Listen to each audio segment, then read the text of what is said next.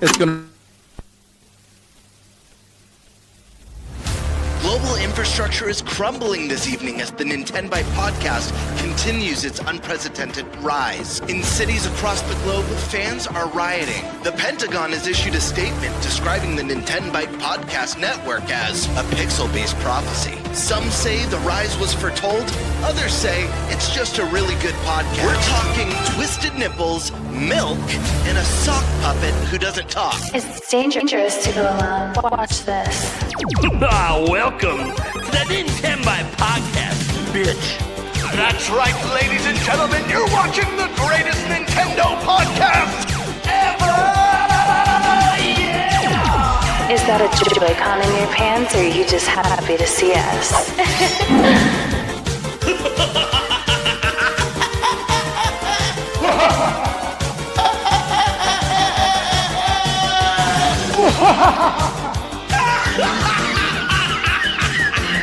Shut up! Now feel the power. Everyone, do you feel that? Oh my god, I feel it! I feel it too, Gamer. What is it? It's the power of our podcast. I feel it! This is rad, NintenByte. So rad. Power.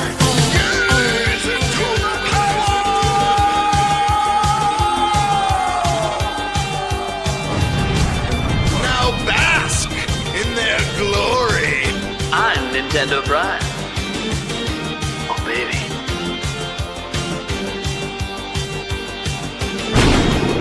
I'm ThunderStash.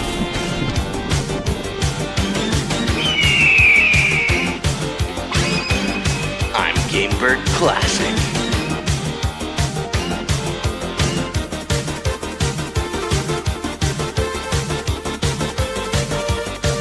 NintenByte rules. Let's rock. Hey everyone, welcome to the NintenByte Podcast Season 3, Episode 34. Oh my gosh, it feels good to be back. I feel like I haven't seen you guys in a month. It's been a long damn time, man. But two I'd have you back. 2 episodes, and it's like, do I even remember how to do this anymore? It's been a lot.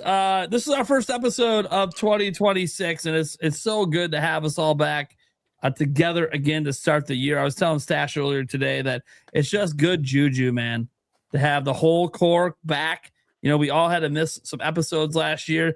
Who knows? Probably have to miss some this year. I know I have a surgery at some point, but it don't matter because we're starting the year with the good stuff. Now, some of you guys might be confused by who the hell is Calinius Maximus, maybe Dylan. First off, welcome to the show. Thank you. As it says below him, he is Gamebird's friend, and he's actually helping us run a topic today, a thing that we're really going to be doing all year long, kind of a video game fantasy competition, kind of like fantasy football, fantasy basketball, except for video games. And he's going to be kind of explaining all of that. We're going to kind of lock in all the rules and then do the initial draft literally live here tonight. So that's going to be fun. And it's a year-long thing. Like, we have to pick things all throughout the year. It's going to be crazy from what I basically understand about it. It's my first time doing it. Gamebird and Calinius, I think, have a little bit of an advantage. Having done it before, but that's okay. ThunderStash has all the knowledge. So I don't know what's going to happen. I predict Stash is very competitive, that he's going to win this year. But I'm only saying that because my brain got fried the last 2 weeks. So I don't know what video games are anymore. I am very nervous about competing against ThunderStash this year in Fantasy Game Critic because he's our resident game reviewer. He gets he's the man with the early access. We'll be dropping bids. He's like, I've already played that. I already know. So I'm playing a game right now that comes out on the 10th. I was playing it right before. So if you know release dates, you probably know what I'm playing. but I'm Sure. not allowed to talk about it. Yeah. I won't say it out loud. I mean, maybe I draft that game. I don't know, but anyways, so that's gonna be a fun one. We have some other great topics today too, guys. They decided, I had no idea because I haven't seen the last 2 episodes. Sorry, had a lot going on. That said, they did save the 2026 predictions for when I'm back. So, as Stash was telling me, it just didn't feel right to do that topic without me here. So we're going to get into that for our first episode. We kind of went like a bingo card aspect. We're basically going to just revisit it quarterly and just kind of see how the cards are doing.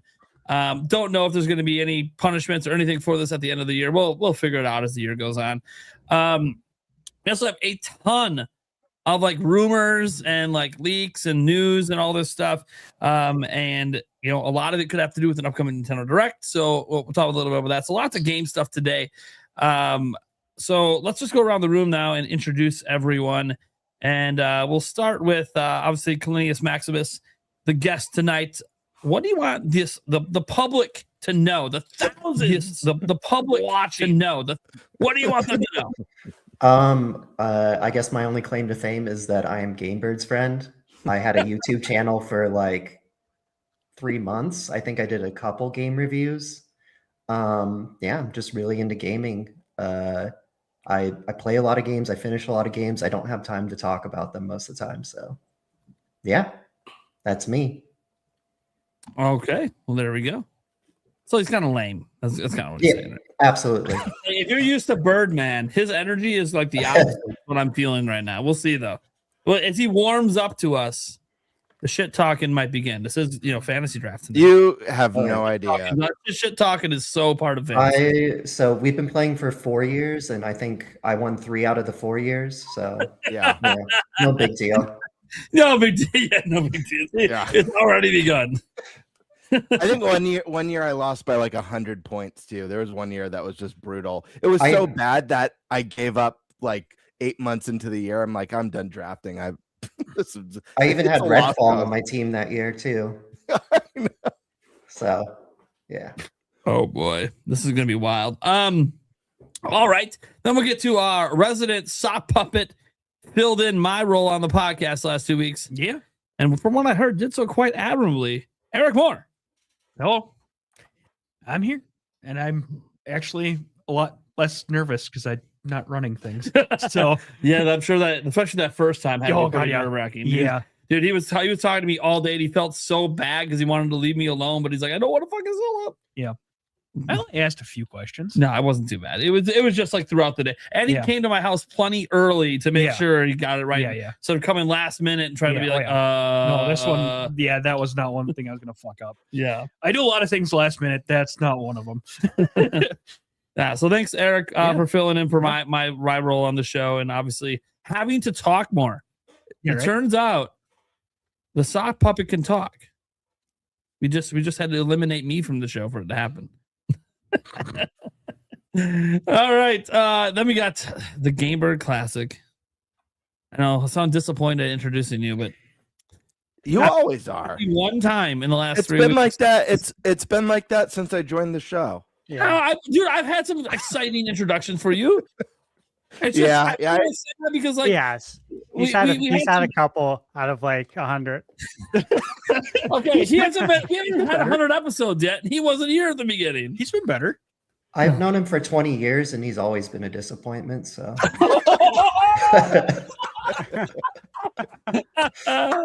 there we go. All right, that took the heat off me. The truth revealed. It is very true. My mother tells me the same thing. But guys, it's great to be here. Yeah. And he's got great eyesight, by the way. And I was going to wait till now to note this. It should have been fixed before the show, but I thought it'd be hilarious if you got roasted first and Kalinius just did it. Your mic is peaking like hell, man. Is it crazy? Okay. Just throwing that out there. You keep getting distorted. How we sounding? Now you just sound quiet, but I know it's hard to find that balance at times. We'll figure it out. Yeah, we'll get it going. ThunderStash. Yes, hi. Happy New Year. 2026. I hope everyone enjoyed Stranger Things. I hope you weren't holding your breath for episode 9. if you I were. I haven't mean, seen it it could happen, but the I'm on internet's Netflix been right going now. crazy about it, thinking Yeah, there's I'm going to be avoiding all another. of Yeah, it's nuts. Yeah. But yeah, Michaela and I saw it in the theater. We had a good time. We did that on New Year's Eve. I enjoyed it. What's new? Yeah, again, I'm working on some game reviews. For games that aren't out yet, can't talk about yet. And on my third monitor, I have my most anticipated games of 2026 video rendering. It's been stuck at 98% for about an hour. Oh, It'll go through. It's just, it's a lot. It's a lot of 4K 60 footage. It's heavy. It's heavy processing, but that'll be up tomorrow. That's all that's going on right now, man. I got the Suns game over here on the fourth monitor. And I got my picks up. I'm ready to roll, man. I'm ready to roll. Let's get the shit going. Oh yeah. Plus, he's got the Zelda shirt on. I got the Zelda hat on. Had to 40th anniversary this year. That's right. First episode of the year. I wasn't gonna wear a hat. I was gonna do my hair up, and I'm like, dude, it's Zelda anniversary year. Come on. First episode's getting the Zelda hat. Yeah. The episode. So probably all of February, I'll probably wear my Zelda hat just because it's time, baby.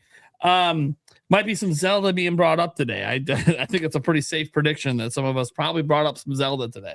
What did we bring up? I have no idea. I guess we'll find out. Okay, cool. I'm Nintendo Prime. I'm back, guys. I know 2 weeks has been a long time. For those of you that just listen to the audio version or only watch the podcast every week, believe it or not, we have people that, even on my channel, they don't watch anything else. They just come to the podcast. That's cool. I love it. The podcast is great. One of my favorite pieces of content that I am part of. My son is home. I think that's the update I just wanted to let you guys know. My son is home. He's not 100%, and no one should expect him to be. It kind of hit him today. Everything going on. He's not really in a good place mentally, but he'll get there. He's got to go through his own process. If I ever have to step away tonight, it would be just because I got to manage something with him. Because for those that don't know, he has type 1 diabetes, and he almost died 2 weeks ago. We didn't know he had it. He went DKA. It's really bad, really scary. When you have the literal people telling us that your son might die in the helicopter flight that are trying to keep him alive, that's not great. Then you get to the hospital and then get told again that he might not make it. So it was a very, very trying time, but we're back. And that's what matters. I'm not fully back to work. I didn't get a video out today, but I'm back to the podcast. And with that being said, let's get to the topics. So, who's taking the first topic, since we're going to be doing the fantasy draft first? So, Kalinius is really kind of running it, sort of, but any of the hosts want to actually take that topic? I say just maybe me and Kalinius. Yeah, you two are the pro. There you go.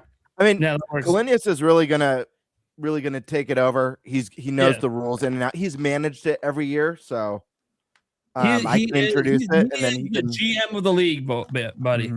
We gotta listen to him. All right. Yeah. We're not gonna jump into it quite yet. Okay. Stash, what topic do you want? I'll take the bingo card predictions. Okay, so that'll be topic 2. I'll take the rumors and all of that. Okay. And then if we need a fourth topic, Eric will figure something out. I'll look at something. There's always stuff. There's always news. There's tons of stuff that we're not talking about today. Yeah. Lots happened. Yeah. All right. Well, that being said, I guess I'll throw it over to Gamebird and Kalinius. How are we doing? All right. Okay. So there is a website called fantasycritic.games. If anyone else is interested in doing fantasy video games, and basically what we're going to be doing is kind of like fantasy football, going one at a time in like a snake drafting games. And when those games release and the critic consensus comes out on OpenCritic, not Metacritic, I'll explain the difference. It will populate a score based on the total over 70. So for instance, if a game scores 75, you'll get 5 points. And so 78, 8 points. And then anything over a 90 scores double points. So if GTA 6 comes out and someone drafts GTA 6, and it scores in the 90 like Rockstar's other games, then like a 92 will net you 24 points, and 2 points, so on and so forth. And then, okay, so OpenCritic, I should probably talk about that. So OpenCritic is an aggregate score, aggregates a score like Metacritic, but it's not weighted based on the size of the website like Metacritic does. So people should definitely take that in mind when they're drafting, because like a small website can put in a score and it'll have just as much weight as like an IGN or a GameSpot. And there have been some websites that kind of will throw a wrench in your plan for OpenCritic's usually at least like 2 or 3 points below where Metacritic's sitting. Yep. Colin, do you want to let the viewers in the panel know what happens if your game scores under 70, for example? Yes. Oh, yeah. So if you're unfortunate enough to draft a game like, I don't know, Redfall. Oh, God. Or what did you draft? Sports Story? Yeah, Sports Story was my all-time worst pick. The first one, Golf Story, was great. I didn't know. Marathon this year. Who's taking the shot on that one? So if your game scores below a 70, so like let's say your game scores a 65, you will lose 5 points. So it's -1 and it goes down. It just goes down from there. So please don't draft a 40. Just don't. So we can talk about counter picks when we get to that. I should probably share screen and we can go over the rulings set. Sure. All right. So present, share screen. There we go. Let me move you guys. Sorry. Let's see. Dooba-dooba-doo. Okay. So here's the website. And then it's probably, I'm going to zoom in. All right. So we're going to go to, where is it? Yeah, let us know in the chat too if you guys can see that okay. I know it might be a little small. Colin, if there's any way to stretch it out even a little more, that would be epic. I'm not sure. There's also a way I can make this a little better. Just give me a second here. Okay. How to putting us on the bottom. Yeah, the one next to it. Okay. Everyone can see that? Actually, yeah. Real quick, Colin, I just to give the viewers, or actually we could do this at the end. We should show our game from last year just so they could see like what it ends up looking like each week as the games come in, and it shows the points and how you determine the winner as well. Okay, so you want me to show them the 1 year that you beat me? I was going to say, is that the 1 year you won? Convenient. Very cool. Yeah. Okay. Yeah. No, I'll show it after. Okay. So total number of games that'll be on our roster, I think. So Stash talked about wanting to do 25. Does anyone have any objection to 25? I'm good with 25. I saw Stash's suggestion. I think that gives a lot of picks to cover the whole year. I think it's good. So thumbs up, everyone. What will happen throughout the year is we're going to draft 6 games tonight, but throughout the year we have to fill up a roster of 25 games, which will make us probably have to dive pretty deep for some of them. But I do think there's a lot of good indies this year. Are we good to draft 6? Do we want to draft 7 since we're on 25, or does anyone have a? I'm good with 7. Okay, let's do 7. Damn. All right. Damn you, Stash. Okay. I need to make a bigger list. Well, you got time because we're going over all these rules. All right. I know. So counter picks. So I'll explain counter picks now. At the end of the draft, if we decide to do counter picks, we'll draft 1 counter pick, and basically it's making a statement that you think that game is not going to do well, or you think that game is not going to come out. So based on your counter pick, so let's say I'll use the same numbers I used last time. Let's say I counter pick GTA 6 because I don't think it's actually going to come out, and it does happen to come out. then I would lose 24. I would lose 24 points on that pick if the game scored a 92. But if the game doesn't come out, I'd get 0 points, which is really good for a counter pick because usually a counter pick will net you negative points because most games like that people draft, at least when people draft, will score above a 70. So keep that in mind. And then is everyone good with 2 counter picks? We'll do 1 draft counter pick tonight and then 1 throughout the year. Sure. Okay. And then counter picks also lock the player to that game. So if the player, if that game ends up getting delayed, they're stuck with it. So, or if that, so how about 1 counter pick? Do you guys want 2 or 1? I'm scared of counter I picks. say do 1. 1? Let's do 1 counter pick. Yeah. And do you want to draft the counter pick or do you want to wait throughout the year? Sorry. Let's wait. Yeah. Okay. Or wait, you guys all have to agree. I'm starting to realize why Gamebird loses 75% of the time. He does draft a lot of speculation. Yeah, I do. He's afraid of the counter picks. Like, can't be afraid in fantasy, buddy. I like to go big. Sorry. I just won my fantasy football league and won $500. So I'm on a roll with fantasy at the moment. I ain't afraid of shit. Let's go. All right. I mean, I'm good either way, but okay. We'll stick with 0 draft counter picks today and 1 throughout the year. Minimum bid amount. So the bidding is kind of like a I don't know if people play fantasy football, but it's a you bid like throughout the week. We'll bid for games that we want to add to our roster, and whoever has the highest bid will get the game on their roster. I think it's Saturday at 5 p.m. Saturday at 5 p.m. is when bids go, Pacific time is when bids go live. So I suggest we set the minimum bid to 0. That way, if someone is aggressive and uses all their money through all their $100 throughout the year, they still are eligible to bid 0 to get a game if no one else has their eyes on it. Does anyone have any issue? That sounds good. I think it would suck if someone only had like 5 games because they blew their wad and couldn't fill out the rest. Yeah, I like the strategy of the 0 bid too, is like bidding on an assumption that no one else is going to bid for a game. Because I do that too. Like even early in the season, I'll bid 0 on a ton of picks. I'm like, I don't think this game's going to get drafted. I'm just going to not waste any money on it and snag it really quick.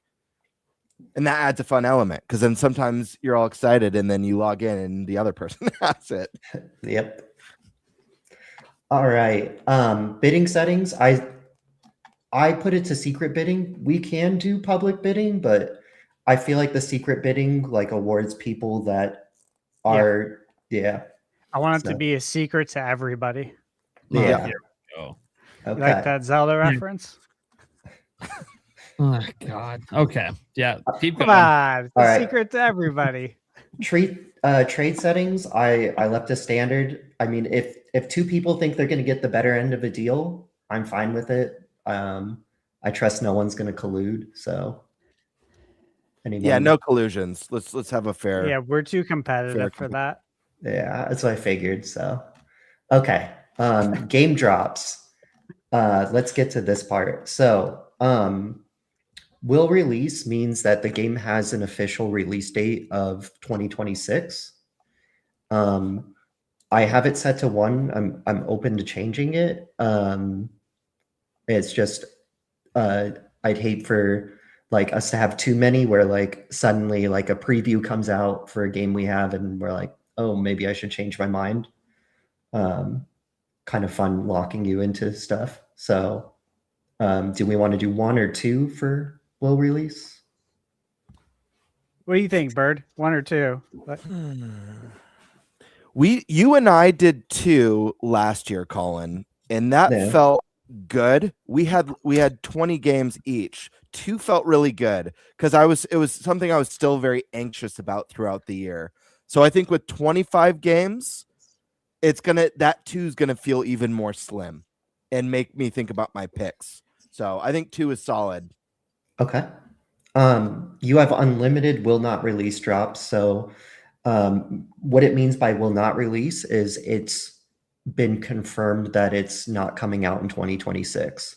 So if you draft, for instance, unannounced 3D Mario and Nintendo stays mum about it the whole year, you're stuck with you can't use your will not release drop because there's no confirmed It has to be a known game that's already been announced.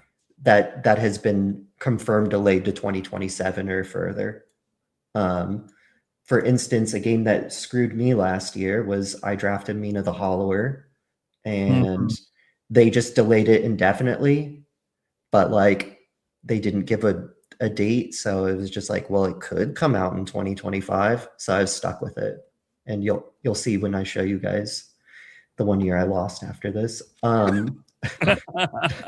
Any unreleased, this is just like a free, this is just like an extra free drop for like anything that like if you draft a speculative title. I can up this to 2 as well since we're going to 25. Up to you guys. That's for, we get 2 free speculative. So if I say new 3D Mario's coming out this year and a new 3D Zelda's coming out this year, I'd get, if it's set to 1, I'd get to drop one of those. Or if I get to set to 2, I get to drop all of them. Got it. What do you guys think? I'm open on this one.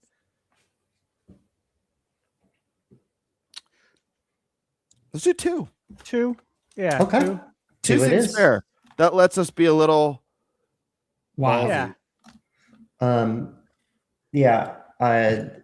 These rules I just leave on check. I don't think we really need super drops or only allow drafted to be dropped. I think anything that we bid on can be dropped as well.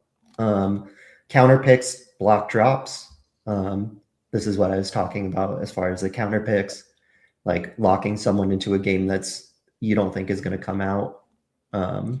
So let me give you an example. Let me ask this. If Nate drafts Beyond Good and Evil 2, I can use a counter pick on him because I don't think it's coming out.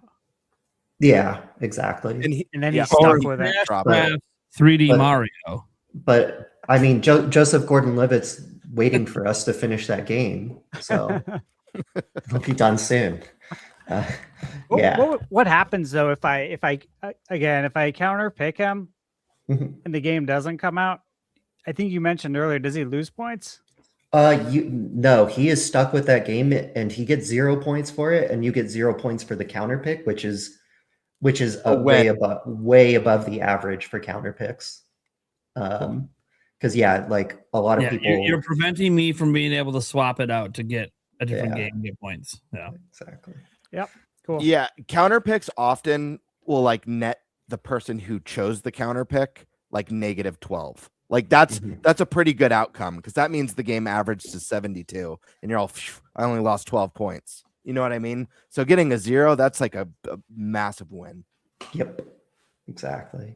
So then here are the tags that that I have banned and allowed. We can absolutely change them. I'll go over the banned ones first and see if anyone has a disagree. So current early access. So like if it was 2023 and Baldur's Gate were coming out, we wouldn't have been able to pick that up because everyone already knew it was a banger because it was already in early access. Directors Pal World that's supposed to come out this year. Unless we want to. Okay. Director's cuts. I feel like that's like getting into like the like really big territory of like I guess, you know, is this a new game at all or just kind of like a re-release? So yep, agreed. That's good. Yep. Plan for early access. I'm happy to move that one over. It's up to you guys. I mean, sometimes really promising games just end up in early access. So I don't know if we want to move that one over. One thing to note real quick while we're on the planned early access, I do want to mention there have been examples that happened both to myself and Colin on different years where we drafted a game and it didn't get enough reviews. Yep. And by not getting enough reviews, wouldn't generate a score.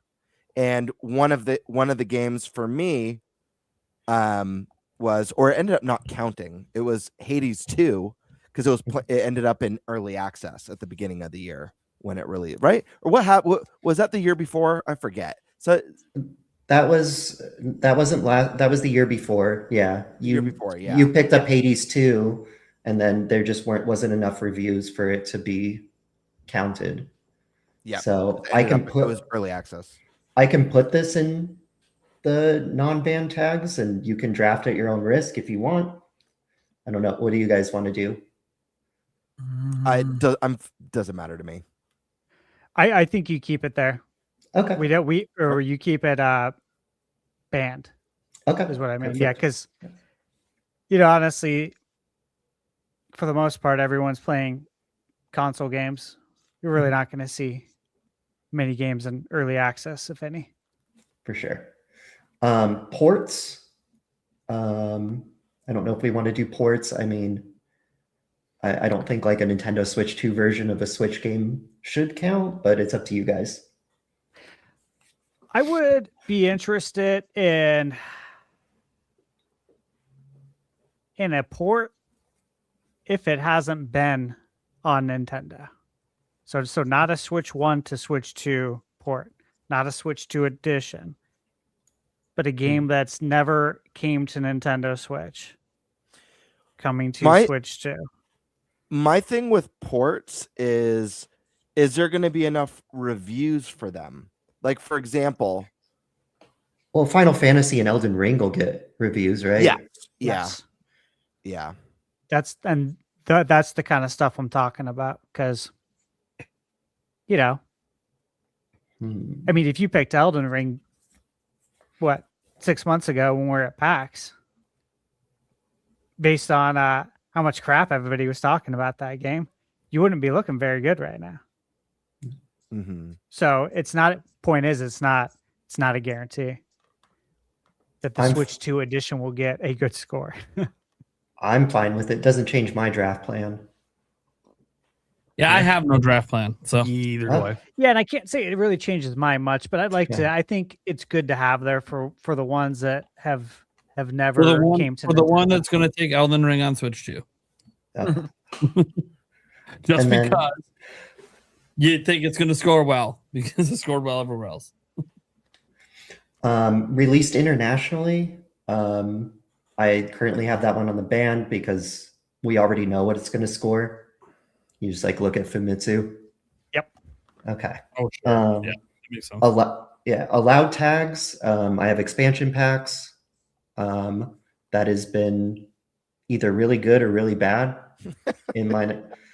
I think I drafted the Destiny expansion that got the best review, and then Cameron the next year drafted, what was it, First Light? Reviewed. Yeah, the worst reviewed Destiny expansion. I was like, that worked out really well for Colin. I'm taking it this year and screwed my ass. Free to play.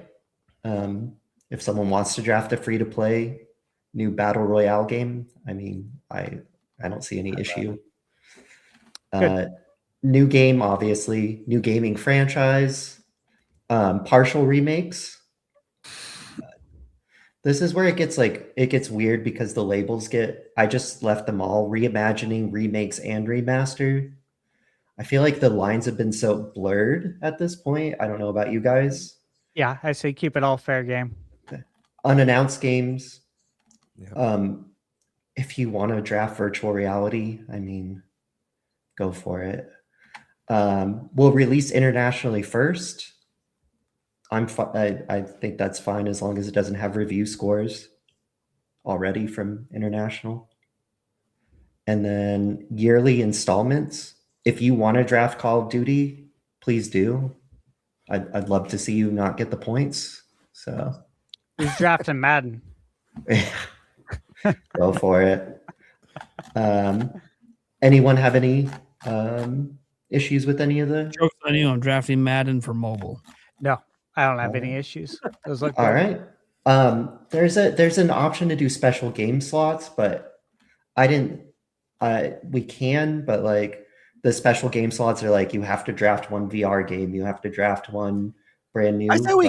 I think we should keep it pretty simple this year. Maybe we'll Yes, play that's what I'm again saying next too. year and stuff, and we could add some gambits into it, you know. But Yeah, I'm totally with you guys. So, what one other thing to note too is if you guys, because I do like to speculate. I usually each year I'll usually throw in like 2 or 3 games that have not been announced or anything like that, and they'll actually put in placeholders. So if you like type in Zelda, for example, during a bid or a draft, it might say new unannounced mainline Zelda or new unannounced 3D Mario or 2D Mario. But if you want something very specific, let's say you want to draft because you're convinced Star Fox Adventure 2 is coming out or a brand new F-Zero game is coming out, you actually have the ability to type a game name, and the game manager, Colin, will be managing the league for us. He'll be able to approve it, you know, when it's released and all that stuff. So you can fully speculate. One caveat with that I want to throw in, just so it's a little bit harder to do the speculation, is if you are banking on, I don't know, like a Zelda remake this year. So like, let's say you want to draft Ocarina of Time remake, you need to call that shot unless you guys want to change that. But like, so like if you call that you want to draft new remake of Ocarina of Time and then they end up announcing a 2D Zelda, I don't think that should count, but you guys let me know. I was thinking that makes it harder if you want to do like a new 2D Zelda or a new 2D Mario versus new 3D Mario. My 2 cents, I'd rather keep it specific. I think Zelda remake is vague. That could be any game, any caliber. I do like specific. I like the idea of like, if you think a Twilight Princess remake or Ocarina of Time remake's coming out, name it. Even Soul Calibur?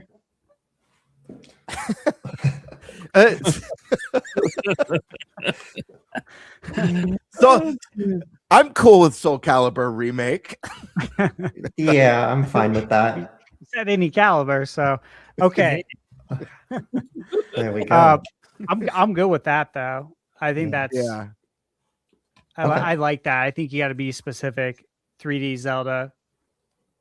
Now you can say 3D Zelda remake / remaster, right? Since the lines are all blurred anyways. It's just a matter of 3D or 2D. Yeah, I would say like if you are banking on a brand new 3D Zelda, which I mean, I wish, then yeah, you would call like a brand new 3D Zelda. And then if you want a remake, I would say like a 3D Zelda remake. Yep. Okay, cool. So this is what happened last year. So I'm Illanagnum Publishing, and then Gamebird was Hey, That's My Stick. And so like this is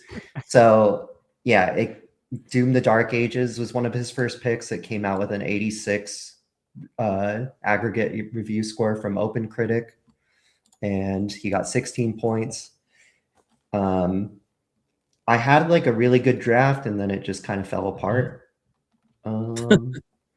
Yeah, so Mina the Hollower by Sweet Carol, good ones. And then he drafted Expedition 33, which was just, and then Silksong actually came out. So yeah, so this is what it'll look like, and it'll give the scores. Yeah, and tell them a little bit about how hype factor, and as well as see where it says show projections, right? So so this one, since all the games have already been filled in, you can click the show projections and it'll kind of tell you like what it's projected at, and it's never right. It's always completely wrong. I would completely not pay attention to it. Yeah, to be honest, it's like I drafted some game, like I think I drafted Tears of the Kingdom, And it's like, yeah, they'll get you a solid 11 points. I'm like, I don't think that's right. So it's think so. projecting at 81. Yes. That's I'm like, stupid. yeah. So Yeah. I wouldn't really listen to it. So when you are drafting it, so it's going to show you you're going to like have all the games, and there's going to be a draft button on the side here. And this is like the order that things have been kind of going. So it'll show all these games, just like if you're doing fantasy football, it'll say like the top drafted player by like, most leagues. So Ari Requiem looks like it's the top pick, and it shows like the percentage picked, and then the hype factor. I don't know. Well, the hype factor says it's going to get 18.2, so like an 88. That's fair. And I think the hype. Oh, go ahead. Just to mention, both me and Colin, some of our best picks ever have been games with hype factors of like 2. Yeah. So like if you get let's just say you have like let's just say you picked the top 3 games on here. The projected winner would probably show very heavily in your favor just based on what people are making bids on. But I wouldn't, like Colin said, I wouldn't weigh your decisions too heavily on hype factor. And some of the biggest clutch things, and I recommend, not to give you guys too many pointers, I want to keep it as competitive as possible, but some of the biggest clutch picks have been indies. So like I definitely recommend, I know Stash, you pay attention to those. I definitely recommend paying attention to that stuff at the year, especially when we get those, we're a Nintendo channel. So especially when we get those Nintendo Indie World directs and stuff, keep an eye out for things that might look like bangers that are dropping this year. Because I think one of Colin's like lowest hype factor games that ended up being one of his best picks the year it came out was Neon White. If you guys are familiar with that one. Scored in the 90s or something like that, and I think it had a hype factor of like 1.5 or 2 or something really, really low, just because it's not a game on people's radar. So yeah, I appreciate that they give me like a hype factor and stuff, and they kind of sort it, but it's kind of like when you drive by one of those like those signs that tell you your speed limit, your speed on the side of the highway, and I'm like, yep, have that in my dashboard, thank you. But yeah. But so the draft, we can start the draft if does anyone have any other questions? Let me make sure I have it open here. And this isn't the actual draft position. It's going to randomize once I hit set draft order. And so whoever goes first, I think should just be the person to share their screen for the draft. We'll only get to see that person pick, but it'll help. So it'll populate down here. It'll populate as other people are picking. Sure. That way we could keep it nice and organized and sounds good. Picking. Yep. Okay. Cool. Let's do this. Wish we had a backtrack for music as like some Jeopardy music. Go random. Pull up the ESPN draft music. All right. So like the Wii Spice Lord. Spice Lord. Yeah. Oh. All right. So I will stop sharing. And okay, where do I even... Oh my God. Yeah, I'm on your screen, but where am I picking? Colin will guide you through it. Yep. I'm gonna hit start drafting. Okay. Yeah, it hasn't started yet. Yeah, that would be why. Okay. Oh, real quick, Colin, in case anyone in chat doesn't know, it's the snake style draft. Do you want to just explain that real quick in case anyone in the audience isn't familiar? So first pick will go to Eric, and then he will not pick again, or then it will go down. Nintendo Prime is 5th, but he'll also be the 6th pick. Yeah. Right, I get my 2 picks in a row, baby. Yeah, that's a good spot. It's a great spot. I mean, one's not bad either. Something you got to wait for a while, but All right, try refreshing the screen, see if it. Yeah, I'll refresh mine. Oh, there we go. The draft is currently in progress. Next to draft. Okay. Yep, there you go. And you can use that list, or you could search a specific game. All right. Why not? Hey, that's not a bad pick. Yeah. Resident Evil tends to review very well. That Alright. is a great first pick. This That is- is gonna do it. This is a Nintendo podcast, and we are getting a Damn sequel you. to my favorite Switch game this year. I mean, And so, and I did play it at PAX, so it was pretty fun. So Oh, Fire Emblem's already off the board. I love Damn. your team name, by the way. I was hoping that was thank going to you. drop. I laughed when I read it. Like, oh, it's so good. And I got Fire Emblem, so I'm happy. I was really hoping Fire Emblem was going to follow me. Oh God. Okay. But I guess when your name of your team is unintelligent systems, I guess I should have known. Yeah. that was my first. Those were actually my first two picks. That got Well, so I had no shot at it. Good to know. this one is a gamble, but I'm going to go for it. I don't think it's a bad gamble. I'm birds of benefits in the guy, buddy. I don't know if it's my ideal first pick. Oh, Mm. oh, okay. Wolverine. Well, always the bridesmaid, never the bride. We'll see if they can crack a 90. Yep. Yeah. What did Ratchet get? The latest Ratchet. Rifts Apart. Yeah. I don't remember what that one got on Open Critic. Well, 88. Close. Mhm. I don't know if I get an 88 with this, I'll be pretty damn happy. Dash going on I the limb. don't- It's coming this year. I don't care about Jason Schreier's report that came out 2 hours ago. In fact, I was hoping that would scare you guys off. I didn't even see the report. What was the report? Just that, hey, maybe it won't come out this year. They're still I was working already on thinking. some stuff. They're still getting some missions not completed. content complete. I saw the Yeah. not content complete one. Yeah. But you know what? I think I can count on Rockstar to work their employees to the bone and to basically employ crunch. I think they'll crunch their employees. I Interesting. like that. I like people who like to work a lot. This just we've already eliminated. By the way, Stash, I don't Most of think my it's customers. like to work a lot. I think forced to work a lot. Yeah. Hey, whatever you want to call it, man. You can get up and go whenever you want. That's the perfect spot for GTA 6 to go. That was where I was telling Gamebird earlier today. If it falls to me at 4th, I'm gonna pick it up. If I'm 4th and it falls to me, I'd pick it. Yeah. Yeah. That's like an easy counter pick for me. I've thought before we got to this year it was going to get delayed out of this year again. Yeah. Here's my concern. So I think I told you this as well, Stash, when we did our quick little Discord call, and I was telling Colin the same. I'm very 50-50 on it. If they had announced if they had given it like a spring or like early summer release date, I would have been like no brainer. I'm picking it first. It's the fact that it's a full year delay that has me anxious. But I don't know. This could be one that bites all three of us in the ass. So All right. it's a good pick. No matter what, it's a good pick. Have a lot of faith in this pick because I believe in the person making this game. Dustbloods. I mean, dude, it's Miyazaki. Are you kidding me?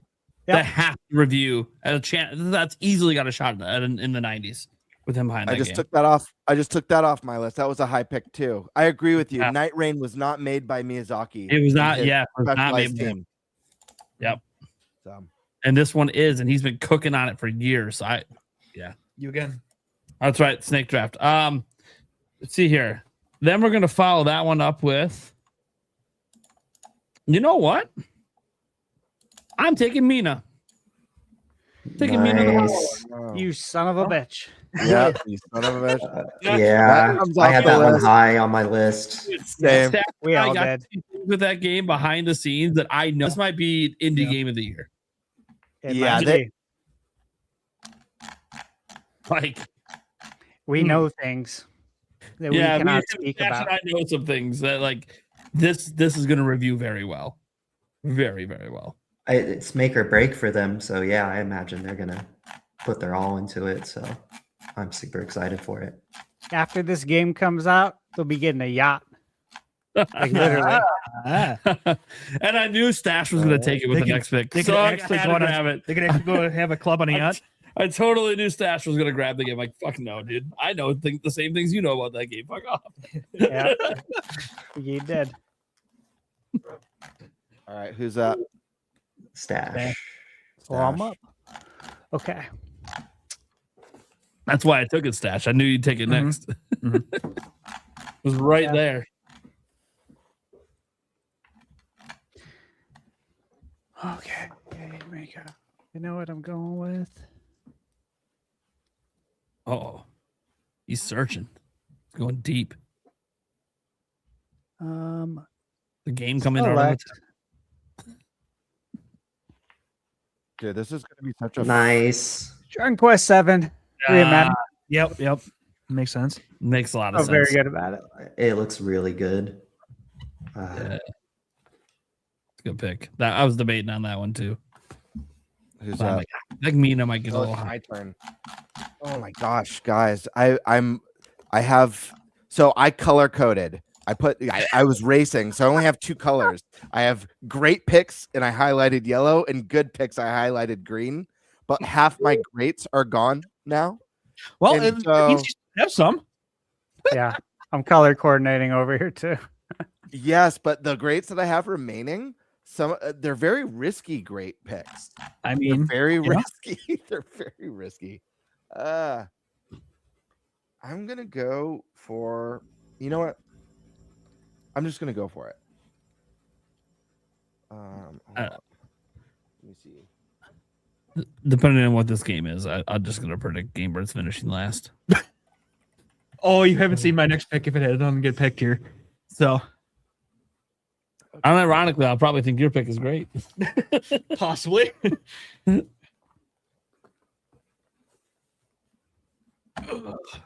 Gamebird's struggling over there.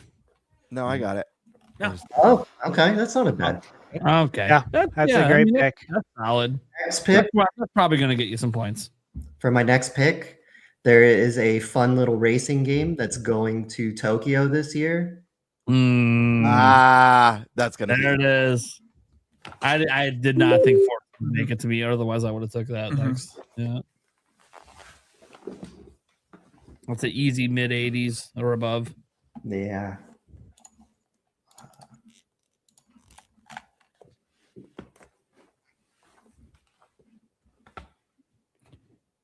Why not?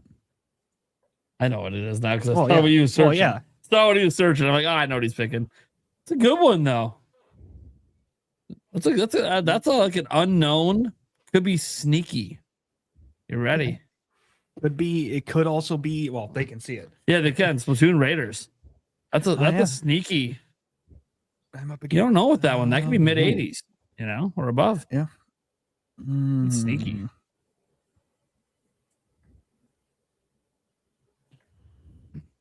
Yeah, people in the chat say Forza's easy now. I mean, that's what I'm saying. Forza's mid 80s and above, easy. Like that's an easy dub right there.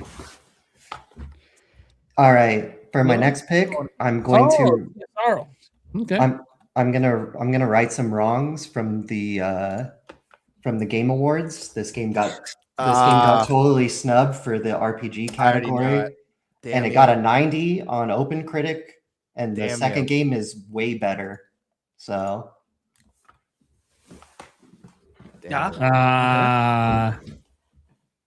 yes. Okay. That was good. That's a good pick. Dude, I'm going.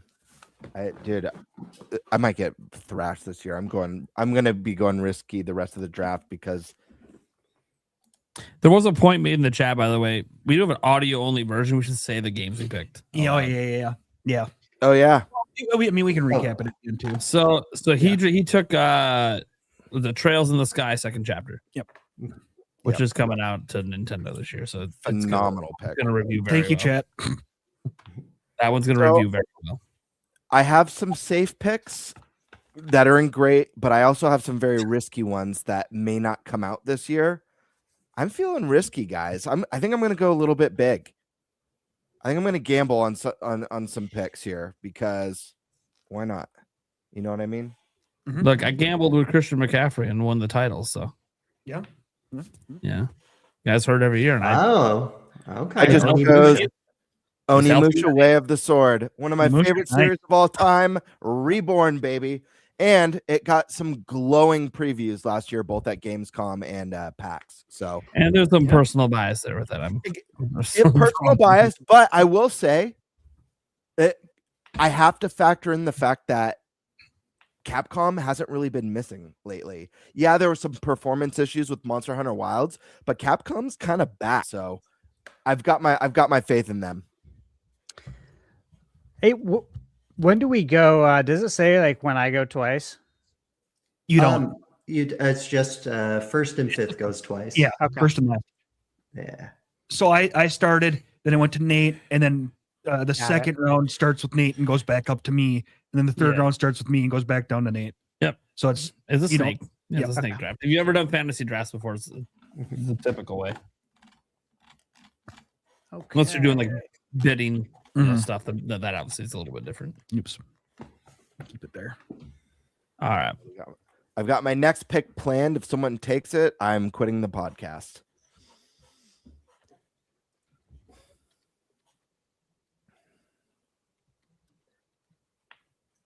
I feel like the thing is with like this, I feel like this is going to be one of the best looking drafts I've ever seen, just because of the sheer amount of like games that are probably going to be really great if they come out, if they all come out.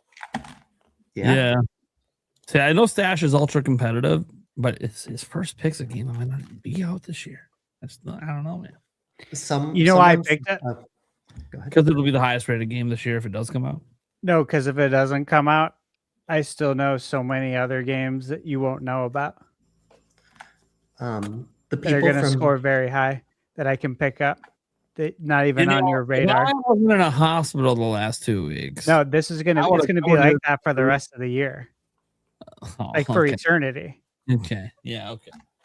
I'm just saying, no, like there's games I know about that you don't know about. In 1v1 So I video feel games. comfortable about it. Yeah. Yeah. I'm trying to find my game, and I cannot find it. What do we do in this scenario? Try typing it in. Did you search it? Yeah. Let me see if I can add a Way to add your custom game. Yeah, let's Mhm. see. On the list. Let me see if I can find it. Yeah, I believe there's a setting for it. I think I saw. See, I've seen this kind of video game drafting one time ever, and it was kind of funny doing it. What's the game that you want? Final Fantasy VII Remake Integrate for the Switch 2.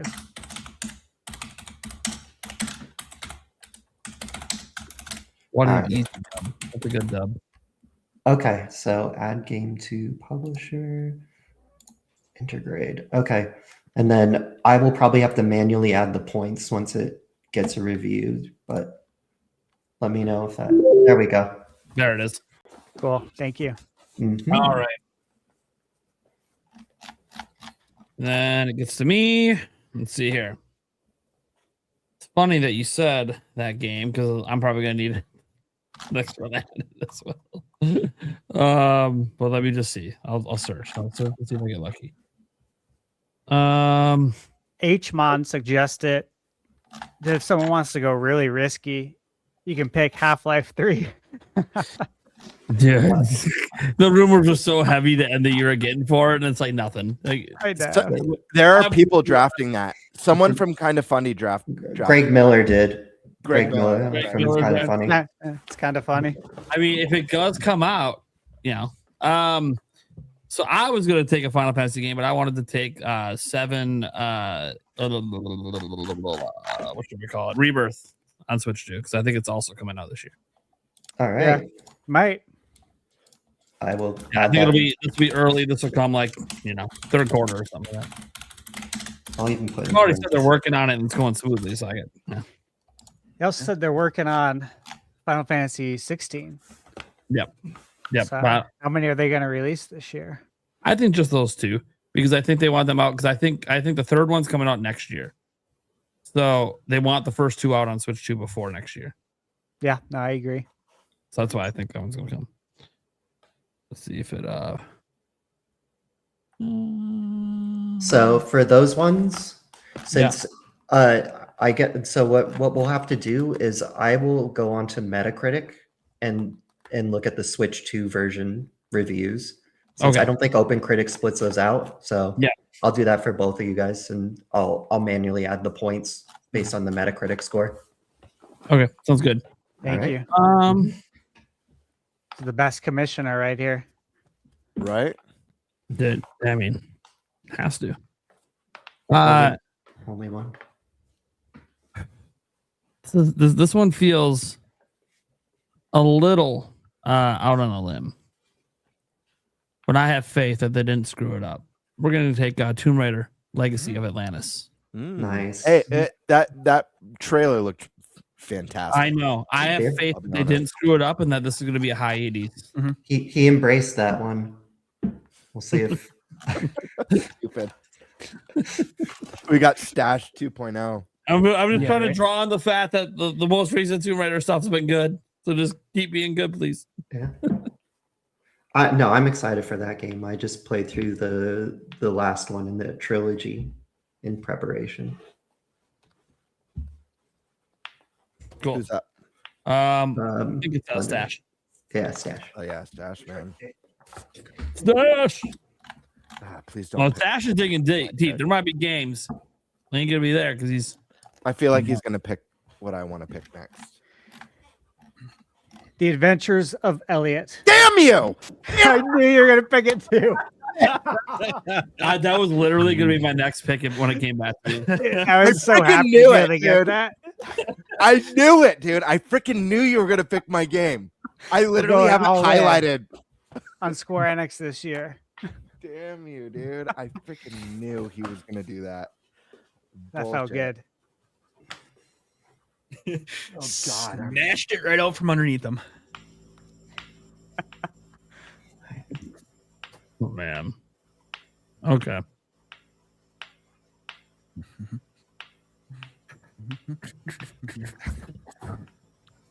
I'm gonna have the weirdest list, guys. I'm gonna have the weirdest list. That was like my normal pick. Damn. You gotta spice up the draft. Yeah. Spice Lord Saw. Yeah, absolutely. You got to spice it up. Let's see. Hold on. Oops. There you go.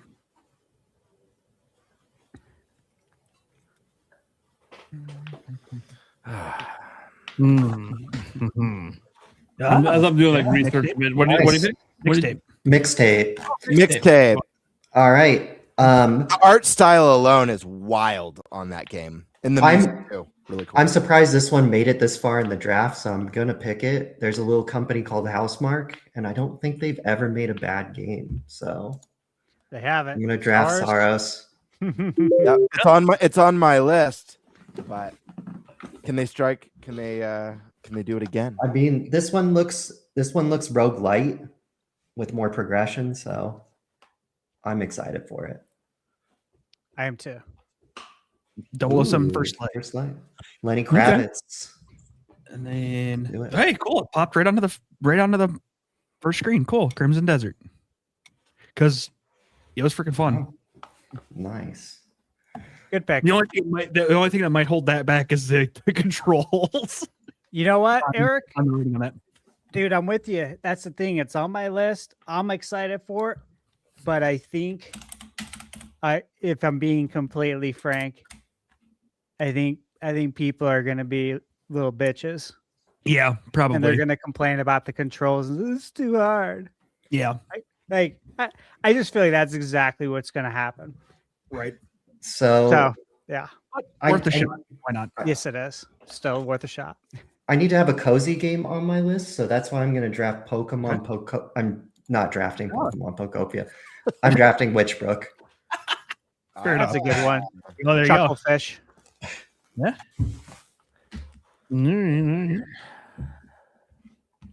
Safe or dangerous?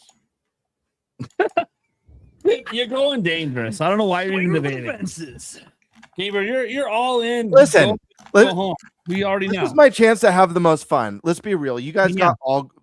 got all the best bangers for like first picks, to be honest with you. So I only have a few yellow, which is great picks left, and they're all these three, I believe, are all like they may not even come out this year. So do I gamble on more games? Because I already have. What do I have so far? It's hard for me to see. Let me see. I just got to remind you. In the you one have, year you won, you gambled on Silk I Sun. see. I see. Wolverine, I'm not convinced is coming out this year. Replaced is coming out. Onimusha, I'm not convinced is coming out this year. Mixtape doesn't have a release date. It's just 20. So I only have one game that has a release date in my pick this so far. So the question is, do I pick a safe guarantee or do I risk it? I'm going to risk it. I know. What did I say you were going to do? Why are we debating? Because it's fun. This game has to be a dumbass. It's all right. Here's the thing. This game looks so freaking good. And the company that's making this game is awesome. If this game comes out this year, I think it's going to be a sleeper hit. And no one's going to see this one coming. I guarantee you. We'll see. As like a draft pick. I'm telling you. Let me see. Yeah, I'm telling you. You can't even find the game. Yeah, there's it. It doesn't even have 2026. Actually, let me be a little careful. Hold on, let me check something else. 2026. Be 3 years away. No one saw that coming. I got a little panicky. This one does have to. Okay, I'm gonna take another huge risk, but maybe less of a risk. Because if this game does land this year, this is gonna be a banger. I assure you. Okay. Control Resonant, nice. You'll probably get like 1 point for it. It's good. Okay. Well, I'm glad this is Someone's still gonna- available to me.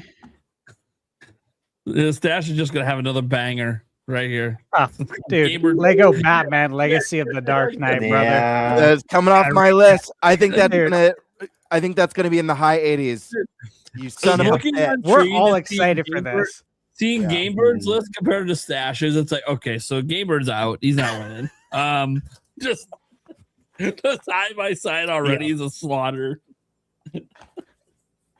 Hey, I will say You never draft know. day is important, but you could have the best draft day and get clobbered. Believe me. That's what people say that aren't good at drafting. Hold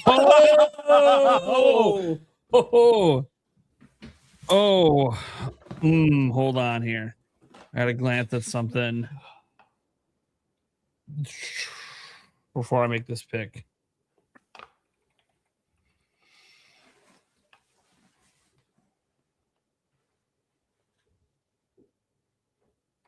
Yes, and fuck yes. Yakuza, Kiwami 3, and the Dark Tides, baby. A good one. Woo! Dude, that's gonna be a mid 80s. Easy. That is a great pick. Easy. Mid 80s, and I got it now. Dude, I that's know gonna my next be pick. like every game on Gamer's list. And that was like, what is this, like round 5, 6? That is definitely the game in the series that most needed like a glow up. So It did, yeah. And based on what they've done with all the other ones, like, come on. yeah, the Kiwami series is great. Yeah. Still on Nate. That's a great pick. Yeah. I know my next pick. Please, guys, do not pick it. Well, yeah, like I'm supposed to know what you're. You know what? I don't know what your next picks are because you're picking shit that ain't even coming out this year. Like, let's Find just out. you just be realistic here. Hey, we got a lot of gameplay for Control 2 in that Game Awards trailer. They showed quite a lot of gameplay for that. So You should draft a Mega Man. I hear it's coming out in 2027. I'm gonna take a risk now. Okay. I finally, feel- someone with balls. Thought I I've was- been a little safe. Hey, I had a semi risk. I'm gonna go with faith on some former CD Project Red devs and take Blood of the Dawnwalker. I know. Awesome. I know my counter pick. For good devs, it's a good game. Yeah. Not confident it's going to be good because you spun off from CD. Okay, so you suck. Every time teams come together, they're like, "We're ex devs from this, and we've got this super ambitious game." I know. It's just me just being stupid because I want it to be good. What was the survival horror on the space station? Why can't I think of it? The one that bombed completely. Starfield? No, on Jupiter's on one of Jupiter's moons. That one's in bomb, technically. You're thinking of the one that is like kind of like a successor to Dead Space, right? Yeah. I forgot what it was called. Came out last year. Colonel St. John? No. Callisto Protocol. Yeah. Callisto Protocol. That was another one that was like, we're a team of ex devs from this blah blah blah studio, and we're gonna make a project that's gonna rock your socks, and not even close. On the stash, man. I'm still looking for the final. There's 2 more picks, right? Yes. I'm actually feeling really good. I got to be honest about my picks. That makes one of you. I don't feel good about yours at all. Oh no.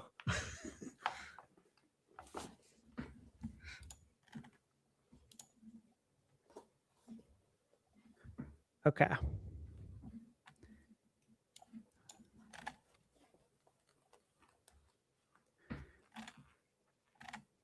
Taking Mio Memories in Orbit. Nice.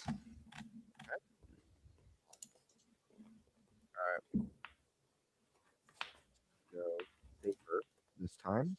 I do think it's a great pick. The series has done really well for the most part, and I know I loved the series that I've played so far. Really good. So, What is happening right now? Damn it! I wanted Neo 3. That's a good one. Mm-hmm. Hopefully it's not too hard for people, and then they give it a bad review score. right. Got to factor that in, man. I know. This is a From Software game, then they're just going to give it a good one anyway. Also got to factor that in. There's Well, a game that I'm blood. surprised no one has picked yet. Actually, a few. Dude, I got all year, man. These are just my locked in, gonna bring me home games. I'm telling you. This game has a confirmed release date, and it looks really awesome. If it sticks the landing, I think it's going to do really well. So I know. I'm going to draft Phantom Blade Zero. Phantom Blade. Yeah, I knew it. Good call. I think this game is going to throw a lot of people off because from what I know about this game is that it plays like a Bayonetta or like a Ninja Gaiden, very more action. And I think people are going to go into this. I'm not talking about review scores, just like the public. I feel like people are going to go into this expecting a Souls game, but everything I've read about it is not Souls. So I'm curious what people are going to think of that. But good pick. Good. It's a exciting one. So wait, Eric, what was your gamble? Splatoon Raiders. Splatoon Raiders. Yep. No confirmed release date. I feel like your gamble is Phantom Blade so far, Colin. And Crimson Desert again, great game, but it's one of those that it could questionably go completely and horribly wrong because of the controls and shit. So, cool. The ones that I were thinking are right here.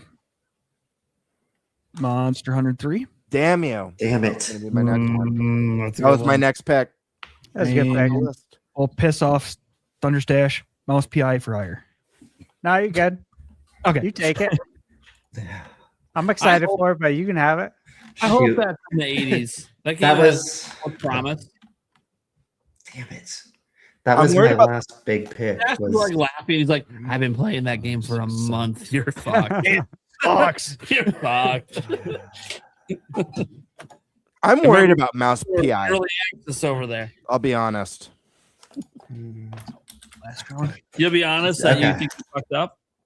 I know you fucked up. I think mouse PI may have been a fuck up. Yeah, possibly. I don't know. Yeah. It's like I The want art to style's unbelievable. The art style is unbelievable. It's a visual treat. I'm worried about the substance. Like, is there enough? You know? Yeah. No, I get We'll you. have to wait and see. We'll see. And that's saying, does anybody even review it? Oh, It'll get I will. reviewed. I mean, I it'll will, get reviewed. but I won't give I a think score. there'll be enough reviews for Enough reviews, yeah. Yeah, I think we only like a 4 or 6. I can't remember. Oh, okay. So do I go with my heart or my head on this last pick? I think I'm gonna go with my head. I'm gonna draft Reanimal. You're in a bigger group here now, so yeah, you gotta worry. Reanimal, okay. It's a good one. Not bad pick. All right, Bird. After fuck it up, you're gonna make up for it here.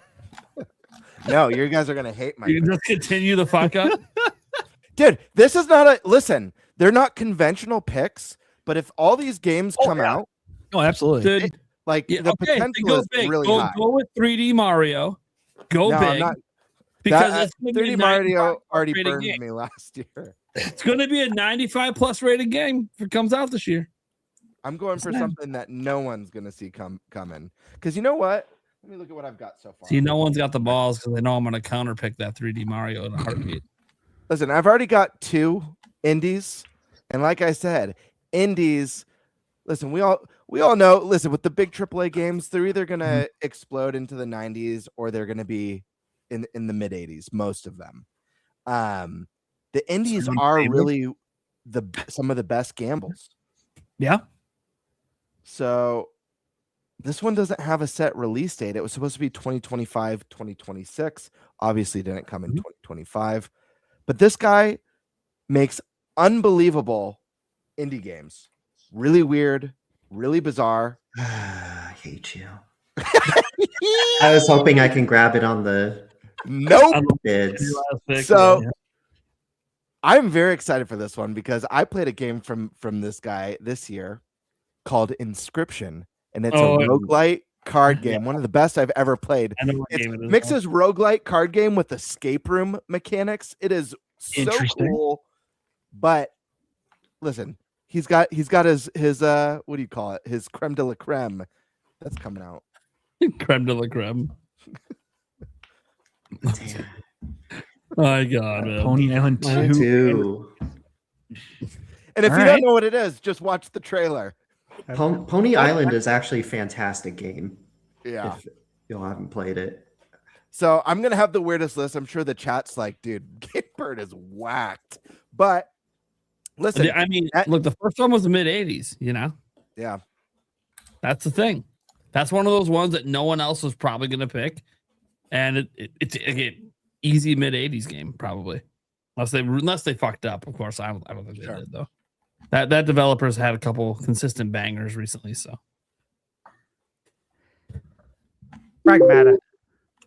Pragmata. Good choice. All right. I'm surprised years that in didn't more development. than right? That is going to be a very solid 7 out of 10 that I love, like an 8 or a 9 out of 10. But It's gonna do well. I think it's a 7 out of 10, The man. demo reception has been through the roof. Yeah, the demo reception is good. I think it's going to be, I don't think it's going to be at 90, but I think it's going to be like an 82, 83. And from what I've played, it's been awesome. Fair enough. I don't know about you guys, but I think all my games are going to be 90 plus this year, and I don't think any of them are getting delayed. All right. Let's bring this home. So now we got to do our counter picks, right? No. Not yet. Not yet. Almost. No, I think. Oh yeah, we're doing it afterwards. That's Yeah. right. Yeah. But we could do it immediately. We could do it like now if we want to. You could, Yeah. but we haven't filled out our boards yet, so there might be something that comes up that goes, Yeah. dumbass. I'm gonna probably hold mine and wait and plot against you guys. Just wait, man. Wait for you to All make right. a bad decision. I'm probably the only one here that's even going to play this. It's going to easily be mid 80s. Okay. World of Warcraft Midnight. Yeah. That's a solid If you pick. look at all the recent X packs, they're all like mid 80s on Open Critic. What did you say about Xbox? X pack, expansion pack. Oh, I thought you were talking about the generation. All right. X. No, Now, just for fun, guys, let's just look at the projections for fun. Let's see. Yeah, mine's going to be so low. Where am I going for that? Where are the projections again? So go up to right there. See the no, right above all of our teams. Go down, scroll down, right there. See the little white button? Oh, show There you go. project. Yep. Now scroll down Yeah, and show you see the tallied guesstimation below our cards. There you go. Okay, so I'm sitting at around 200. Yeah. So right now the GM buddy over there is predicted to win. 214, Yeah, 200. And I know it. 201, I know it predicts me and for last 188. place. Yeah. But I got to be honest. It's only look at the points it's given for some of these. Come on, these projections are terrible. It's basically it's saying World of Warcraft Midnight is going to be a 76. Come on, As Dylan was saying, the projections are trash. I don't care about yeah. those. Yeah. this is garbage, kinda. dude. Final Fantasy Rebirth on Switch 2 is going to be a 77. Get the fuck out. Well, that one is just they don't know it's not in their system, but yeah. I mean, there's some weirdness, and I'm sure some of your guys are fucking weird too. Like Marvel's Wolverine at 86, that actually seems reasonable. That's plausible. Yeah. Yeah, Tomb that was Raiders is at plausible. 72. Yeah, and that doesn't feel right. Splatoon always scores in the 80s, so that'd be. I think it's a different kind of Splatoon. So I Yeah, don't know. right. It could flop because it could be Yeah, completely different. GTA at an 86 in their fucking dreams. It's gonna win Game of the Year if it comes out this year. I think predicting me. Unless it releases outside the window. Mm-hmm. But I think predicting me as the winner is a safe guess. So I like the projections right now. I'm sure you like the projections. Can we organize? First of all, a huge thank you to Colin for getting this all set up. We're all super busy. It's the rest of the crew's first time playing. Colin spent the day getting everything set up and planning to explain the rules and stuff. So huge thank you. It would be awesome if we could bring him back on for the final, like the winner announcement or whatever. If you guys are cool with that, I think that would be fun to just like. I'm good. Every time we check in too. I mean, I'm just kidding. Yeah, no, I'd like love to. so we were planning to take a look at this on the podcast quarterly, just to update what's happening, how things are going so far.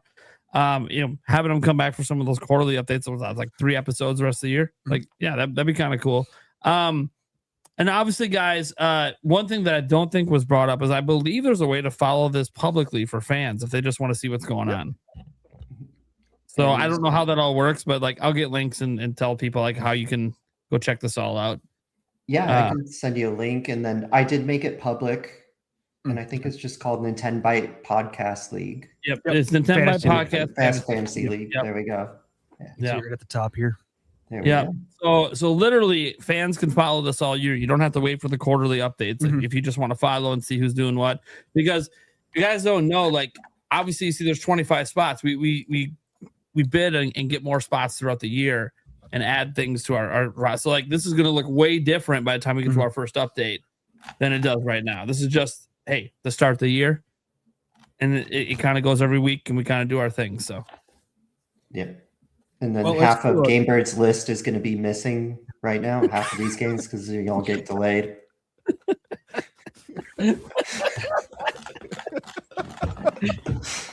I just really hope that GTA 6 doesn't come out this year now, just because Stash has it. Yeah. If anyone else had it, dude, Wait a second. how competitive he is, and if he gets the competitive advantage of what's probably going to be the highest rated game of the year, god damn it! Right. I have a question. I don't think we ever encountered this problem, but can more than one person counterpick the same person? So, for example, could you guys counterpick Wolverine, Onimusha, Mixtape, Control, and then I'm just like locked into like 4 or 5 games? Oh yeah. You can counterpick the same person. You can't counterpick the same game. So yes, Got it. That's brutal. We're not colluding, but if we were, we could collude to fuck you over. Yes. Yes. Brutal. That being said, I kind of feel like I feel pity, so I don't want to counterpick anything you have. I feel so bad for you. Well, the thing is here's the risk. You have to be convinced that these games aren't coming out, because I'm telling you right now, the ones that might not land this year, I guarantee you are all going to score. I guess the biggest wild card to me, to be honest, is Mixtape. But I think Control will, if it releases, is going to be a banger. Onimusha, I think that is a safe mid 80s at worst. And Wolverine, I think, is a mid 80s at worst. So Mixtape is really the one. So you guys counterpick at your own risk. Just be aware, you might want to hold off.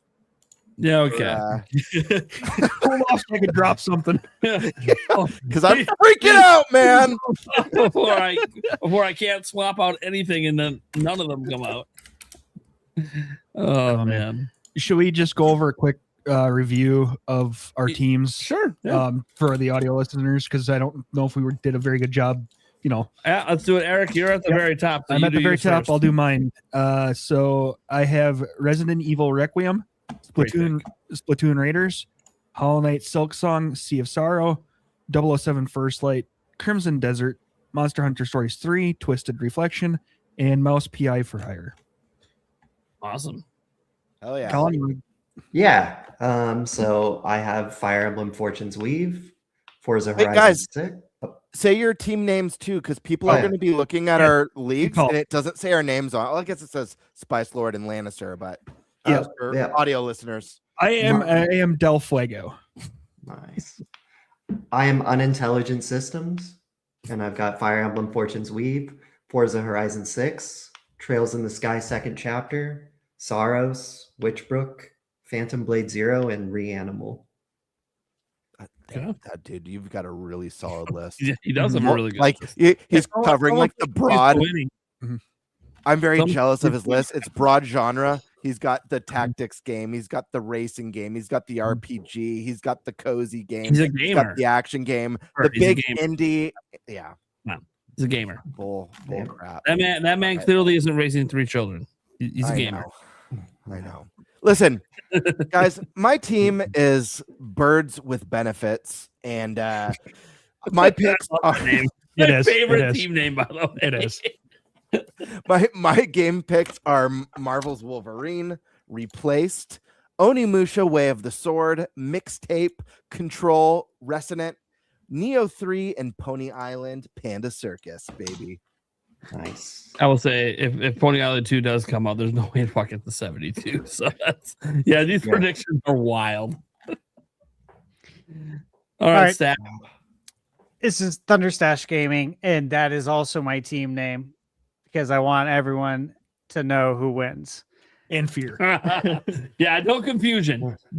Just straight up, I'm the best. All right. Here we- First pick was that I got was Grand Theft Auto 6, and then Dragon Quest 7 Reimagined, Final Fantasy 7 Remake, Intergrade, The Adventures of Elliot, The Millennium Tales, Lego Batman, Legacy of the Dark Knight, Mio, Memories in Orbit, which so far it's really great, and Pragmata.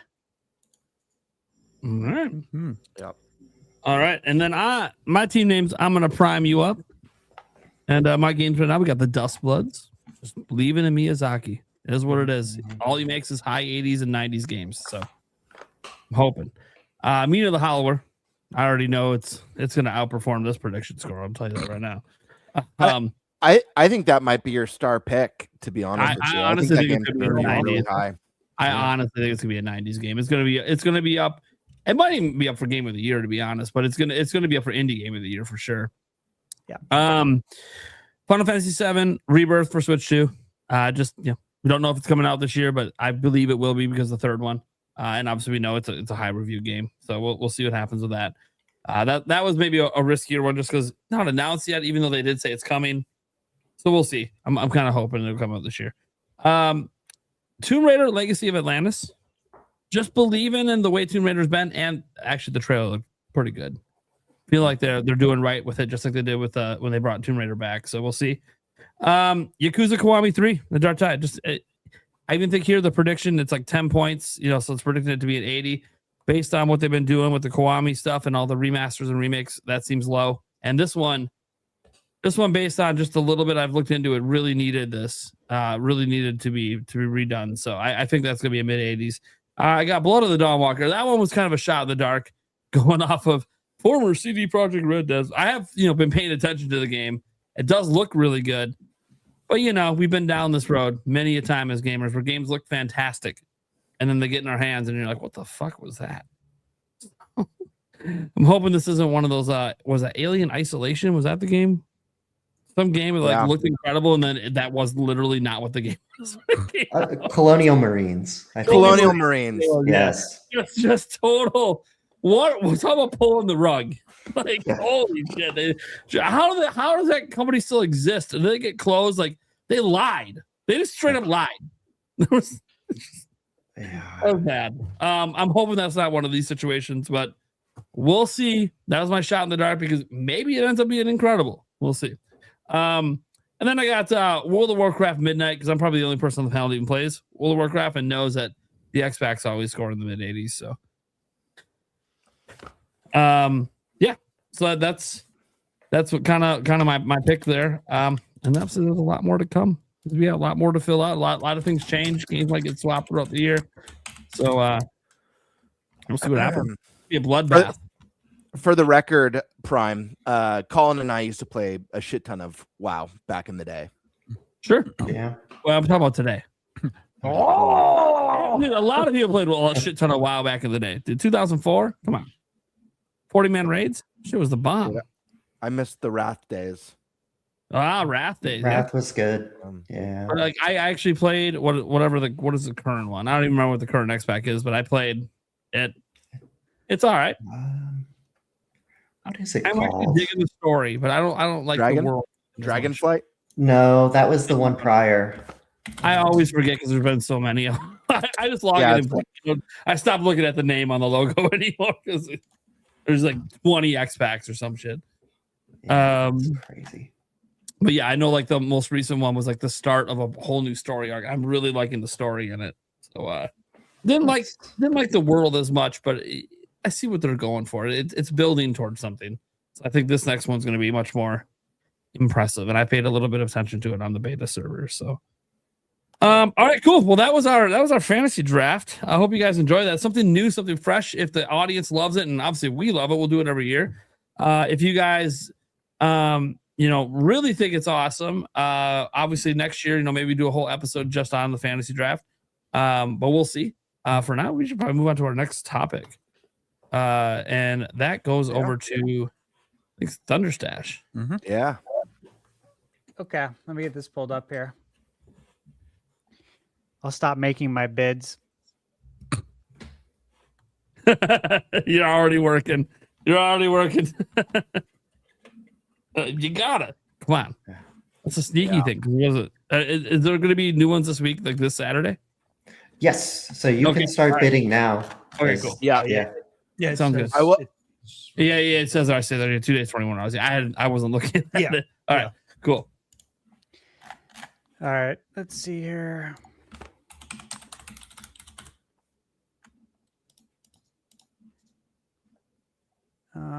Okay, 2026.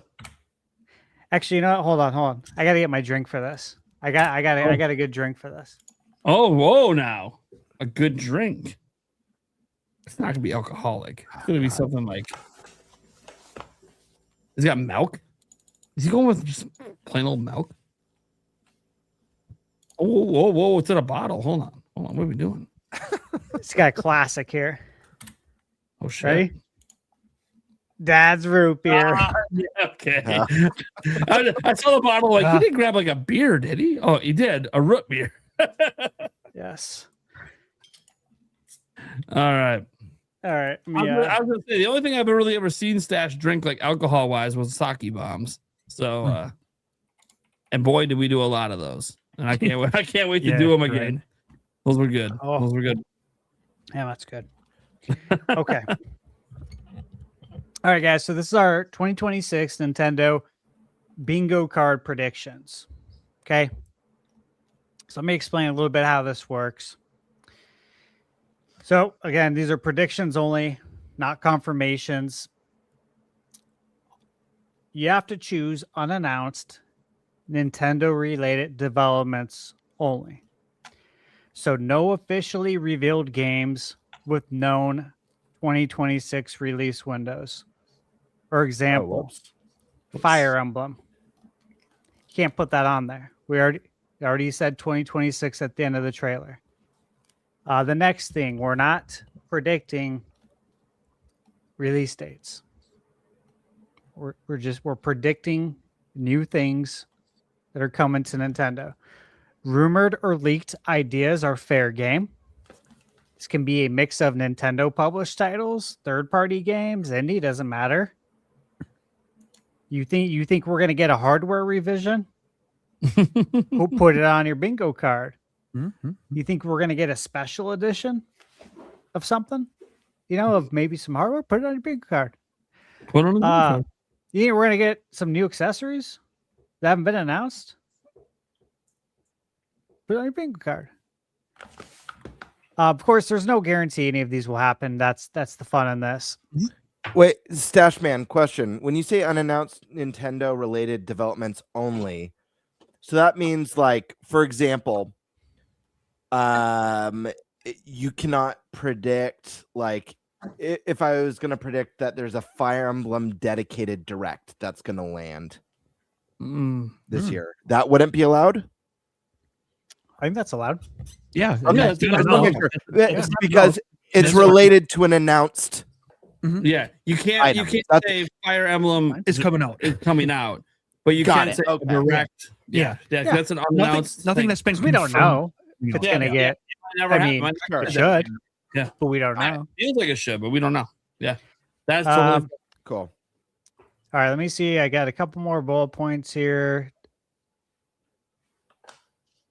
Yeah, I think that's good. You guys have the notes, so you see what the rest of it says. Okay. Now let me ask you this: do you guys have your bingo cards done? Yes. Yes. All right. I think we give it to Dylan then to kick us off, since you are our guest. Mine's done.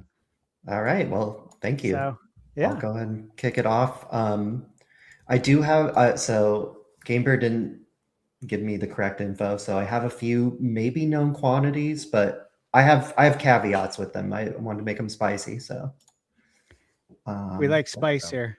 let me Yeah, it's all share good. screen. I do. Okay. We love spicy things. All right. Let me know What if you does Mount guys can And- see this. Let me mention this too, just for everybody, for all our listeners and everyone watching. We will be doing regular callbacks to this bingo card throughout the year to see how we're looking, just How like things we're are gonna going. do regular check-ins on the Fantasy Critic. So this will make it, of course, Mhm. a lot more fun. All right, take All the right. stage. All right. Is that good? Everyone can Yeah, see. yeah. Okay. So I know this year that or I guess it was last year, huh? Master Chief came to PlayStation. I'm not a big Halo fan, but I do think that Halo is due on at least the Master Chief collection on Switch 2 this year. I think Makes sense. we'll finally get it. Good pick. Mhm. I do believe the rumors about the Witcher 3 DLC, and I think that is a no-brainer to put on the Switch version of Witcher 3, and I think we'll get a Witcher if we haven't gotten a Switch 2 version of Witcher 3, I feel like that's an evergreen title. For my third, let me know if I'm going too fast. You're good. Okay. Oh, you're doing good. Okay, cool. My third one, I don't think we're going to get a new Smash, but I do think we're going to get a Switch 2 version of Smash. And I do think we'll get one more character pack. And I do think like the two most requested some of the most requested characters, and I think it will be like a third party pack. I think we'll finally get Doom Guy and Crash Bandicoot. That's a fun pick. That's And, a good pick. Cool. I like it. I believe the rumors about Pokemon Wind and Wave. It's Pokemon's 30th anniversary. I absolutely think that they would. I mean, Game Freak is the weirdest company like in the world. I can complain about them forever, but I do think that there's no way they don't release a new game for the 30th anniversary, but they've done stranger shit. So, but I'm calling this one is going to happen. Good pick. Next one, I do think Monolith Soft has something in the chamber, and I don't think it's going to be a Xenoblade, and I don't think it's going to be a Xenogears, and I don't think it's going to be a Xenosaga. I think it's going to be some sort of new Xeno titled game. I maybe it'll be Xenogun. I don't know, but I think they're going to step away from the Xenoblade series and they're going to try something new, but still call it Xeno something. My next one, I don't think there'll be any Mario game. I don't think there's going to be a 2D. I don't think there's going to be a 3D. Yeah, I mean, we'll get the movie, but for some reason, I just don't see it happening this year. This one I was iffy on for Mario Kart World DLC, but I looked at Mario Kart 8 and the Wii U DLC released the same year that they released Mario Kart 8, so I think we're going to get some DLC, and I think it's going to be similar to what we had gotten in the past, where it's like other Nintendo. So like maybe some F-Zero levels and some Zelda levels. I don't know how they're going to connect that to the world map, but like I'm interested to see how they do it. Because yeah, right now Sonic Crossworlds is just like killing them in the DLC. I do think that the Ocarina of Time remake is coming out, but I do think it's going to be somewhere in between, like what we got on the 3DS and a complete reimagining. I think it's going to be not one for one, but closer to one for one than like an actual like completely reimagined. Yes, I think it's going to be. Yeah, I think it's going to be something in between. I think it's going to have like modern sensibilities, like even a jump button, but we'll see. I know this team is doing Adventures of Elliot, and they just did Octopath Zero, Traveler Zero, but like they are probably like next to Obsidian, like one of the most like prolific companies at putting out games just back to back to back to back. So I'm really hoping that we get a Triangle Strategy sequel announced. Probably my favorite game by that team. I think it's like Creative Business Unit 5 or some bullshit, some bad name for a team. I feel like Sony is still kind of trying to ride that like games as a service. And I know there's been talks about maybe putting it on Xbox, but I do think it's ripe to put on the Switch too. And I think, having played the game, not a big fan of it, but I do think that there's a good chance that it would run really well on the Switch too and see new life. So I do think it'll be coming. I know we're getting the Dragon Quest VII remake, but Square Enix has been pumping out the titles. I wanted to put 4, but 5 is such a fan favorite that I feel like it's, like they've already shown that they're willing to skip around. So I do think we'll get maybe a tease of a Dragon Quest V remake this year. Next, Blooper Team is, I know, working on some sort of Switch 2 horror exclusive. I don't think it's Eternal Darkness, but I do think it's going to spiritually feel like a successor to Eternal Darkness. And I think that's why they gave that hint of like this game could only be for Switch 2. So for my free space, I did put Fire Emblem, but I'll add like a take. Since I just drafted it, I think it's going to score at least a 92 is the shot I'm calling. So that's a huge shot. Well, I mean, Three Houses scored an 89, and I think just by the look of it, it looks like it's just going to be even better. So we'll see. I don't know. Nintendo's been like oddly like front and centering Pikmin with like those weird videos that they did. I don't think we'll get Pikmin 5 this year, but I do think we'll get an announcement at probably the September Nintendo Direct, if I had to guess. I think Splatoon Raiders is going to get its own Direct, and I think it's going to be a lot bigger than a lot of people think it's going to be. And then I am with Eric when he drafted it. I do think it's coming out this year, even though it's got a TBA.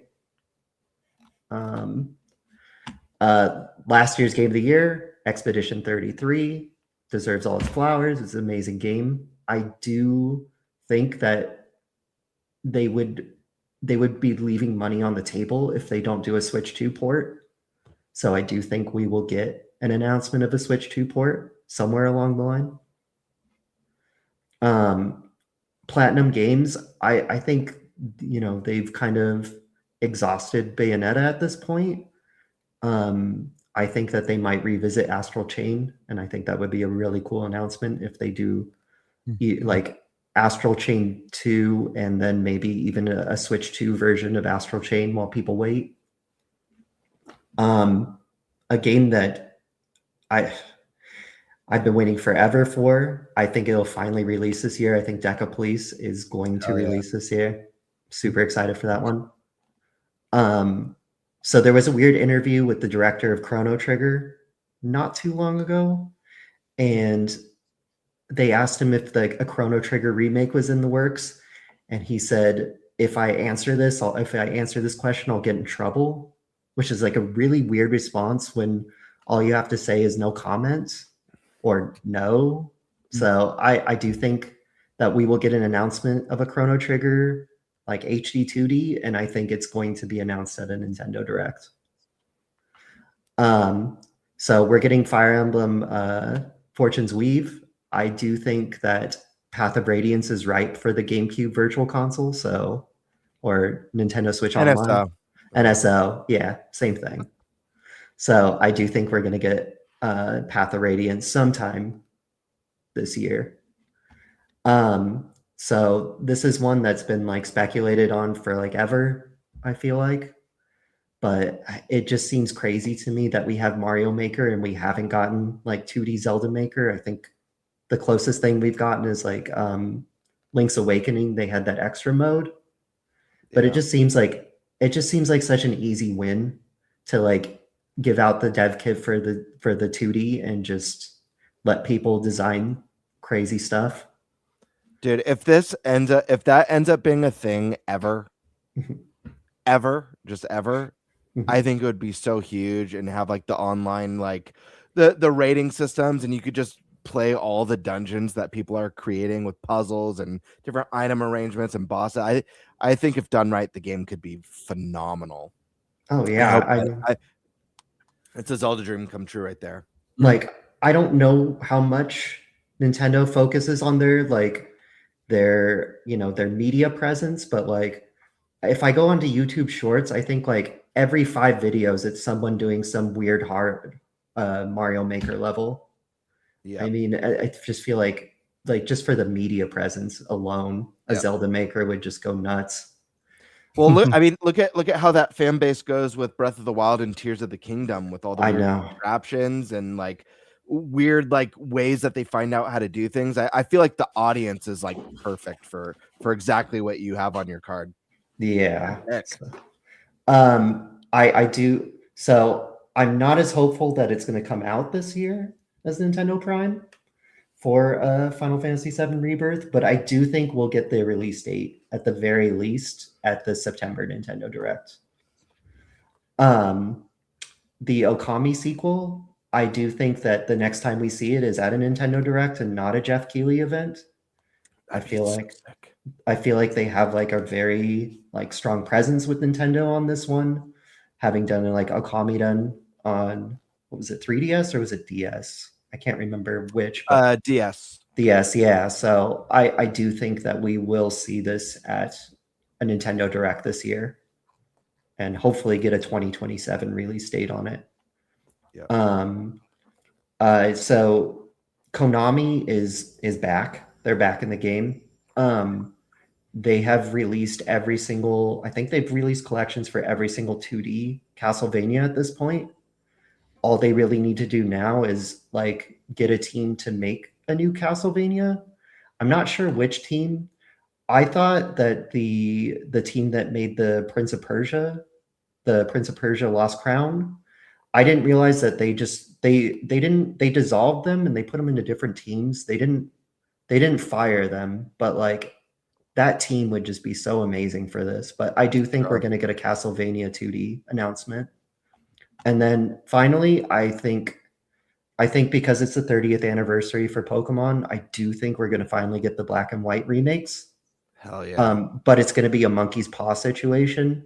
It's going to be the most bare bones, basic, just like Diamond and Pearl, because I feel like Game Freak is like 7 steps behind the industry on like everything. So we'll see. It's my favorite Pokemon games, but like I hope they do them justice. But I'm just like not holding my breath for a good remake. But I do think we're getting one. So that's my bingo card. Hell yeah, dude. Hell yeah. I like it. Yeah. Yeah. That was good. That was a good Our card. cards started a little similar. Okay. And then I changed them, but some of the stuff that I had originally on it, I don't anymore. I think. Shoot, I'm definitely gonna lose then if we had similar cards. I'm just kidding. Oh. I'm sorry, you're my only target tonight. I know. Yeah. Okay. To be fair, Stash usually wins a lot of the bingo cards, but Okay. we'll see. One thing Stash sometimes does, and when his bingo card comes up, sometimes the bingo card is like 2 bingo cards in one. The amount of games he packs into them. Yeah, sometimes it's just adds pretty to wild. Bingo Inception. You'll Bingo see card within a that's probably bingo card. happening now because this is for all of 2026. I guarantee he's going to have more than your standard number up for the bingo card. He's already nodding his head. We know. We've been down this road. He can't limit himself. It's impossible. I made it this morning. I'm like, I got to add another row. Yes, he can't help himself. So. It's all good. It's all good. It's all good. Well, I'm going to go last. If you guys are good with that. Yeah. It's your topic. You say who goes next. All right. But I want to be mindful of who's ready. Bird, are you ready? I'm ready. Yeah, ready whenever. I think we're all ready. I'm ready. Okay, Yeah. good. All right. Bird, let's hear it. Let's get this pulled up. And nothing's going to be hidden, so you'll see it right away, but I'll go over everything. Hopefully there's no mistakes on it. Perfect. All right. So, first pick, NSO update. What I mean by that is I think there's going to be a major update this year, kind of like how we're getting Virtual Boy. I'm not counting Virtual Boy, obviously. That could include adding a brand new system that doesn't exist. It could be adding themes, achievements, whatever it is. But I think there's going to be some meaty update happening at some point this year. I don't think Virtual Boy is the 2026 end all be all that's going to bring, get those numbers up for NSO. My second pick is, guys, it's the Zelda anniversary. I fully expect we're going to see some Zelda themed controllers this year. I'm hoping gold ones. That includes it. That could be Pro controllers or Joy-Cons, but I guarantee there's going to be some sort of Zelda 40th, or if we get that Ocarina of Time remake, some sort of cool Ocarina of Time celebration controllers that we'll be seeing. I've been putting this one on every freaking bingo card since I joined the podcast, because I do think that Star Fox is going to come back with a vengeance on Switch 2. I don't know when, and I don't know how, but I'm really doing my best to will it into existence. So I'm going to just expect it to be on my bingo cards for the foreseeable future. This will be a great time. Bring it back. Shock people. A themed Switch 2. I think there's going to be a lot of big games this year, whether it's Pokemon, the next Pokemon, or something for the Zelda remake. But I also think there's going to be, beyond controllers, we're going to get a themed version of the Switch 2, probably with a bundle too. But themed Switch 2 I think is a no-brainer for this year. I also got Chrono Trigger this year. Fingers crossed on this one for a beautiful HD 2D orchestral version of what is, I think, a perfect 10 out of 10 game and one of the best RPGs to this day ever made. Twilight Princess NSO. I think this year Twilight Princess will be landing on the GameCube NSO. Bradley the Badger, one of my favorite announcements from the Game Awards this year. This game looked this game looked so cool, and the director of the Mario and Rabbids game is working on it. You know that this man has a deep love and respect for Nintendo, and seeing him tear up when Miyamoto came on stage was one of the coolest things ever. I fully expect this game to get announced for Switch 2 this year, or see it in, even if it's just in a montage. I feel like we're going to get some sort of a Switch 2 confirmation on this one. 3D Mario reveal. I think we're going to see 3D Mario this year, late in the year. I'm saving it for the September Direct, but I think we're going to get a peek at what Mario's doing next. Hi-Fi Rush, one of the coolest indies on Xbox. We know Microsoft has a plan to put as much Xbox stuff as possible. We're getting indie.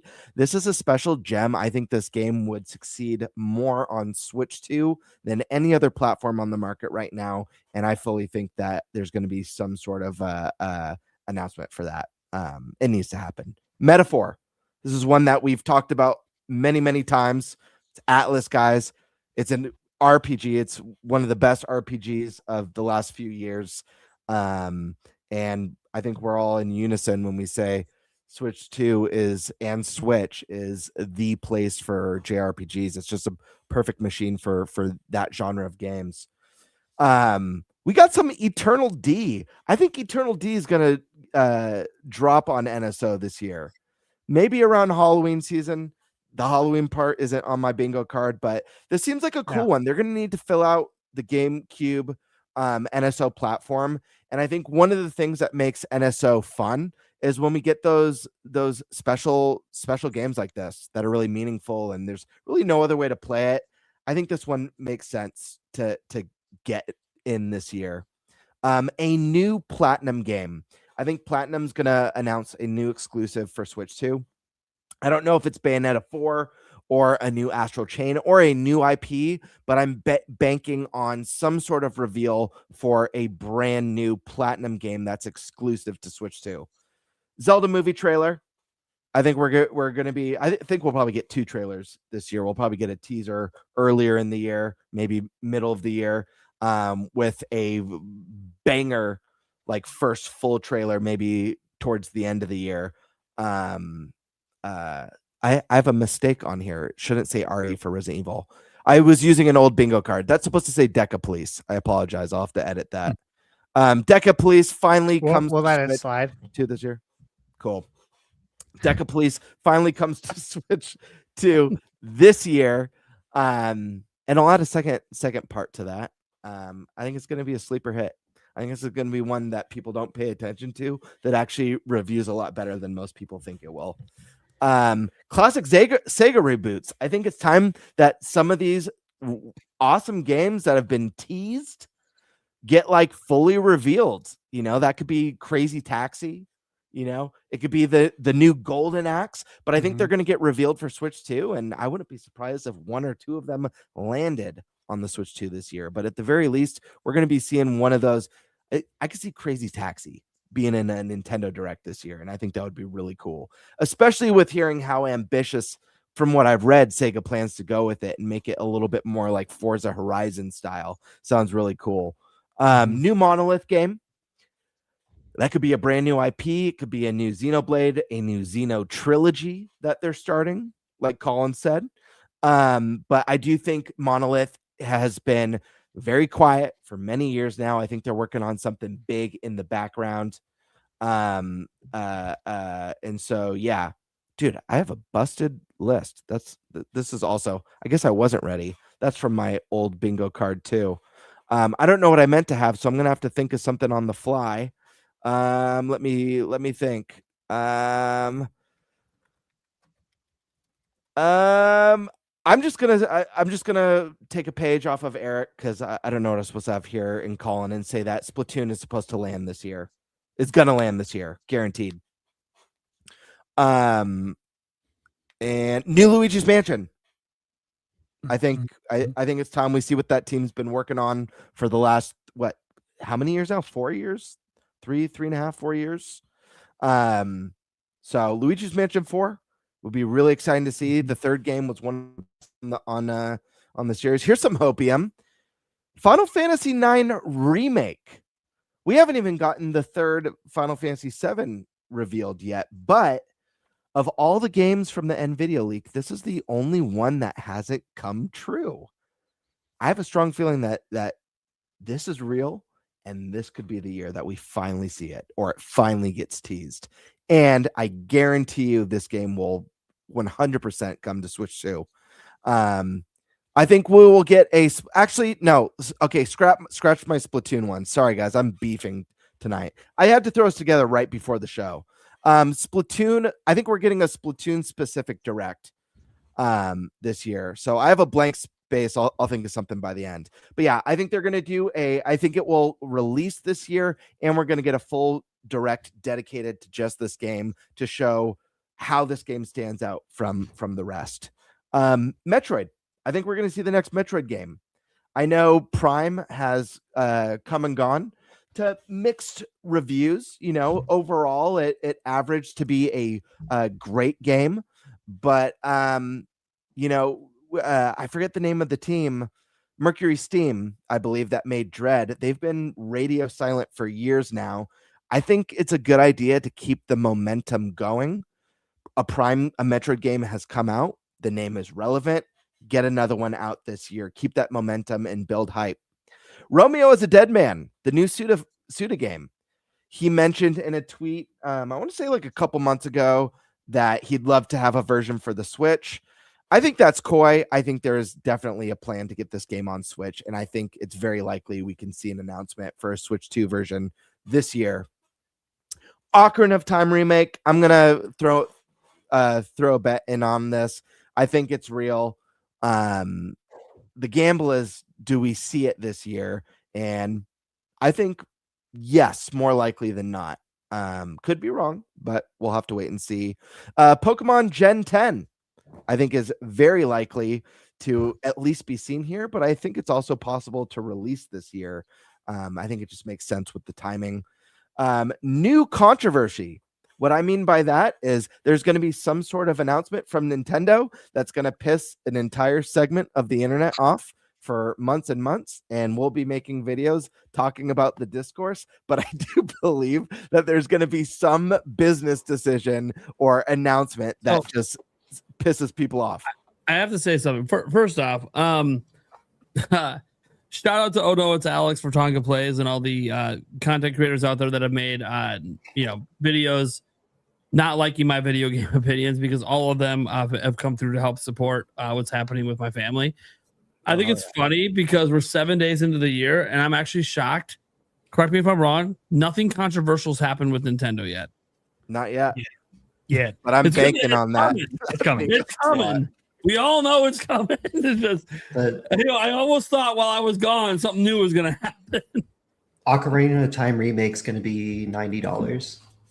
Oh, there we go. Oh my God. There it is. So I've got to fix one of my blank spaces. I'm going to take another one from Colin, because this is I think this is a great prediction, and it's one Stash has made many times on the podcast, and I think he makes a really great point on it. So I'm going to replace the NSO game, that second NSO GameCube update, with a Switch 2 version of Smash Bros. I think that's pretty sound. And that's my card, folks. Sorry for the little bumps along the way. It's all right. Yeah, all good. All right. All of us have little bumps. It happens. Eric, you want to go next? Yeah, I can. Yeah, I can't wait to see Eric's card. I have no idea what's on it. Well, I think I know one game that's on there. Unless he was just yanking my chain for half hour while he was making his card. Right. He only said it to me like 17 times. Oh no, it's definitely on something there. He's willing into existence himself. It's definitely on there. All right. All right. I love using direct one to be with 2026 over. Yeah, right. That's hilarious. Nintendo 2026. All right. I think we're gonna get a new Animal Crossing game, Okay. Star Fox game, Luigi's Mansion 4. Oh yeah. I think Master Chief Collection is coming to Switch 2. It is Halo's anniversary, I believe. Looking that up. Diablo 4 coming to Switch 2. That's a good call. Or Diablo. It is Switch. the anniversary, Eric. I literally didn't even have Okay. that. Yeah. Damn. Starfield. Mm. Zelda Switch 2. Okay. I could see it. Again, I had Hi-Fi Rush just like Gamebird did. God of War coming. Red Dead Redemption 2 God coming. of War, that's a big one. Yeah. Red Dead Redemption 2 coming. A new Kid Icarus game. Again, anniversary, so I could see him doing something. Dude, you put Baldur's Gate 3 on here. I'm so happy. Yep, Baldur's Gate 3. Oh, I'm so happy. I really want that one to come. Yeah. Oh, man. The one that I'm willing into existence, Snowboard Kids 1 and 2. One that I think would be fun is any of the backyard sports games. I don't know when they're this is not obviously not announced, besides that they're coming back. But yeah, I think they're a lot of fun, so I'd like to have them on Switch. They are. Castlevania, a new Castlevania game. Okay. New Sonic game, being again another anniversary. Mm-hmm. A new Crash game, again anniversary. Another anniversary. A John Wick game. I'm surprised that hasn't been turned into a game. There is one. It's called John Wick Hacks. Is that like an actual video game, or is it Yeah. okay? But That wasn't very good, right? I think that game sucked. Am I wrong? I remember like trying it out, and I was like not impressed. I didn't play it, so Because I like John Wick. Yeah, I'm just kind of surprised. I like him too, like as a person. But I don't know about the game. I like what he's about. Yeah. You fuck up my dog, I fuck you all up. Right. Permanently. Oh man. I'm just kind of I could see like a 007 type game, but being John Wick. What John Wick style? Yeah. Pikmin 4 Switch 2 edition. Pokemon Gen 10. Again, anniversary. So Mega Man. New Mega Man game. Come on. We are so overdue. Right. A brand new game. I don't know. Brand new franchise, brand new game. Brand new something IP. that we've never heard of before. Yeah, new IP. Yep. Mario Kart World DLC, Splatoon Raiders, and then Zelda Echoes of Wisdom DLC. DLC. Okay. Good one. Nice. I like that list. I Me like too. Eric. I never know what he's bringing to the table. Good list. Even though, aren't you guys sitting pretty much at the same table? Yeah, we try not to look at each other. No, we try not to look at each other's because then he sits here and I actually sit at a different desk when I do it just to make sure that we're not spying on each other's stuff. I was just making a joke. Well, yeah. Oh. I mean, yeah. This is Well, a I play, thought- play on you- words. You said you don't know what he's bringing to the table. Yeah, well, But I you're mean, We are the same technically sitting at the same table right You are now. on the we're same sitting at the table, same table right so- now, but we weren't sitting at the same table. We made it. You know what I mean? I know. Well, I We're don't know not if you know. worried. I don't really talk about how my studio is, that I don't do most of my work at this set. This is Right. a set. This is not where I actually edit videos and do all my research. Ooh, Boo Mini. Real quick. And Wisdom Amiibo. Real quick, I gotta ask, Stash Man, how is that root beer? Is it good? Oh, dude. Oh, yeah. I know how good that root beer is. Yeah. I've never had it. Tastes Mm. like, the 80s. It's really good. He's not wrong. It tastes like the 80s. He's not wrong. I love it. I love it. Oh my god. So I think I'm next. Yep.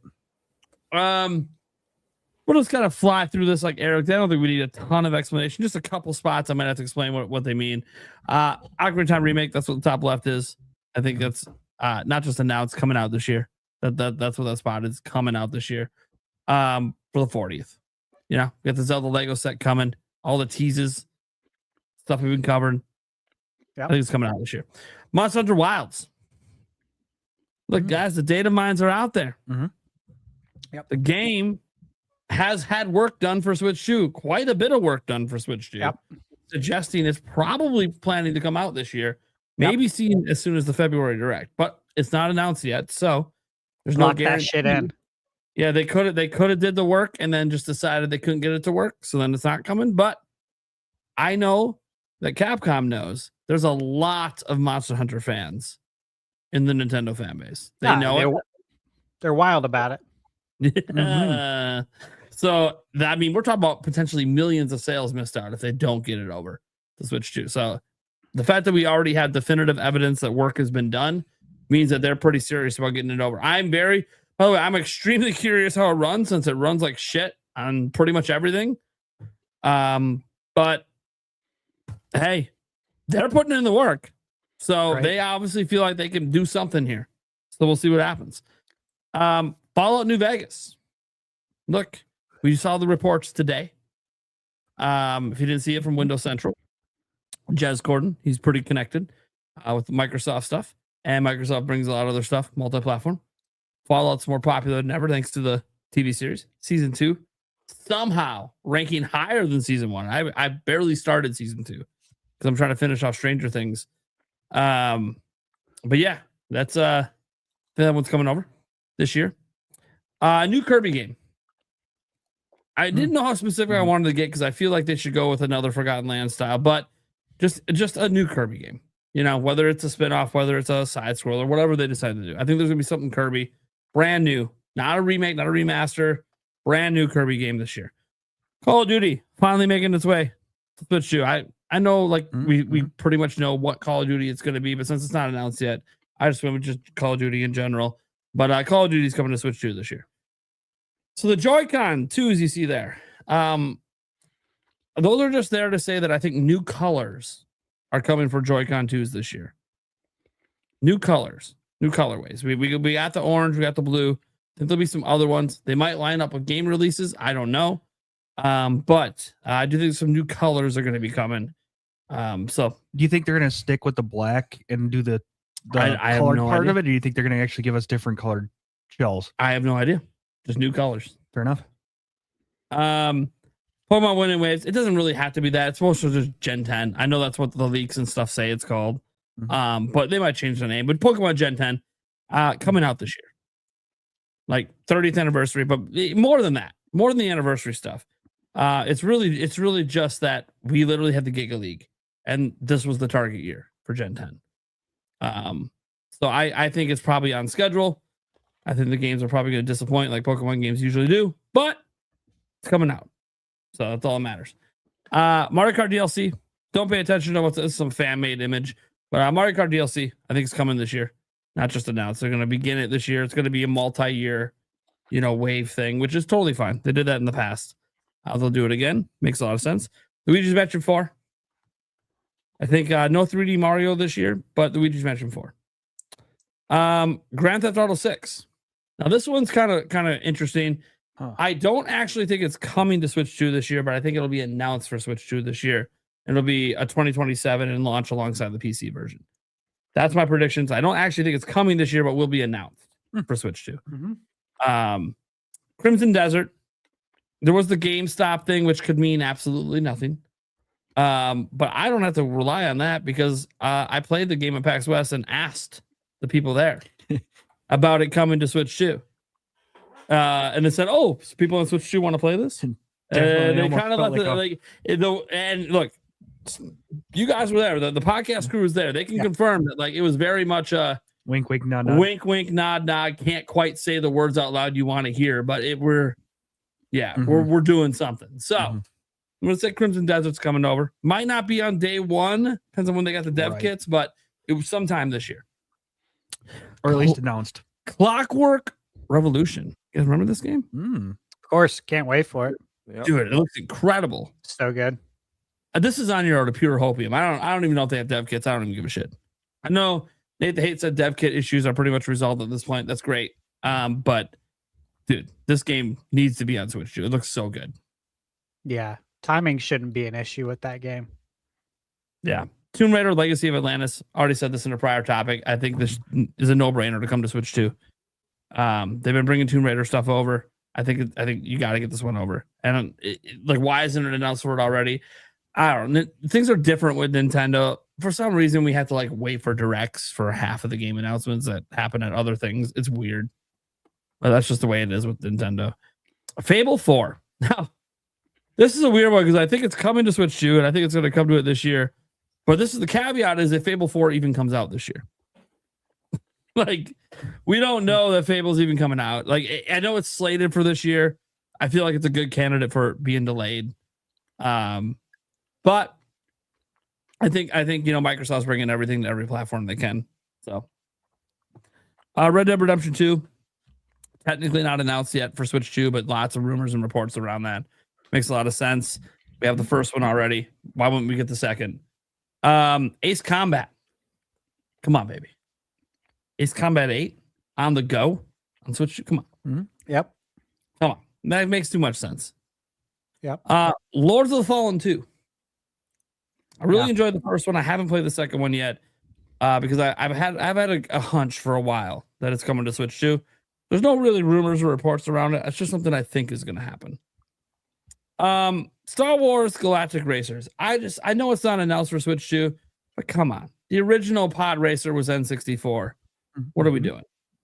Get this game on Switch 2. This next one, again, you've seen some Joy-Cons there. This is actually me saying that at some point this year, third-party Joy-Cons that are specifically just for Switch 2 are going to come out. I don't know what company's going to do it first. I don't know if it's Hori. I don't know what's happening because there's been no announcements. But I think third-party Joy-Con 2s, not people making like trying to like make their Switch 1 ones like jerry rig and then work with. No. I mean like proper third-party Switch 2 Joy-Cons from someone will come out this year. Super Meat Boy 3D. I don't even know why this isn't announced for Nintendo yet. It's crazy. How is this game not announced for Nintendo? Like, it's a huge audience. Like, dude, we bought the hell out of Super Meat Boy. So like, it only makes sense that like it just wasn't announced because it was announced before Switch 2 came out. So they just, they're waiting until they get closer to release. They'll do a Nintendo Direct drop or something, or maybe an Indie World. Dune Awakening, not a game I'm super excited for, but I do think it's going to find its way over to Switch 2 this year. Bloodstained, I think that's kind of a no-brainer to come over. I did throw 3D Mario on here, mostly as I didn't know what else to put in the spot. I don't actually think it's coming out this year, as is well known. But I guess it gives me a spot in case it does come, but I actually don't think it's going to. Just I want to clarify that. It's more of I'm not going to complain if it's here, and I didn't know what else to put. So hey, you don't need to clarify it. Yeah. We all know you're Nate for 2028. Yeah, I know. 2028 for Mario. I know. So I just wanted to clarify. This doesn't mean like any other Mario game that's not announced. It's like there's a billion spinoffs, but Wind Waker HD. Yeah, I think we'll still get that this year along with Ocarina of Time. They'll just spread them like 6 months apart. And then Metroid Prime Echoes. That to me is on there as an NSO. I don't think they're remastering it. I think it's just going to NSO this year. So Okay. there you go. That's Cool fine. deal. I like it. Now unleash the beast. I feel bad that 3D Mario's on there. Honestly, guys, time crunch. I barely got this thing done. So Yeah. Just say what I say. There's going to be a teaser trailer or a trailer for it. because I don't think there will be one though. Well, that's because you make 0 sense. Sorry that I follow Nintendo's game development so closely. All right, here we go. Stash with the double bingo card. Here we go. Okay. First up, Halo Master Chief Collection. Again, this is a big anniversary. 25 years. Xbox is going to start their marketing cycle soon for the 25 years. And really, there's no better time to bring the Master Chief Collection over to Nintendo. Baldur's Gate. Again, expecting mouse mode as well. This has been on other bingo cards, so you guys know this. Kingdom Hearts. We're gonna actually get Kingdom Hearts. It's not going to be the cloud version. Okay. So, will it be physical? I don't know. I'm not going that deep. I'm just saying we're gonna get it. It's gonna be the non-cloud version. Silent Hill 2 remake. I expect this to come to Switch too. Wave Race Blue Storm. Oh, coming to GameCube NSO. please come to GameCube NSO. Give us some online Not- play with. No new wafers. No, absolutely not. Damn it. I wish. That water though, those water graphics, man. I know. Professor Layden. It'll come out this year. It better come out this year. I mean, come on. I know. Oh man. Mario Kart World DLC. You'll see. Yeah. Fully expect it. Again, been talking about this since I think 2024. Now, what this generic box art means, again, is the text right here. The new Mario will be revealed. We'll see it. Hell yeah, dude. I'm right there with you. Not released. Just I'm revealed. just saying it's going to be revealed. I don't need to give any other prediction outside of that. Oh, so you're not If confident. it's revealed, I win. Gen 10. So Pokemon. not confident this year. Good to know. Gen 10 Pokemon will come out, of course, for the big 30th anniversary of Pokemon. Yes, I still 100% believe Prime is coming to Switch 2 editions with mouse Joy-Con controls.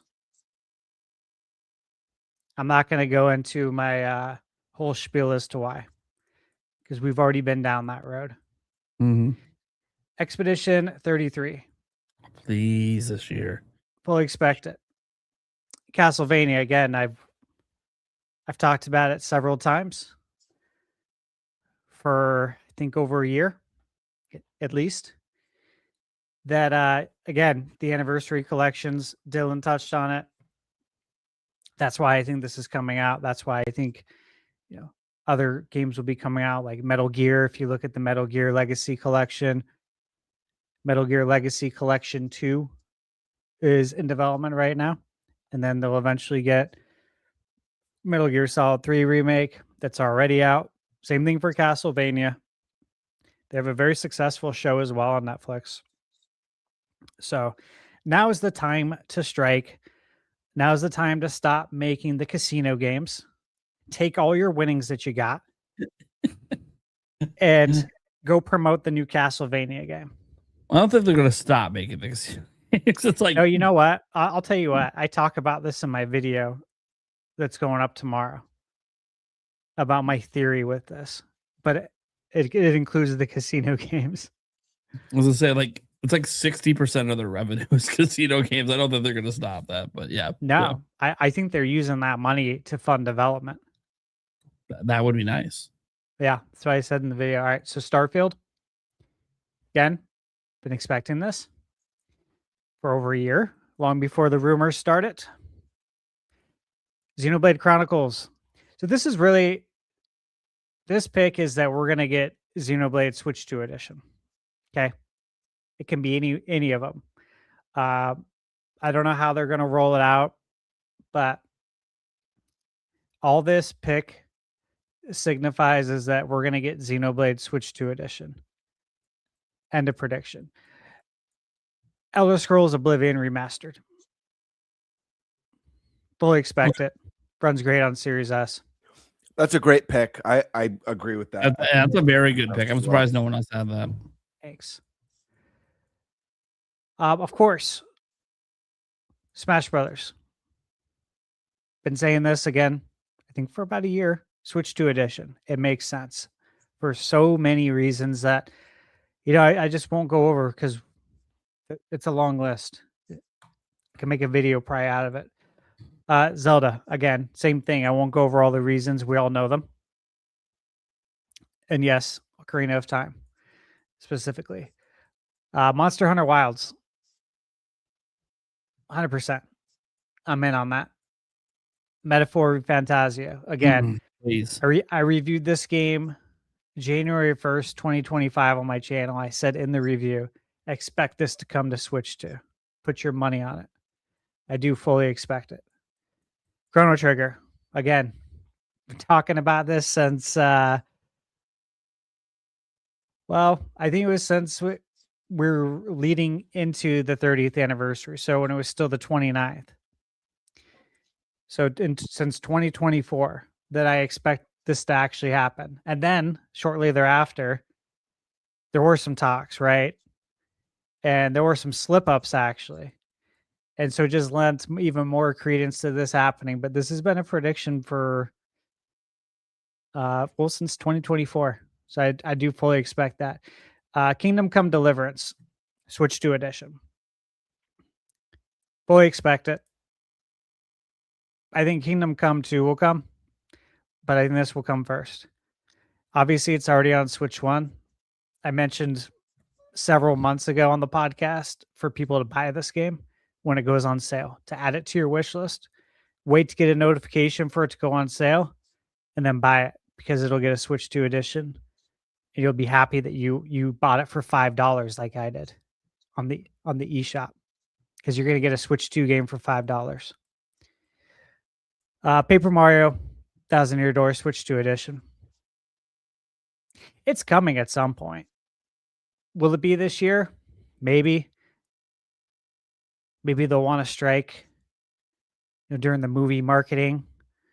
Maybe they'll release it around the time that the Mario Galaxy movie comes to, Blu-ray and 4K. But it's in the code, so I expect to see that Switch 2 edition. I do expect Dragon Quest 12 this year. That's a big one.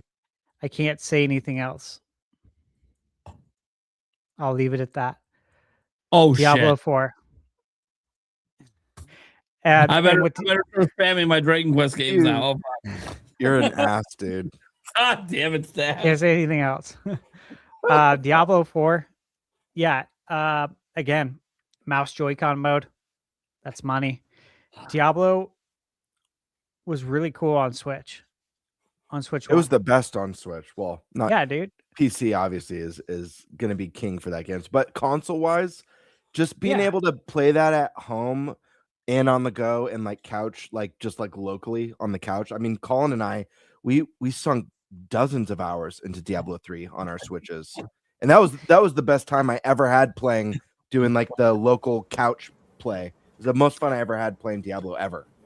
Playing Diablo. Okay. That's what I'm saying, right? This is perfect for Switch 2.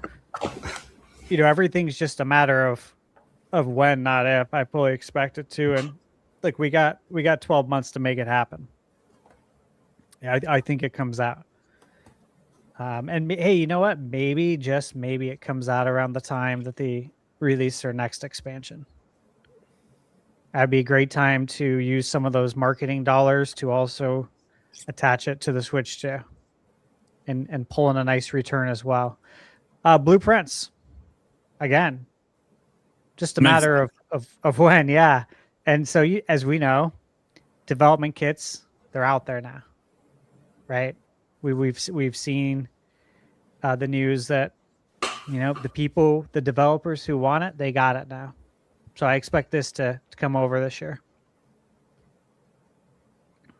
Again, another one that I mentioned to pick up when it goes on sale, because it'll get a Switch 2 edition. That's Witcher 3. Again, if you add it to your wish list, you can get it for under $10 with all the DLC. So there's two SKUs basically for it on the eShop. There's the Witcher 3, and then there's a complete edition with all the DLC. So add it to your wish list. You can get it for under $10 with all the DLC when it goes on sale. And again, that'll get you a Switch 2 game for $10. That will be awesome, especially if you haven't played it. Star Wars Jedi Fallen Order. By the way, some of these box arts, just so you know, I made all of these. Yeah. I make all of them. Oh. This is way better than the box art they actually use. It's I might have a future in this. This was a great pick, and just like you earlier, I can't say why, but yeah. Yep, I know. Fuck. So yeah, I didn't include any of those kind of things because I felt like it was cheating. That's fair. Well, I picked Fallen Order because that's the first one. Yeah. I think we'll get the second one. I don't know, the following year maybe. Doom: The Dark Ages again. This is a when, not if scenario. Every single Doom game is on Nintendo. Besides Every single one's on Switch except for this one. Yeah. Doom, Super Nintendo, red cartridge. Doom 64. There's a long history of Doom. Again, never going to let up on this. It's just a matter of when. It's Red Dead coming. Redemption 2, yeah. Yeah. And my will into existence because it's the 20th anniversary of Mother 3. I knew you were gonna put Mother 3 on there.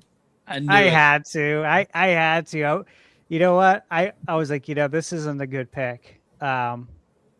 It's really not. But if this checks out, if I pick this and it actually happens, I mean, I think you just win by you default. go down in history. Yeah, right? I think you win by default. It is what it is.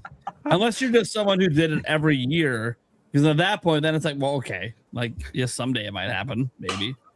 Yeah, But it's here, it's the 20th anniversary. If you're gonna do it now. Mhm. If you want more people to come to the NSO, bring that over. Absolutely. Okay. All right. That's it. Great picks, everyone. I can see all of this happening. Yeah. Everyone. I mean, a lot. Stash, you had a huge bingo card, but I think they're all great picks. I mean, a lot of the stuff that was on your card is stuff that I think a lot of us were saying, like, oh, this stuff's definitely coming to Switch 2 on the podcast many times. Yeah. And a lot of stuff that's landed on our bingo card. So I think most of the stuff on your card, if not all, could come true next year. Or this year, sorry. Yeah, there's gonna be a lot to play. Especially if you're a multi-console owner. How do you even keep up? I mean, you can't. You can't. That's the worst part about being a multi-console player. It is. The backlog is Yeah. It's like an evil force. Of Hangs nature. over you. I know. Hangs over you. Okay.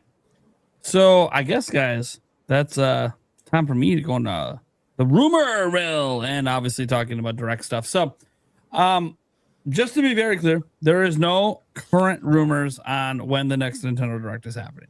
Okay. There's nothing out there yet. Usually there's one in February. Usually we start to hear some rumors towards the end of the month of January. But it's interesting to talk about because there is a lot of rumors for a bunch of games. And a lot of these games would be the kind of things that you would see in a Direct.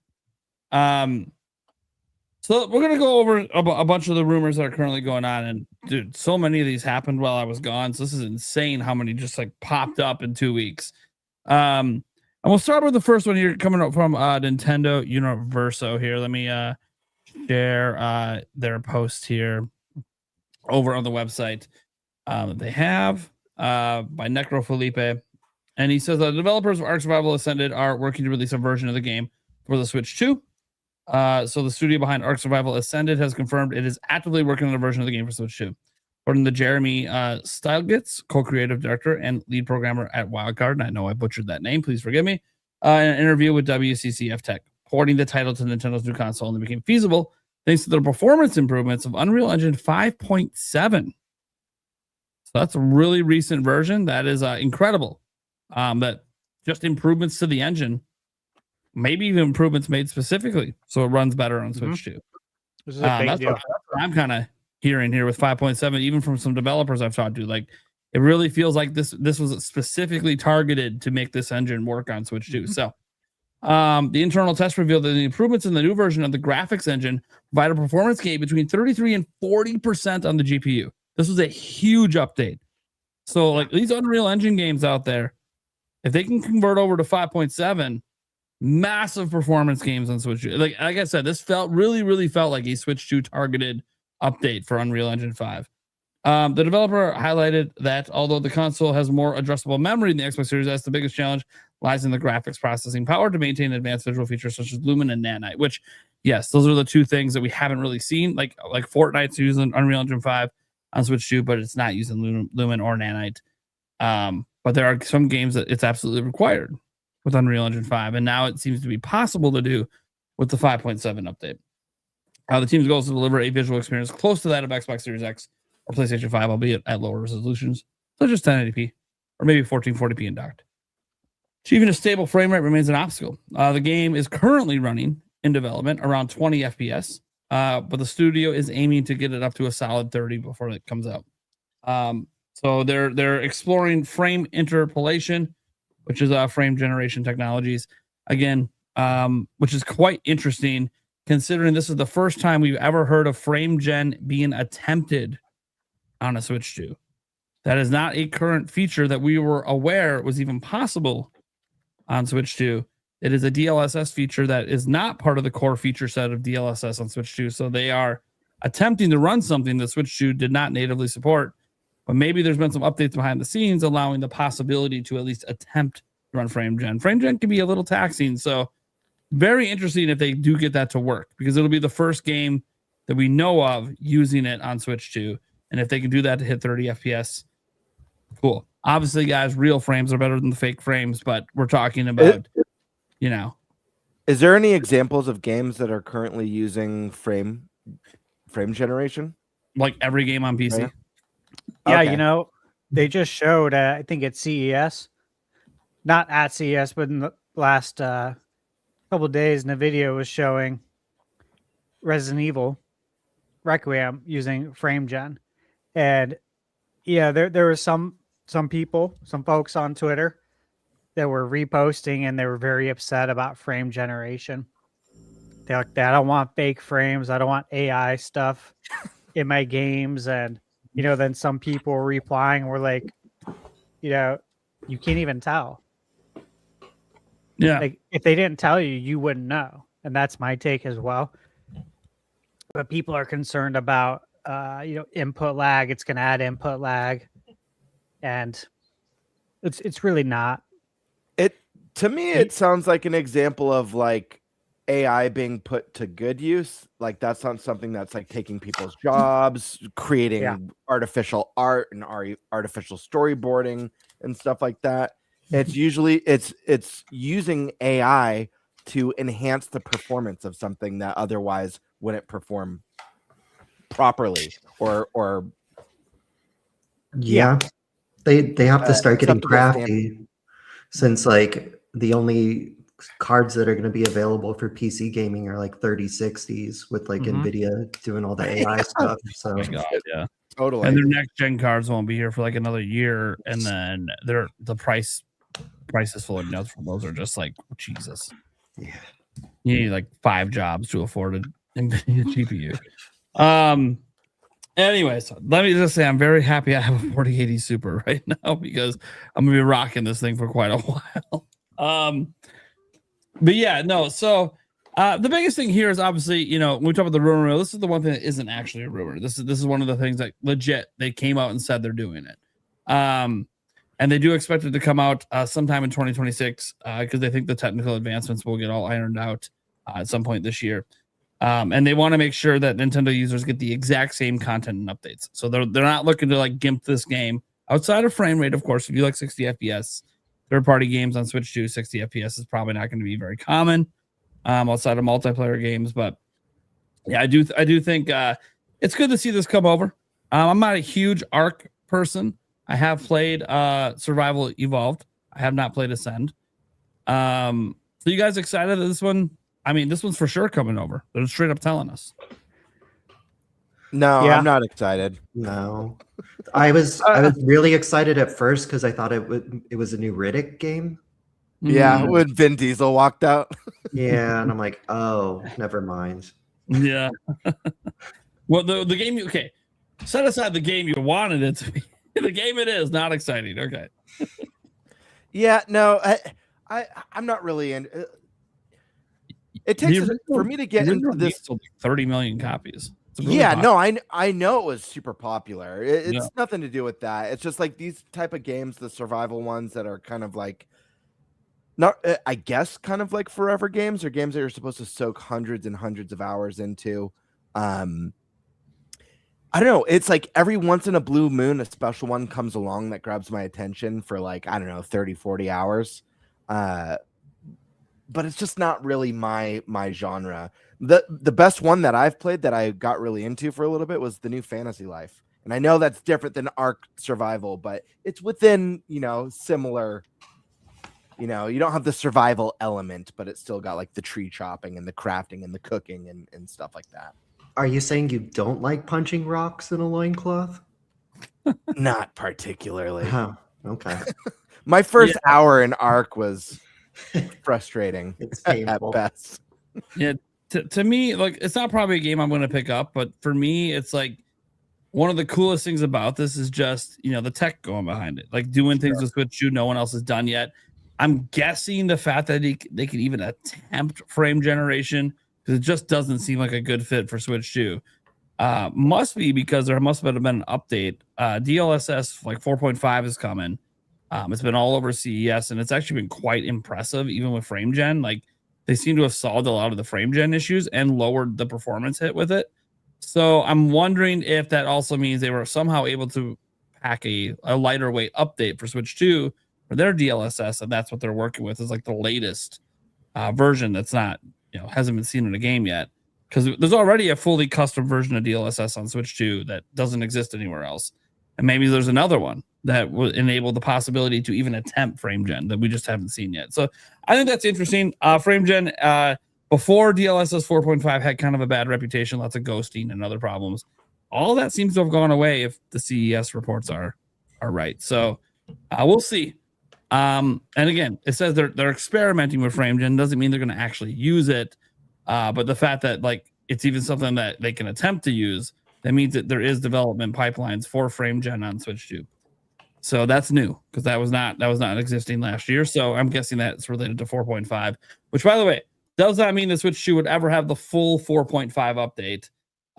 No, there's going to be certain features that won't be there. But if they're able to somehow get frame gen to run at like 30 FPS, and they were showing some of this stuff at CES that at 30 FPS, actually frame gen was doing really well.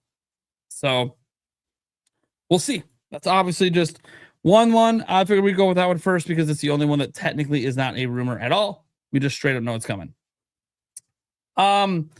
Next up, this one I'll just kind of talk about because there's multiple sources on this one.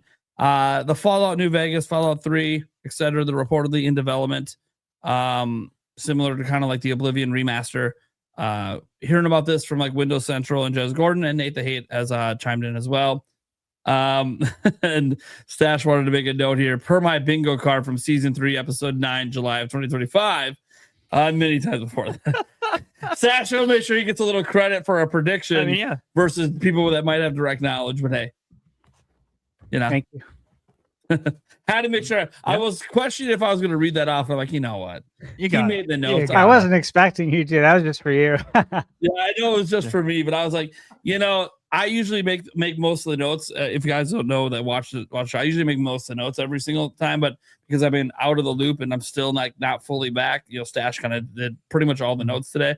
So I was like, and the last two episodes. So like, I wanted to make sure that he got his little public recognition in for saying this back on season 3, episode 9. Anyways, so yeah, Fallout games. Obviously, Fallout's had a huge resurgence, especially with the show doing incredible. Even Fallout 76 has started to get some pretty great updates. People are starting to enjoy that. Dude, the crazy thing is, I never thought in a million years, it's because of the Fallout show. Yulia was playing Fallout 76 today on Game Pass. And I'm like, wait, honey, are you playing Fallout? Dude, you're not even like, all you do is play Zelda and Fortnite. Where the fuck did Fallout come from? Like, dude, let's go. Like, the Fallout 76 isn't like the greatest one to play, but I mean, it's not a bad game now. They've had a lot of updates to it since the olden days when it first came out, and it kind of wasn't all that.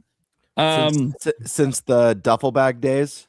The duffel bag days, yeah. Man. It is much better than it used to be. And obviously, it's got updates in it now that include stuff from the show, so that makes people obviously want to play it more. So yeah, I don't know. You guys excited for these games? Potentially coming over to Switch 2, maybe? Yeah, actually, New Vegas. New Vegas is a big one.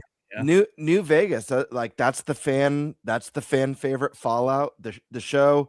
I only barely started the show. I've watched like 3 episodes. Really loved what I watched. I know Season 1? 2 season 1. Season 2 just came out.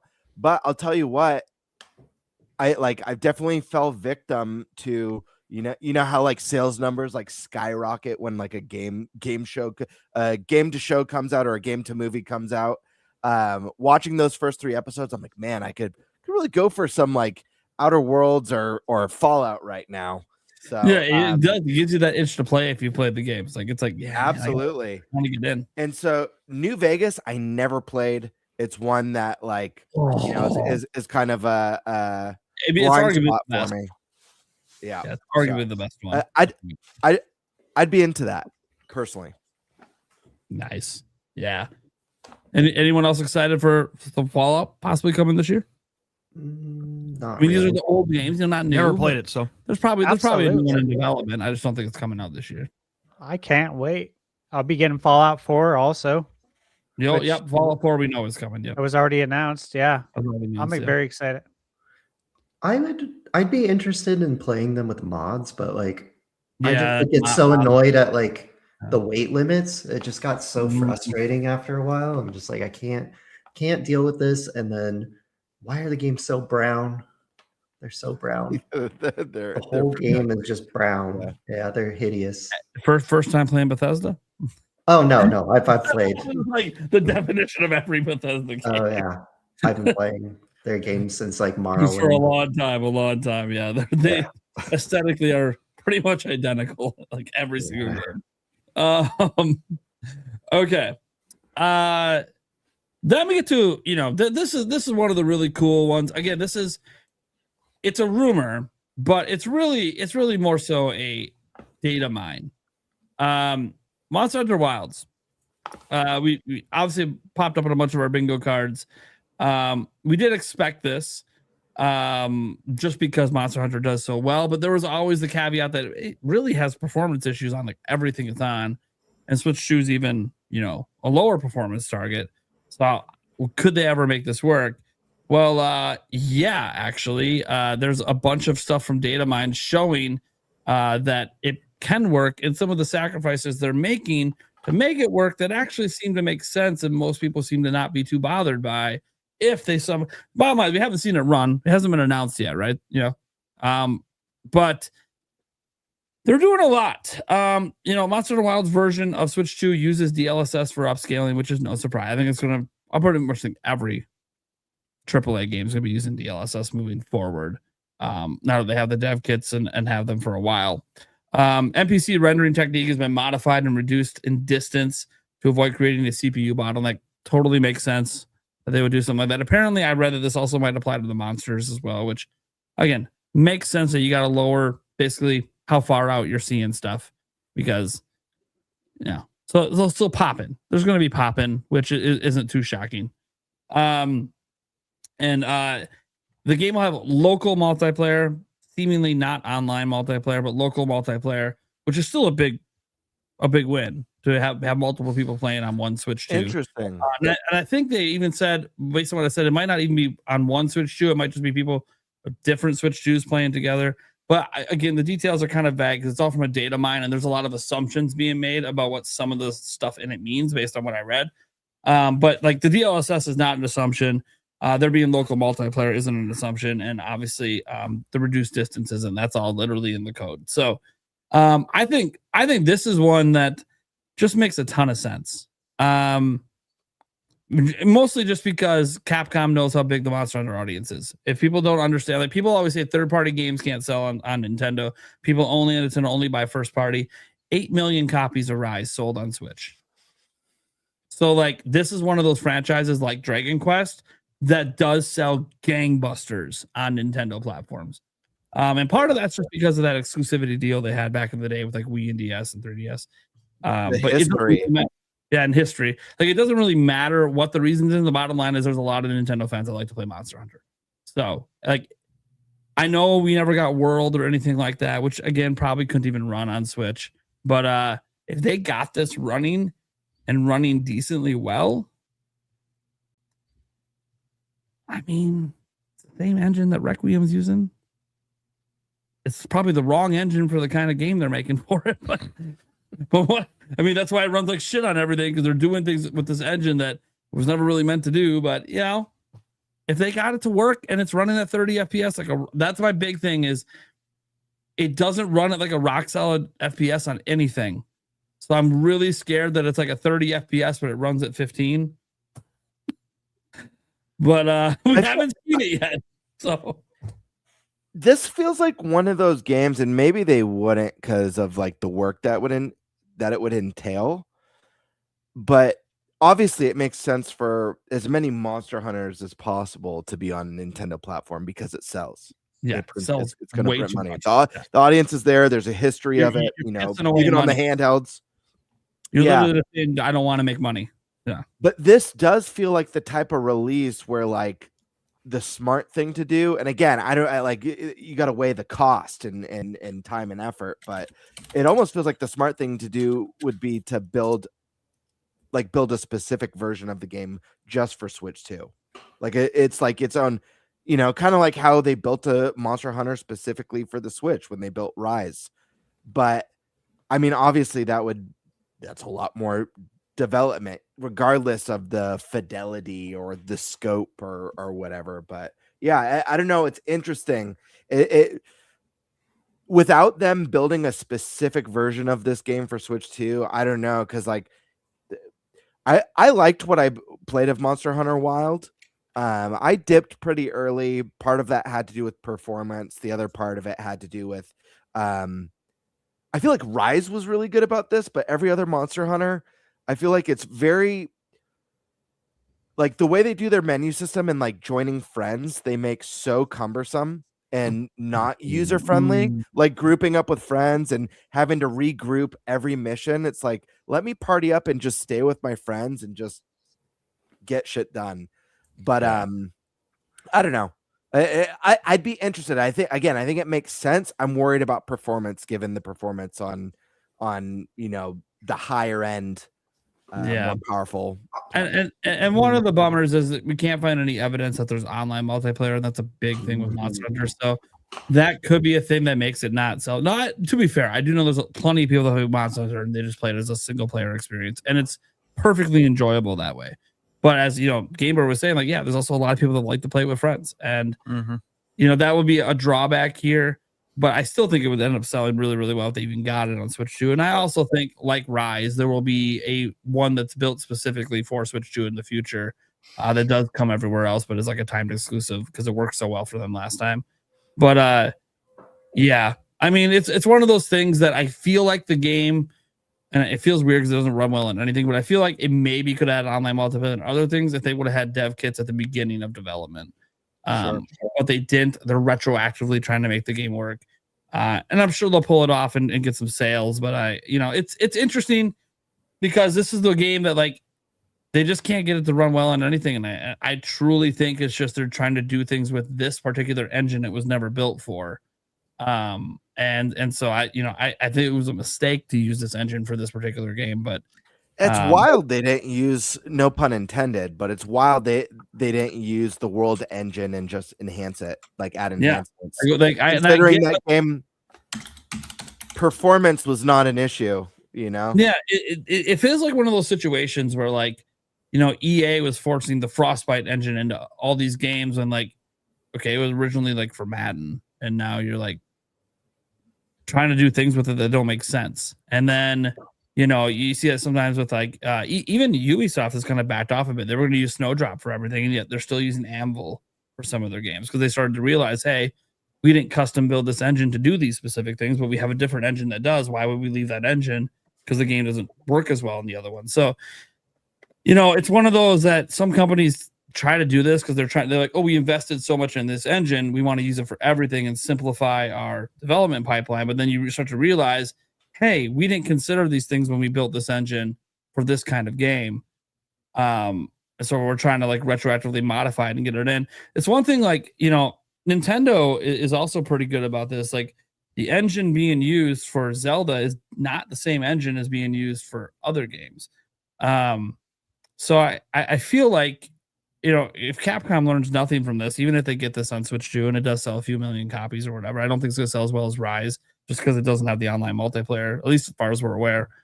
I think that the lesson they should take away from this is they shouldn't try to force their newest engine to be for every type of game they make, because it just doesn't make sense. And they already had engines that were working well with Rise, working well with World. There was no reason to just jump to this just because it has newer features when you can't. I mean, dude, guys, I've seen someone running this game with a 5090 and seeing crazy 90 FPS drops. And all he was doing was running. Nothing even happened. Like, it's just, they're doing things with this engine that it was never built to do. And I don't know if they'll ever get that ironed out, because it requires when the engine itself is flawed for the idea, it requires so much custom dev work that you're almost building a new engine. So if they get this running on Switch 2, that's awesome. That was one of my caveats, is that it just runs so bad on everything. But like, they know there's sales. They're missing out on millions of sales, and they know it. So I'm not shocked that they're going to try to get this up on Switch 2 and see if anyone will buy it. But there's going to be some caveats and drawbacks, probably such as no online multiplayer. But hey, it's cool that they're trying. And when you see something like this is the kind of thing that makes me think like things like GTA 6 might not be so far-fetched, especially if they've had dev kits for years, like we think they might, because we've already seen Rockstar show support to Switch 2. So it's kind of one of those, hey, how about a game that's been still in development, still in active development? We'll see. Okay, next up, we got some stuff on Pikmin 3 Deluxe. Stash again wanting to make sure you get some credit for talking about this at an earlier date. Not technically earlier this month, because this is our first show of this month, but Nintendo Everything has a tweet up here, probably a whole news article. We'll open up the article here, show it to you guys, because I haven't read this one yet, so this one I'm a little bit unfamiliar with. So let me see here. We gotta stop that one, and then we gotta do this and bring in Pikmin 3 Deluxe. All right, so let's see what this says here. So today the game was re-rated by Peggy. This is a separate entry specifically for Nintendo Switch. The Switch original is still on the page for 2020. So for some reason it got re-registered under a different age rating than the original release. Pikmin 3 Deluxe originally released several years after its Wii U debut. Nintendo Switch version brought along with a new prologue and epilogue with Captain Olimar and Louie, new difficulty modes, support for co-op and story mode, the return of Piklopedia from Pikmin 2. All DLC was packed in as well. Yeah, it was the best-selling Pikmin game at the time. That I think Pikmin 4 might have passed it now, but it was the best-selling Pikmin game of all time when the deluxe version came out on Switch. It's not immediately clear what a Switch 2 version would bring to the table, or we could see things like boosted resolution. It already had pretty good frame rate. I don't know if they would attempt to push to 120 at 1080p. But that would be really interesting.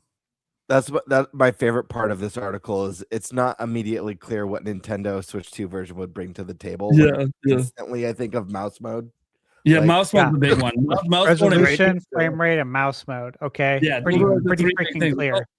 It's all they really need to do. We don't need new content. Just give us better resolution, an attempt at 120 FPS, and give me mouse mode. Like, I don't need much more. But I didn't write this article. Okay, I think it's pretty obvious what they would be doing with this game. I don't think new content's on the table because I think they're probably making a new Pikmin game. But those are like sensible upgrades that make a lot of sense. And it's a Wii U game, so getting it to run at 120 shouldn't be too difficult on a Switch 2. But yeah, so I think this is something anyone who likes Pikmin would like to see, especially if it's just like I'd like it to be a free upgrade, but this is Nintendo, so a $10 upgrade. Yeah. Which also means probably an $80. No, it better not be 80. Did this come out at 60? Yeah, better be a $70 Switch 2 game, please. If anyone who's like remotely interested at Pikmin who didn't get a chance to play this, or maybe Switch 2 is your first console, Pikmin 3 is excellent. Like, it is amazing. And the extra content they added for deluxe was needed. That was the one thing with 3 is like you got done with it and you're like, dude, that was incredible, but why is it over? It kind of felt like, wait a second, that was like one of the best games I've ever played, but why is it it just suddenly ended? And so the new content edition was like really, really big for deluxe. So yeah, really, really happy to see that's probably something that's in the works, at least maybe for this year.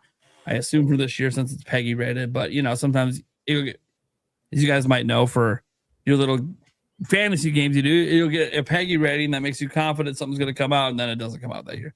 Yeah, so it's not always a 100% for sure thing. It usually just means it exists. When it's going to come out, that's always a TBD thing. You guys excited for Pikmin 3 Deluxe Switch 2 Edition?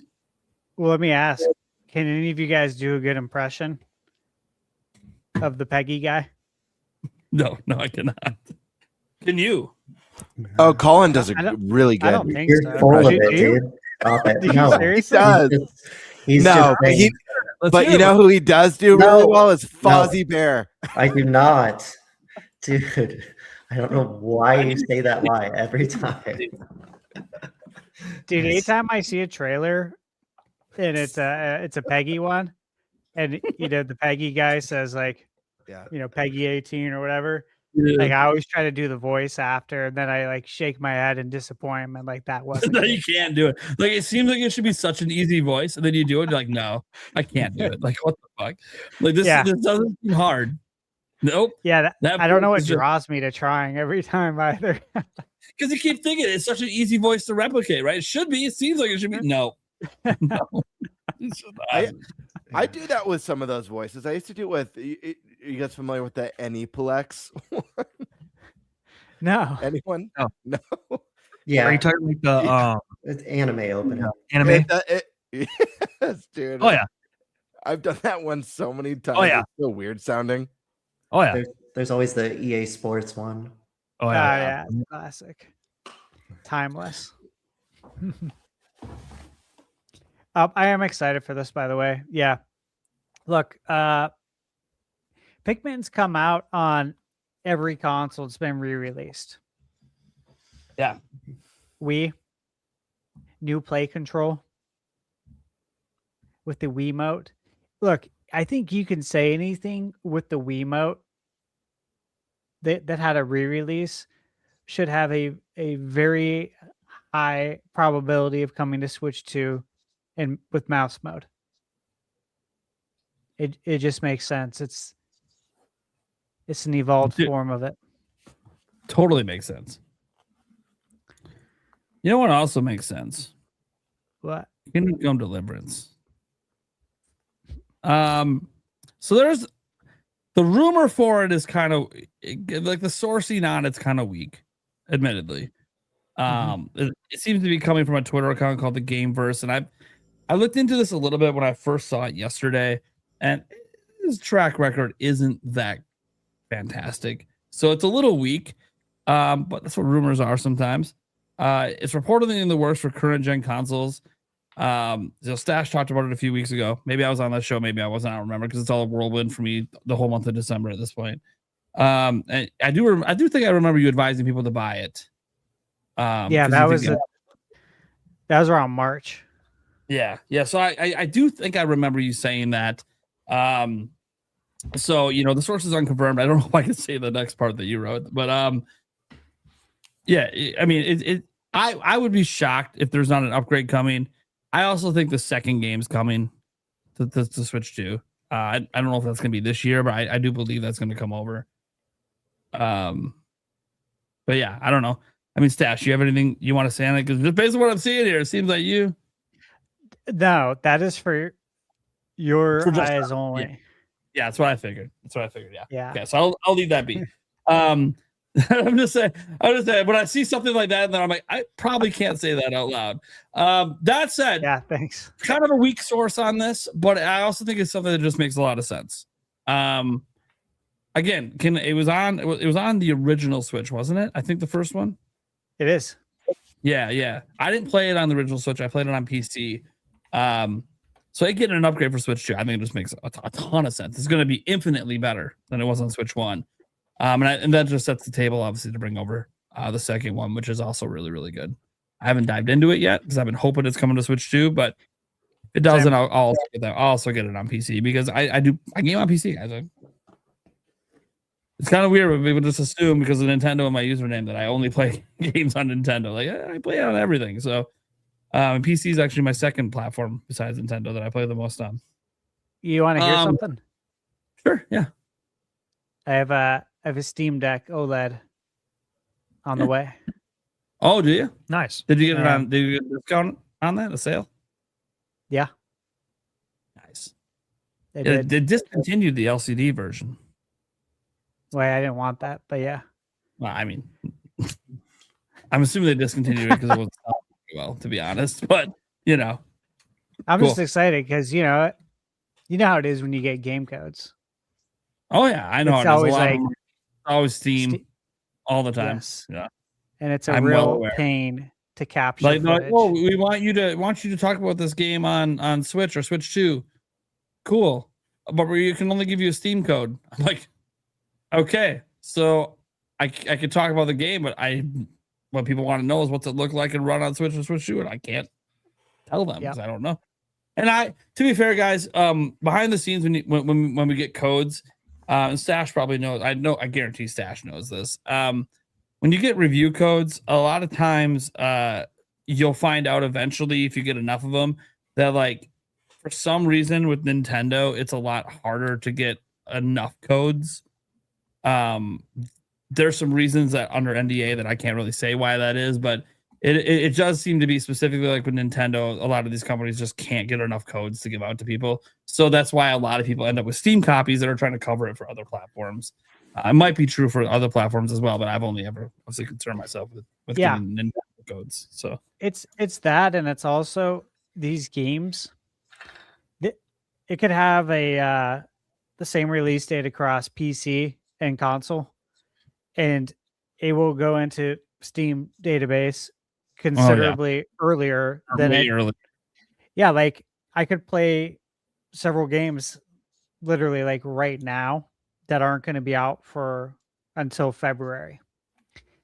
And I can't play them on the platform, right? Because they're not going to be uploaded to their back end. Like there's games that I know are coming out that I could play, and there's not even a listing. There's not even a placeholder listing with a TBA on the eShop. Okay. So that's kind of how it works. So this opens up more doors picking this up. Yep. So I'm pretty confident in this and the second one coming over eventually. Maybe not the second one this year. We'll see. I'm not but the first one getting an upgrade this year, and maybe an announcement. I think it'll come. It'll come.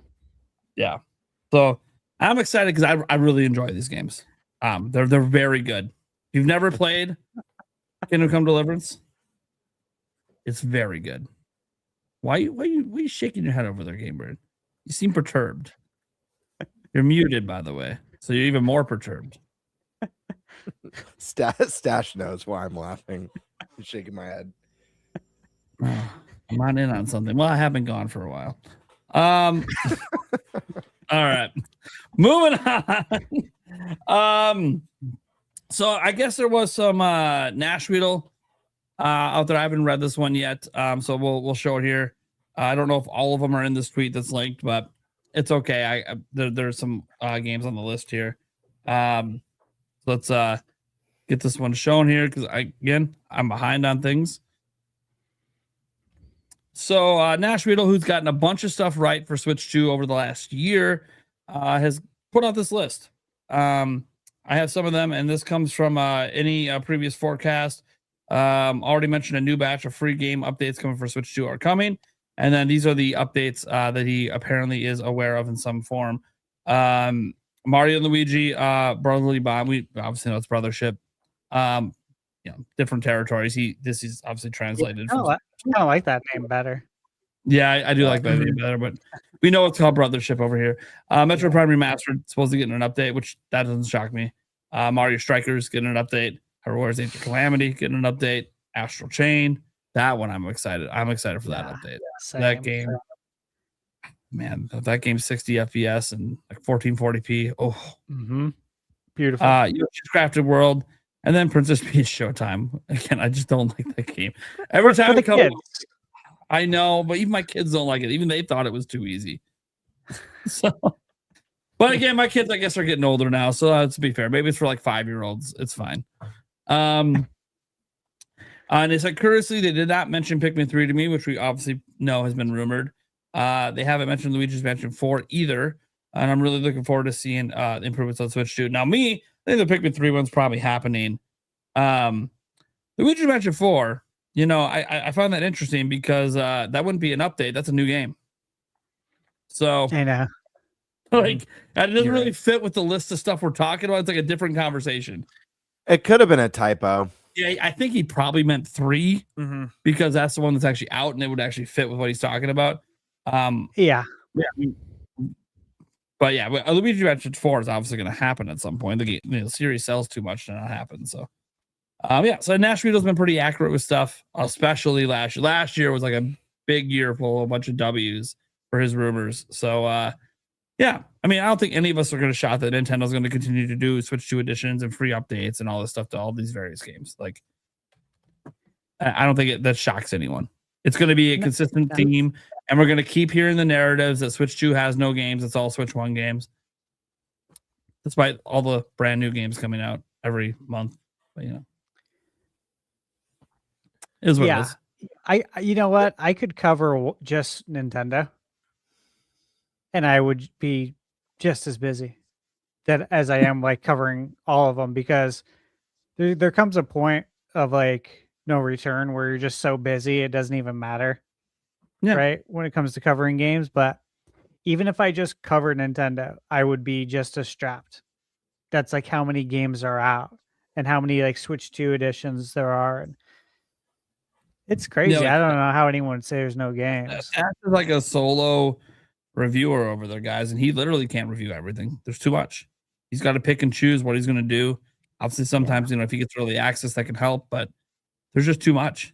And I don't say too much for the industry. To be clear, there's such a wide variety of people that play games, right? That but for any individual, there's so much coming out on every platform, even Xbox. It's they got some bangers this nice. year too. I think gamers are just eating well on every platform. I think this year is going to be like a win for all gamers. They are, as long as they play stuff.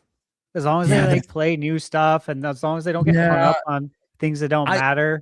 Yeah, sometimes you get hung up on things that don't matter, and then sometimes you have like some gamers, and some of you guys in the audience might be this way, and this is not meant to be offensive in any way, but some people only like, hey, I only buy one game a year, and if that game that I want to play doesn't come out, then screw that. And I understand there's budgetary reasons for that as well. Gaming's more expensive than ever, but I always try to encourage people, like if you're someone who only plays a handful of franchises, like expand your boundaries a little bit. There's a lot of stuff out there, especially with like third parties and the sales they run. Like I've never played Dragon Quest, and one of the next games I'm playing is gonna be Dragon Quest 3 2D HD. And then I plan to go from that to 1 to 2, then to Octopath. So I'm going heavy RPG coming up here soon. So I'm going to be busy, and I'm also scared because I was told that Octopath Traveler is like 200 hours to actually beat it. And I'm like, oh fuck. Like I'm not going to be able to put the game down, but also fuck. Because then I wanted to get to Intergrade, and I just don't think I'm going to get to Intergrade, and anyways. So yeah, it's going to be, but that's the thing. That's me expanding and finally realizing, hey, you know what? I know that I would like Dragon Quest. I don't know why I haven't really played anything other than Builders. So let's do it. Like, and I played Builders and I hate Builders, but that's not normal Dragon Quest. I don't like Minecraft style games. Yeah, I just don't like it. I understand its appeal. It's just not for me. I don't like that stuff either. Yeah. I mean, I like building with physical Legos. That's fun. Same, yeah. Maybe it's just an 80s thing. I don't know. But either way, I have nothing wrong You with don't like doing the town building stuff? Not so much in that kind of game. I like city builders like Anno. 117 Sure. Pokemon. I love stuff like that. I love the town building stuff when it's not too intensive. And an example, like a good game to give it as an example, is I used to love the the town building in Dark Cloud 1 and 2. Because it really was like, oh, now you can, like, you get the blacksmith place. Where would you like to place it? And you kind of just place it on the plot. And then it's not, designing, each individual block for the walls and individual block for the flooring. When it's like your basic, like, get the materials, build your blacksmith spot, your inn, your whatever, your armory, that stuff I get into. I like that a lot. Yeah. It's, I'm going to see if I'm interested when I do get to Octopath. I know there's a little bit of like town building and like buildings you can place in the new one. So I'm curious if I'm going to like that feature or not. I'll probably like it more than builders, but we'll see. I think you will. Yeah. So again, I have lots of RPGs coming up, which are the things that take the longest to play. So I think some of the Dragon Quest ones I might be able to, I don't know. After watching Stash's review of like some of the Dragon Quest 2 DHD ones, it's not going to be as quick to get through them as I thought, but it's okay. It's my first time through, so it's going to be fun. That's what matters. You're going to love it. 3 and 1 go by really quick. 2 is a bit longer. Mm-hmm. Yep. Yeah. Oh, Colin just played through all 3 of them. I think I was mentioned it on a podcast recently that I have a friend who just replayed or just played for the first time. Those 3. Yeah. Yeah. It was your first time. That's right. Yeah. How'd you like it? I love them. Like I played 7 on the 3DS and like I got bored after 100 hours, but like I'm excited for 7 remake with like some of the modern sensibilities. Super stoked. Yeah, I'm super excited. That's cool. Yeah, I have 7 up there on the shelf. That's a really good one. But yeah, again, like you said, 100 hours. Yeah, it takes like 20. No, not 20. It takes a couple hours though to like get into your first battle on that one. It's crazy. I was like, wow, a lot of walking. Mm-hmm. But it's really good. The concept is amazing. I cannot wait. I know, I'm excited. Yeah, I'm looking forward to this. Diving into the Dragon Quest world, I might become Dragon Quest obsessed, and then I guess Nintendo games take a backseat. I might not see it for 6 months. We'll see. To be fair, there's not a whole lot coming out from Nintendo themselves in the first 6 months so far that we're aware of that I'm like that stoked about. I mean, I'll probably play Mario Tennis if it continues. I hope it's good, man. It's I hope this is a change for their sports because they just used to be so good and they've lost a little bit of that magic. I really hope that story mode is what really separates this one from the other recent entries. My bar is pretty low, so I think the low point for Mario Tennis was Wii U. I don't think anyone disputes that. Like the worst ever. Like, fuck was that doing at $50-$60? What the fuck? It's not even like a quarter of a game. What the fuck they were doing. And then Aces was obviously a massive improvement over that. So like it felt like this big leap towards, oh my God, this is amazing. But it's like, okay, it's actually still lacking in some ways, but this is actually a video game. Like a real true video. Like, yeah, okay. Aces is fine. So I'm just hoping it's just a little bit better than Aces. My bar is so low for this. Like, just keep giving me incremental improvements and maybe we'll eventually get back to greatness. But if it's a massive leap forward, sweet. I would love it because Mario Tennis was one of my favorite things when I was younger. So I just don't know how, like, thank God this one has a story mode, but like even when I think of like Mario Kart or any other Mario sports, like I mean, this is the company with like the most iconic video game characters of all time. I feel like not including story modes in these games, even Smash Brothers not having one. Subspace was awesome, but back on the Wii, but I feel like not having these story modes is kind of a disservice because there's so much you could do, so much fun to be had, and like creativity to like why these characters are battling in a tennis tournament and stuff. So I don't know that sort of stuff kind of pulls from some of the campiness and weird, quirky decisions that Nintendo's famous for that I really love. So I hope, isn't it like the story for this one? They set it up like Bowser turned you into babies or something like that. Like that's how it starts. That's what it looks like. Yeah, I love that. Yeah. It's so dumb and weird, and I love it. Like babies playing tennis. Yeah. Is the setup for the story. Yeah, it looks promising, but again, we'll have to wait and see. My bar is pretty low, so I think it could probably pass my bar, but we'll see. Besides that, though, like, hey, diving into a bunch of RPGs to start the year, I don't think it's going to be too crazy. For me, obviously, it's just a time thing with the children, but you know, I'm still going to play them because I love RPGs. All right, so the last rumor that I guess I just want to make sure we cover is Zelda. Actually, there's been, I mean, you guys have probably seen lots of videos over the last 5 days on this. I was a little late to it. Even my video ended up doing pretty well for my comeback video. I don't know if it did well because of that, or if it did well because of the story about my son at the end, but either way, the video did well because people are excited for Zelda. And the rumor comes from Special Nick. And Special Nick, you guys know, he's been on our show before. I don't know if he's been on the NintenByte. He's been on the Nintendo Prime podcast, though. Back in the day. It's hard because he's in Australia. So like the time zones are just not really compatible to come on a podcast. But I've known him for years. I've had many private conversations with him. He pops, you guys that watch my stream, sometimes at night, he'll randomly be up in the middle of his time zone. He'll come in and chat a little bit. He's he's connected. He runs the Xbox Era podcast. If people don't think he has sources, well, he's literally interviewed like 3 or 4 times Phil Spencer.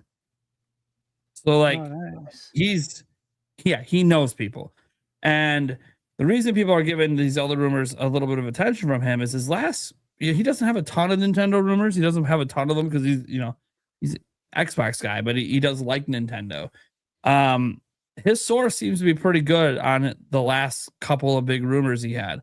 One of them was about Metroid Prime 4 that he had 2 years ago talked about, and everything that he said was 100% correct when Metroid Prime 4 came out.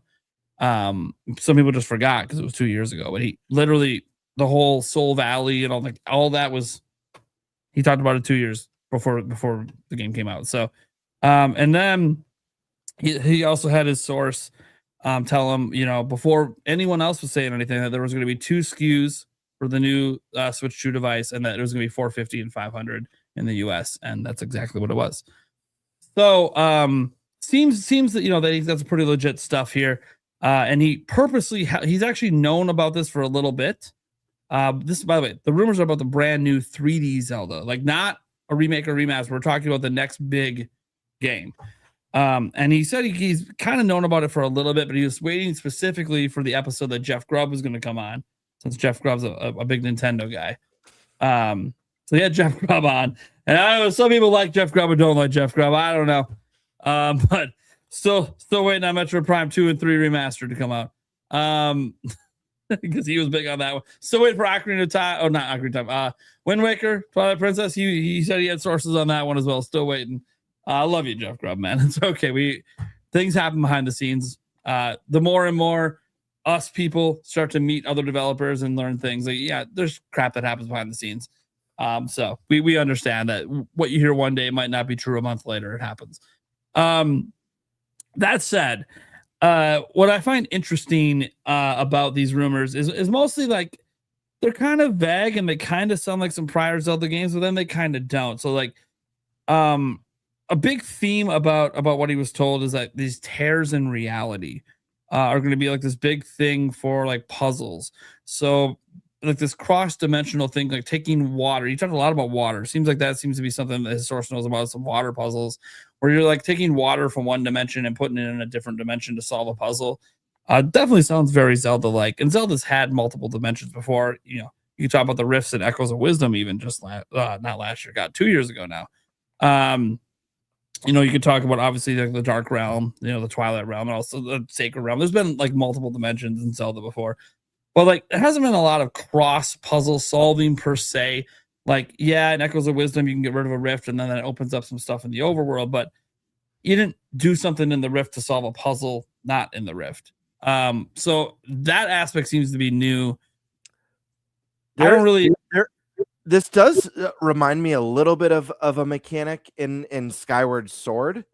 If you remember from, I think it's the desert temple, Lanairu maybe temple. Lanairu, There's yeah, time Lanairu. stones, and Yep. you use the time stones, and it reverts within like an area to the past, and what Yeah. it kind of changes how you interact with the dungeon. Really cool. It made me think of that a lot. Yeah. Using the rift to manipulate like you did in that game. Yep. And obviously, I assume there's something completely different and unique about all of this, like there usually is when they revisit ideas like that. So it'll be very interesting to see how that works. And obviously, we all know, guys, that like this is just like one thing in the game that's going to have a whole bunch of things, right? Like this isn't going to be the only thing. It's going to be. And again, this is assuming that any of this is true. It's just a rumor. But that was kind of like the big thing we got about it was the tears in reality. I think there was a couple other things, but that was like the big part of it was the tears in reality. So it's using the same engine as Breath of the Wild and Tears of the Kingdom. That was another thing. I'm kind of confused at some of the anger in the comments I've seen about it using the same engine, as if that's a bad thing. I think people just don't know what they're talking about. I think it's just they don't know. Totally. People think the same engine means the same art style. The same engine doesn't have anything to do with the art style at all. The same engine is the engine that they build. It's what they build the game in. It's the physics. It's the tool sets and all that stuff. So I think people are thinking they're going to get a game that looks like Breath of the Wild and Tears of the Kingdom. Yep, and I if guarantee if that were the case, like I understand the disappointment in that, because while I love those art styles, I think new art styles with Zelda is one of the exciting parts of an announcement, seeing the new theme they come up with. But no, using the same engine is smart, because look at what they got away with Tears of the Kingdom. Literally, your core abilities are abilities that are designed to break any game engine, and it didn't break that game. That engine works remarkably well, has incredible physics structure. Build on it, enhance it, and then create an original, unique art style that we've never seen with Zelda before. Yeah. And you're off to a great start. And shortened development time.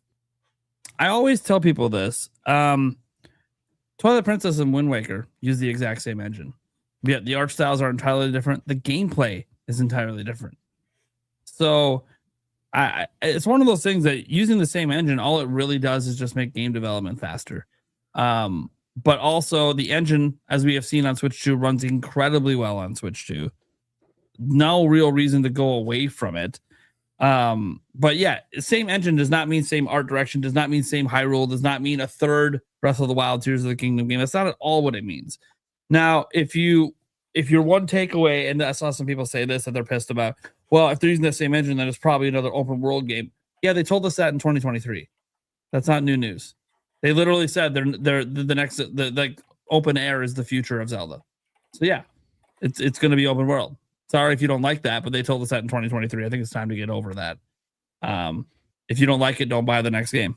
Like you have to drop the sales of open world Zelda games for them to go back to the old, more linear style Zelda games. Oh, so like that's just reality. Nintendo's a business. I want to add one more thing with the engine thing, just to give like more perspective. One of the engines that is widely used across the entire industry, Unreal Engine. Just because a company's using the same version of Unreal doesn't mean that all their games look like the same game. There's dozens upon dozens of art styles. People like, look, what engine is not art. It's just engine. Like Expedition 33 is Unreal Engine. Yeah. And so is Fortnite. Do those games look or play the same, even do the same things? Yeah, so is Borderlands. So Borderlands, yeah. Like it's just engine, the whole point of game engines is to enable you to do the things you want to do in your game. This engine was custom built for Zelda. It works really well for the open world games. Clearly, just look at what they did in Tears of the Kingdom. Gamer just said that Ultra Hand shit, like, and it's not just that you can connect things together, right? You can do that in nuts and bolts. That game sucks. I just had like hot flashes when you said that. Yeah, it's like I realized that they did it first, but they didn't do it well. Okay, like it wasn't good.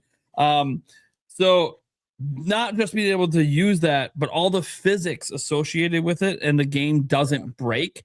Like people forget that. Yeah, okay, maybe you were tired of the Breath of the Wild world when Tears of the Kingdom came out. Sure, and I think sales reflect that. Sold 20 million super quick, didn't really have legs. Fine, but the big thing here is that game and the things they were doing when in this engine had literally AAA video game developers the week the game came out all over social media being like, how the fuck did they do this? Yeah. Like, Ascend shouldn't be possible to just phase through any ceiling, cave ceiling in the entire game, no matter where you are, should break games. And Jeff Grubb said on the show, he's like, dude, Ascend is so good, it should just be in every game. Like, it is so good. Like, I wouldn't complain. And I understand that, like, it probably shouldn't be in every game, but every future 3D Zelda game, it probably won't. By the way, they did say like the abilities in Tears of the Kingdom back in the interviews are just for that game. They won't be carried forward. So I don't think Ascend's coming back. Maybe it exists in a small different way with a special use item. I don't know, but Ascend is beautiful. And dude, it just to throw that engine away, I think would have just been a disservice to the future of Zelda. Like it is probably one of the best game engines for making Zelda games, at least making open world Zelda games. So I think that people panic too much. It's not going to be the same Hyrule, guys. They literally already told, like, it's like people have amnesia and forget that 2023 happened, and they already told us about the next Zelda game in 2023 after Tears of the Kingdom. They literally said, we're done with Breath of the Wild and Tears of the Kingdom. We're not coming back to this world. Like, they don't ever plan to come back to it.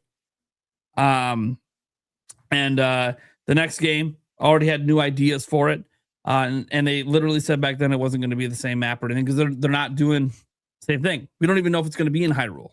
It might be, but if it is, it'll be a brand new Hyrule. So, like they already assuaged all those fears back in 2023, but they did say two things back then that pissed people off. One, if you didn't like Breath of the Wild and Tears of the Kingdom and you think open world Zelda sucks, well, too bad, because they did say that that's going to continue. And then they also said this one really pissed people off. They basically don't give a fuck about the story. So if you're hoping for like an even better, more in-depth story, I'm not so sure that will happen. But I will say a recent interview that might change their minds on that is there was an interview about Age of Imprisonment. And in that interview, Aonuma was part of that interview.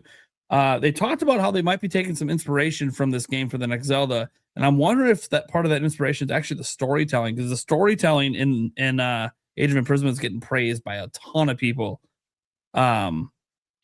And like the attention to detail and how the game connects to Breath of the Wild and Tears of the Kingdom. Like there's so much attention to detail that doesn't exist in Breath of the Wild and Tears of the Kingdom. In fact, there's shitloads of plot holes between those two games. But that doesn't exist in this game. Like it's just, and everything about the story in this game was written by the people who did the story for Breath of the Wild and Tears of the Kingdom from the Zelda team. So it might have been like Aonuma maybe had his eyes opened a little bit that, hey, our story team can cook and people like it. This is one that, like, just because he made a comment, I feel like it could have been slightly taken out of context. I don't agree that they don't care about story. I don't think they care about timeline stuff. I think they do that just for, to be fair, saying I don't care. They didn't say those exact words. That's a gross. Right. But I think not tacked on. That's even a bad word. I think story is one of the areas where the next entry maybe has a lot of potential. Sure. Just because the fact of the matter is they can't just whip out another Breath of the Wild and Tears of the Kingdom, regardless of a different art style or a different world. The game should not play and feel like those games. It should feel like a new Zelda experience, because we're just going to get diminishing returns.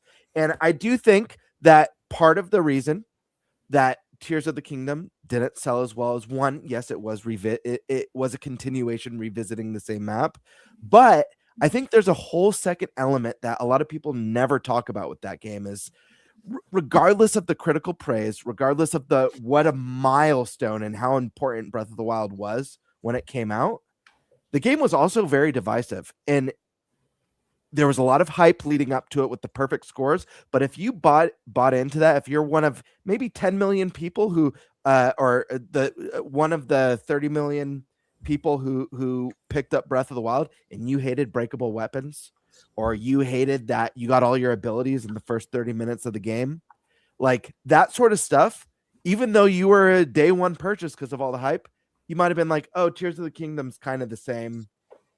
It wasn't really for me. So I think a smart approach is a fresh approach, and they could still build off of ideas that worked and were very universal. But I was telling Colin, Colin and I, we talk regularly. We've been best friends for like 20 years. But I was telling him, like, you know how Monolith helps out with the Zelda team with like the world building and the world design. Like the thought of Monolith like chipping in on like lore building and story building. I mean, this is a team that's made probably the best stories on first party Nintendo games with Xenoblade 1 through 3. Dude, oh my gosh, dude, it would crush. And yeah, I know like Aonuma had comments after Skyward Sword that like it wasn't his goal to create a very story driven Zelda game. Like that wasn't his goal. But it was one of the things that people pointed out a lot, and positively. That was one of the highlights of that game. So I do think there's a chance that this game has, if not like an incredible, I'm not saying it's going to have an incredible story, but I could see it being more focused and a little bit more substantive than what we got in the first two games. I think a greater attention to detail is going to be allotted to the story writers, as again they proved in Age of Imprisonment that they can have this great attention to detail, and it's not detracting from the gameplay or anything. It's actually additive to the game, and I hope that's a lesson they're taking from it. It's funny you brought up Monolith Talk. They also had a recent interview where they talked about the stuff they're working on, including Zelda, and being like, hey, we're more involved with this next Zelda than ever before. And it's that's great. So whatever that means, obviously we don't know, but I mean, I'm assuming this next Zelda game being made is probably, again, back-to-back Zelda games, the biggest team Nintendo's ever put together to make a game. And I think a lot of people's fears about, hearing some of these rumors will be vanished the moment the trailer drops. Yeah. We're going to see it and be like, yeah, okay. Like, this team knows how to cook. There's a reason that when they dropped Breath of the Wild was a 97, when they dropped, Tears of the Kingdom was a 96, and now when they go in a brand new direction, still in an open world, that it'll probably be another 95 plus rated game. Like they know what they're doing, and they're gonna wow people again. The thing is, I think we're seeing the game this year. I think they're gonna tease it this year, and I only say that because Nintendo. I think it's coming out in 2028. And it kind of fits like their normal dev cycle. Mario. Yeah, with Mario, same year. Yeah, they did it in 2017. Let's do it all over again. That's gonna be a crazy year. That would be an insane year, but so was 2017. That's what I'm saying. So let's repeat that. Repeat that mid-gen. You kidding me? That's incredible. 2 evergreen titles dropping mid-gen like that. Oh man. Yeah, they can really be evergreen, dropping in the middle. They can, yeah. You can create an 8-year generation. 4 years of selling 5+ million copies every year. Yeah. Let's go. 4 years when you could do it for 6. Why not? Games take time to make, Stash. Nintendo told us games take more time to make. They literally told us coming into the gen, it's just going to take longer to get the games. What matters, obviously, is how good the games are when they do come. I know Stash is ribbing me because he has there's no shot in fucking hell that Mario's coming out in 2028. So, but then again, he wouldn't commit to this year because he is holding off that it might be next year, but it'll be announced this year. That said, I do think that Zelda's coming out in 2028. No one seems to think I'm crazy for saying that because it does fit with their normal dev schedule. But what also fits is they tend to tease the game a couple years early before it comes out. Sometimes not intentionally so. Like when they teased Breath of the Wild in 2014, they thought it was coming out in 2015. Didn't. 11 years. Yeah. We're going to wait 11 years for a new He's not going to let this go. Like, we haven't already had this conversation, and I didn't already make my case that team's never made 2 games at the same time, and they just made Donkey Kong Bonanza. But I already made my case, too. Yeah, you did make your case. I know. And your case didn't defeat the points I made. What was my case? I don't care what your case is anymore. My case is that they had another development team. Yeah, I know that's you don't your need case. the same people. You could train people. Yeah, I know. That's how you grow. That's how you replace people that retire. Okay, well, they weren't Cross-train. replacing anyone. They were using the same team that has literally only ever made one game at a time. And you can see the clear development path that team has been doing since Odyssey. Like they actually were making things since Odyssey. Well, So we're gonna find out before 2028 who's right here. it comes out in 2028. No, it's gonna come out before 2028. That's why we'll find out before 2028. Anyways, funny how we're talking Zelda. He still has to reiterate that he won't let it go. It's all right. Me and Stash are going to be going back and forth. This, by the way, he's probably going to be right because he's right on everything. Like I don't know if you notice, if you follow his Twitter account, he will just randomly tweet out. By the way, I said this was going to happen on the podcast, and here it is. It's like every week it's something. So, but I'm basing it. My logic is the same logic I've always had when I look at game releases. I always base it on the history of the studio, not so much. Oh well, they could have had new teams. They could have, but yet the studio's only never done that. So I'm just off the history of how they've always made games, just like Zelda. Reason I think 2028 is the history of their Zelda game releases. It makes sense that 2028 would be the year. It also would make sense then that they would tease it this year, 40th anniversary. One reason I think they might tease it this year, outside of the fact that it could be coming out in 2028, and Zelda is one of the few franchises they do sometimes are okay with teasing a couple of years at a time.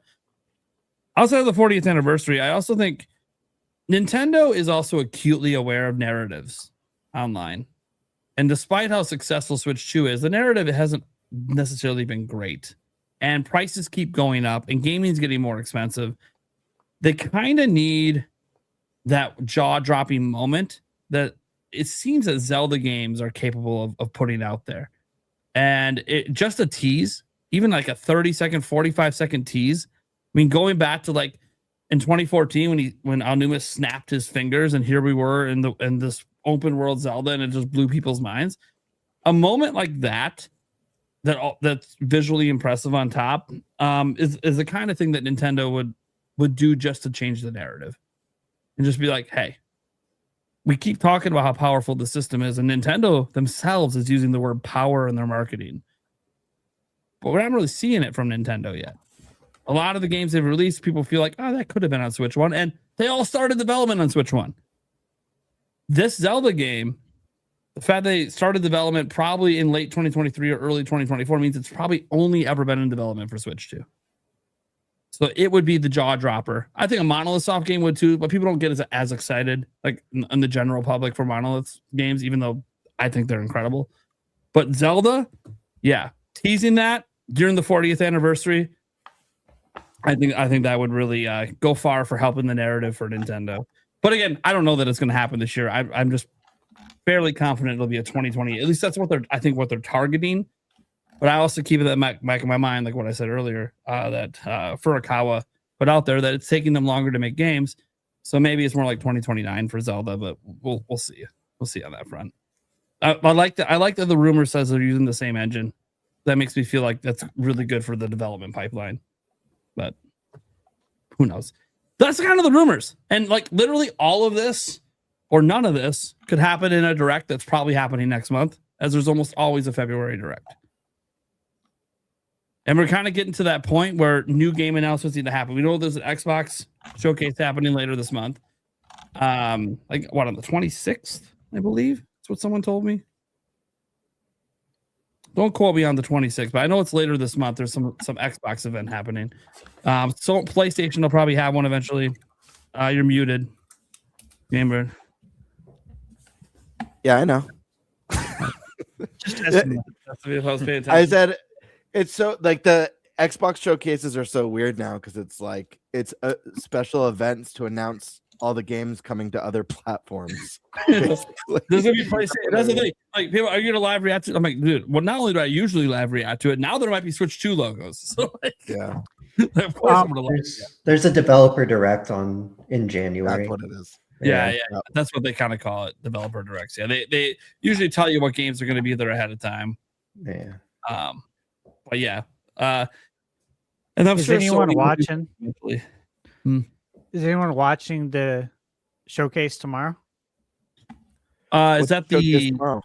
Well, that's something plus showcase, isn't it? Yeah, the new game plus. New Game Plus. Yeah, I just heard about it like 2 days ago. This looks pretty badass. Like I'm pretty excited.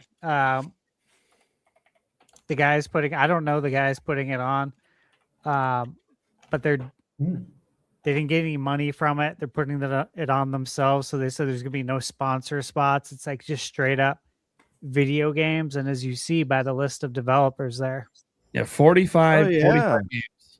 they showed a trailer, like a 3-minute hype trailer, and there's a lot of big hitters in there. I'm surprised that I've never heard of this. I'll be watching. Yeah. Yeah. Well, don't be see Warhammer surprised. 40K, Crimson Desert, Blood I of just Dawn. heard about it like Dark maybe- Heresy. Dude, maybe a week Towerborn, ago. Atomic Heart 2, Grounded 2 is going to be in there. Yeah, I'm Dark excited for Heresy Dark Heresy. is one of my most anticipated games. Not good enough for a draft pick, but and then that expanse game looks awesome. That, Yeah. yeah. It's tomorrow, putting it 1 in Pacific. again? Nice. What? It's tomorrow at 1 p.m. Pacific time. Yeah, Dude, I'm trying to figure That's remember- right when my lunch starts. My lunch break. My God. I'll have to watch it. Here, I just threw it in the chat. There's the X link, and then they have a link tree there. Yeah. Yeah, Got it. should be really cool. Yeah, I'll probably watch it. watching Guys, that. if people are wondering if I'm going to live stream it, I don't know. Things are kind of all over the place for me right now, but I'll be watching it. If not, from my phone at least. They have a lot of. I mean, just even looking at the developers in it. Dang, Mhm. 45 games. It says. Yeah, that's what it says. Yeah, 45 games. I thought there was a cool story about the people that are running this too, if I remember right, but maybe I misread about how this even came together. But yeah, they got some big games in there, so it's pretty interesting. Okay, so that's kind of it for like the rumor mill and all of that. There's probably there might be some other stuff out there that I missed, but forgive me, I've been on hiatus for I a got couple weeks. a couple things. Sure, what do you got here? There is a new Sonic Universe movie listing discovered in some marketing partnerships. Okay. Daniel Rickman claims there's a new Sonic live action TV show in development for Paramount Plus. Live? Live action. Wait, a new Sonic Well, one? they already that, did one. They did a Knuckles one. Knuckles. I wonder if Yeah, this is a shadow. yeah, probably a shadow. They're going to expand the universe. Yeah. It's really popular for them. So What are we talking about? Big the a new Cat, one. guys. It's gonna be Big the Cat. Yeah. Nice. Bring back Big. And then Pokemon Wind and Wave official site has seemingly been registered. yeah, I did see that earlier today. So if you Has begun. go to Pokemon.com/windwave, it will redirect you to the Pokemon. Yeah, it's not a dead URL. It's not a dead URL. Yeah. It will redirect you to the Pokemon website. Which a lot of companies will do that when they're trying to set it up. Mm-hmm. So you can go to the official website, but they don't want to launch it yet. Mhm. Why are we looking at this graphic again? We're in 2026. Nothing Right. bad's happened yet. You don't have any controversies yet. Just because it's on your bingo board that there's going to be controversies. Hasn't happened yet. Any controversies were from last year. matter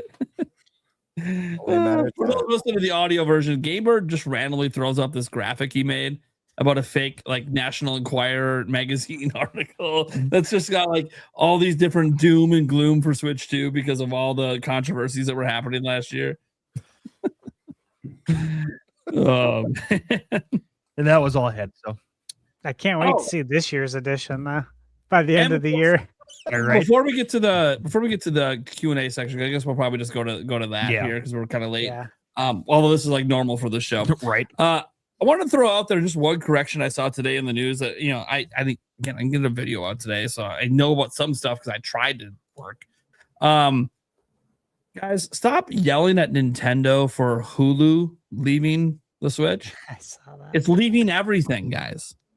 It's Disney shutting it down because they're combining it into Disney Plus. Now, if you want to yell at Nintendo for not giving a shit about streaming platforms and the fact that Switch 2 has none of them and might never have any of them, I mean, fair enough there. all right, cool. But Hulu specifically is not their fault. That is Disney deciding we're going to combine everything together. Don't ask me why we don't why YouTube works on Switch 1 and not Switch 2. Don't ask me. I don't know what the fuck's going on. Okay.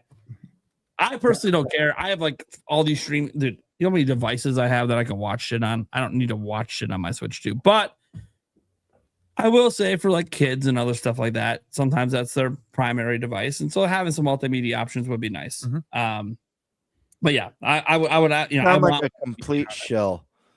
Yeah, I heard It is- Nintendo's single-handedly responsible for canceling Hulu. Hulu, yeah. Yeah. Single-handedly. They went to Disney. Hey, look, you know how your app doesn't work on Switch 2 and none of the streaming apps do? I think you should just shut this shit down for everyone. Right. Everyone. Shut it down. Oh, we'll combine it in Disney Plus. You can do what you want. Just shut the shit down. So you guys are the villain and not us. Got it. Okay. What a shocker. Disney and Nintendo doing things people don't like. Who knew? No, it's Hulu. Hulu. Yeah. Okay. Anyways, so that's kind of the gist of what I just wanted to bring up. There's probably some other stories. I just like South Park and Fortnite's a thing happening. Yep. I'm actually excited about that because I like South Park. Like they might get a few shekels out of me, potentially. We'll see. They just need to do a Randy in his underwear skin, dude. Totally, because that's like iconic.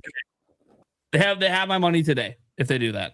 I will literally use that skin the rest of this year. I will use that skin exclusively if they drop it. I'm just telling you right now. And I play Fortnite because like my kids and fiance play. That's literally if you ever see me playing Fortnite, it's either Yulia's on my account because my Fortnite account goes back to when it first came out, so I've got like a lot of shit on it that you can't get anymore. And then otherwise, it's just me playing with my kids and Yulia. I never play it by myself, like ever. But it's a game that we all play as a family sometimes. So,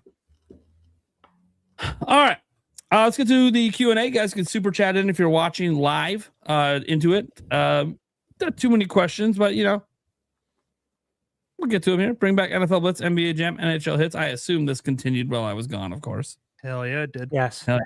Until it happens, right? We got to keep willing it into existence. Andrew Brightwell came in and dropped the 10 gifted. Thank you so much, Andrew. I do appreciate that. He also came in and dropped the 64 and 64 super chat. Wanted to do streaking and maybe a shot or two. Technically, the streak just got the beer, but yeah, I did. You did do the 10 gifted, so I did do a shot for that for you, man. Professor Rock PR says, glad to see you back, Prime. Have a fun show. Also glad to see everyone else. It feels good to be back, man. I miss this show. I miss my friends. I've been stuck with just me. I love Yulia, but just me and her in a hospital. It's not fun. It's not fun. Nobody likes hospitals. No, especially for the reason we were there. Right. Demar Brawler, 100% hype for Blood of Dawn Walker. Hey, and we're seeing more of it tomorrow. So let's see how legit this is tomorrow. I'm hoping it continues. Like, obviously, we've seen it. I'm hoping it continues to look promising. I feel like we need a good vampire game. We need a good one. Yeah. You mean Bloodlines Masquerade 2 wasn't enough for you? Here we go. Dude, I'm liking this Colin guy. I feel like we need him on to roast Gamebird more often. Yeah. It's like I don't really have a lot of history with Gamebird, so it's hard for me to roast him. When I try to like roast him, it comes off as mean. Because I don't have the 20-year history. He does a really good job of calling them out. It's funny. Cooster saying glad to see me back. Thanks so much, man. You're gonna probably see a lot of super chats like that, guys, because people are just happy I'm back on the show. Stoke 2 Games says, will you guys review Mario Tennis Fever next month? So pretty much every Nintendo published game, we pretty much have a review segment the following episode after it comes out. Whether all of us played it or not, we always have guests on that have played it. I'll be reaching out to guests over the weekend here and try to schedule for the next few months. So Yeah, I guarantee that we'll have a review conversation on it because we literally have done it for everything. We did it for Career Rider. It's just something we do on the show. We literally have a game reviewer on the show. Gamebird now does game reviews as well. It just makes sense that even if we didn't play it, someone's probably played it on the show, and we should talk about it because we're a Nintendo podcast. It'd be kind of weird if we didn't. Right. I'm excited for it. Yeah, I mean, it looks really promising so far. I just hope it continues to look that way. I mean, the recent update about what they teased about all the baby stuff, I'm like, okay, this is actually kind of cool. Please just keep being good. That was the main event of the trailer. Yeah. Like I rewatched it obviously when I was working on my most anticipated video, and like they really made a point to highlight that and put it, on a pedestal. And it's like, obviously that's what we want. Yeah. That's what we all want we want Camelot to do what Camelot does. Just give us a really good story mode. Feel good about it. Well, I don't know if they've done that in a while, but at one point they did. Yep. One point they made them into full-on RPGs even. And then that became a thing. Yeah. And then the last Mario Golf where they're like, yeah, we're gonna have an RPG story. What? Fuck off. That was not it, dude. Yeah, dude. You know what's so disappointing about that game? They put you in a tournament at the very beginning, and you're like, "This is awesome," and then you never do it again. It's like, what are you doing? I want to become the best tennis player in the. No, we're just gonna fix up courses and play mini games. What? You're better off just getting on Crunchyroll and watching Prince of Tennis. It's like they had such a promising start, and then Nintendo's like, yeah, no more money for you. Figure it out. Like, it's weird. Like, it's such a rug pull because it sets up so well. Like, oh, this is gonna be great, and then nope. Anyways, Andrew Brightwell coming in with the 20 over there. Thank you for supporting. It wasn't to me, it was to one of our co-hosts, but thank you so much for whoever that went to. I'm sure they appreciate it. Demonic Brawler says, if the reviews are less than 85, it won't matter. I'm telling you, Lego Batman Dark Knight Collection is going to be a great game. Good pick, ThunderStash. Oh, yeah. We all know. The moment we saw it revealed, I think Stash was with me when it was revealed live. Dude, it looks so good. I mean, the Lego games have been pretty consistent overall, but like lately they seem to be taking like a next step up in quality, and it's been awesome to see. Yeah, it looks like the Arkham game that Rocksteady won't give us. Is what it looks like. Yeah. Yeah, like what was the last one that I really enjoyed for Lego? Oh yeah, the Star Wars one. Yeah. Netflix Incorporated. Jesus. Oh no, it's Alex going in saying glad to say the things are better with the family and all that. Thank you so much, man. A lot going on there. Andrew Brightwell, Ocarina of Time remake is coming. I'm willing it into existence, as are we all. Was that on like basically all of our bingo cards? We all are like, make this happen on there, but yeah. Like, there has to be an outlier. There has to be an ugly duckling of the group that happens. We'll leave it to the non-gamer. The non-gamer to not give a shit. No, anyways. But yeah, well, obviously we've been strongly trying to will it into existence. Every minor hint we're hoping. We'll see what happens. And maybe I'll remember the ending this time. See, I did it for you guys. You don't have to roast me because I know it's coming. Andrew Brightwell says, we see Ocarina of Time remake market now. He's really just doubling down. It's happening. All right. I hope so. And then the last one I'm seeing here is when does Nintendo announce Ocarina of Time remake if there is one? Okay. That's okay. There's a question finally. Here we go. What are you guys thinking? If there is an Ocarina of Time remake, when do you think they announce it, and when do you think it actually comes out? April, October. Okay. Ooh. After the Mario movie. Mario movie is April 3rd. I was talking about like the runtime. This goes back to as far as a year ago on our podcast. I talked about the Mario anniversary and how I thought it was going to run from 2025 into 2026 up until the movie. Yeah. And then it's going to turn around following month, May. Legend of Zelda, run all the way to 2027 up until the movie, May 7th, my birthday. So, like, you know what I'm saying? Like, it makes sense to run your 12 months of the anniversary into the movies, catapult it. So, April, May, right there, run it for the rest of the year all the way up to the movie.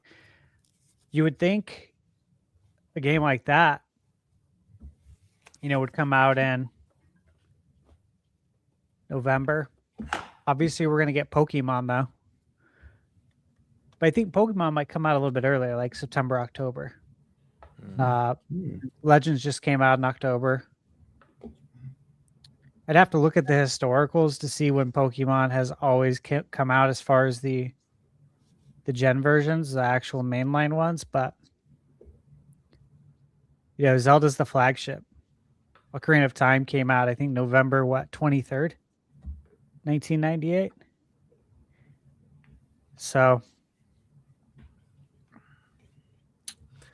I think it depends on the caliber of the remake. If we're getting like if we're getting the full-fledged from the ground up modern remake a la Resident Evil 2, Resident Evil 4 that Capcom's done, or even the caliber of like what we've seen with like Final Fantasy 7, I think it's a no-brainer November title, regardless of Gen 10, because Gen 10 they can have a Pokemon themed Switch in October bundled with the game and sell gangbusters and have those available for Black Friday sales and all that jazz.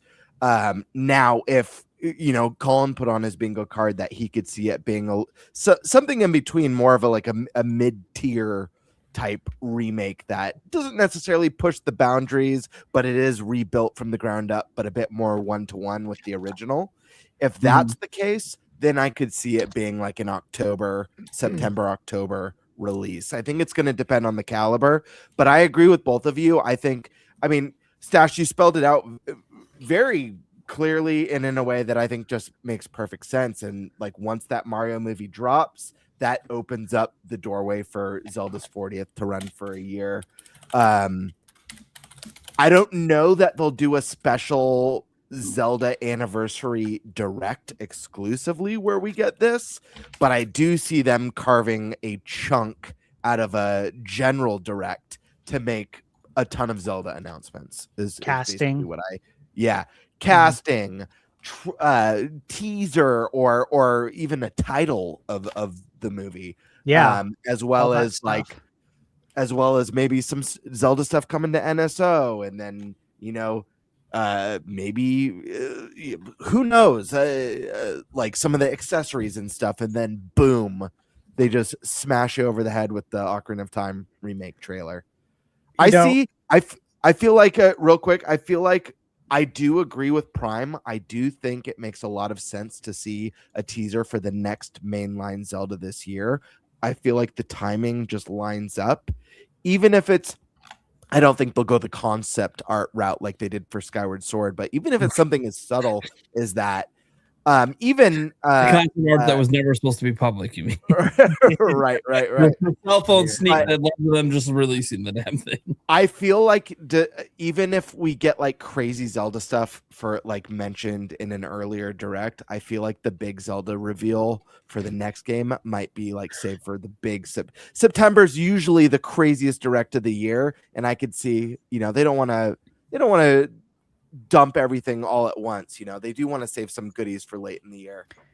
Could you guys also see it coming out right around the movie, which would mean 2027? Because I could too.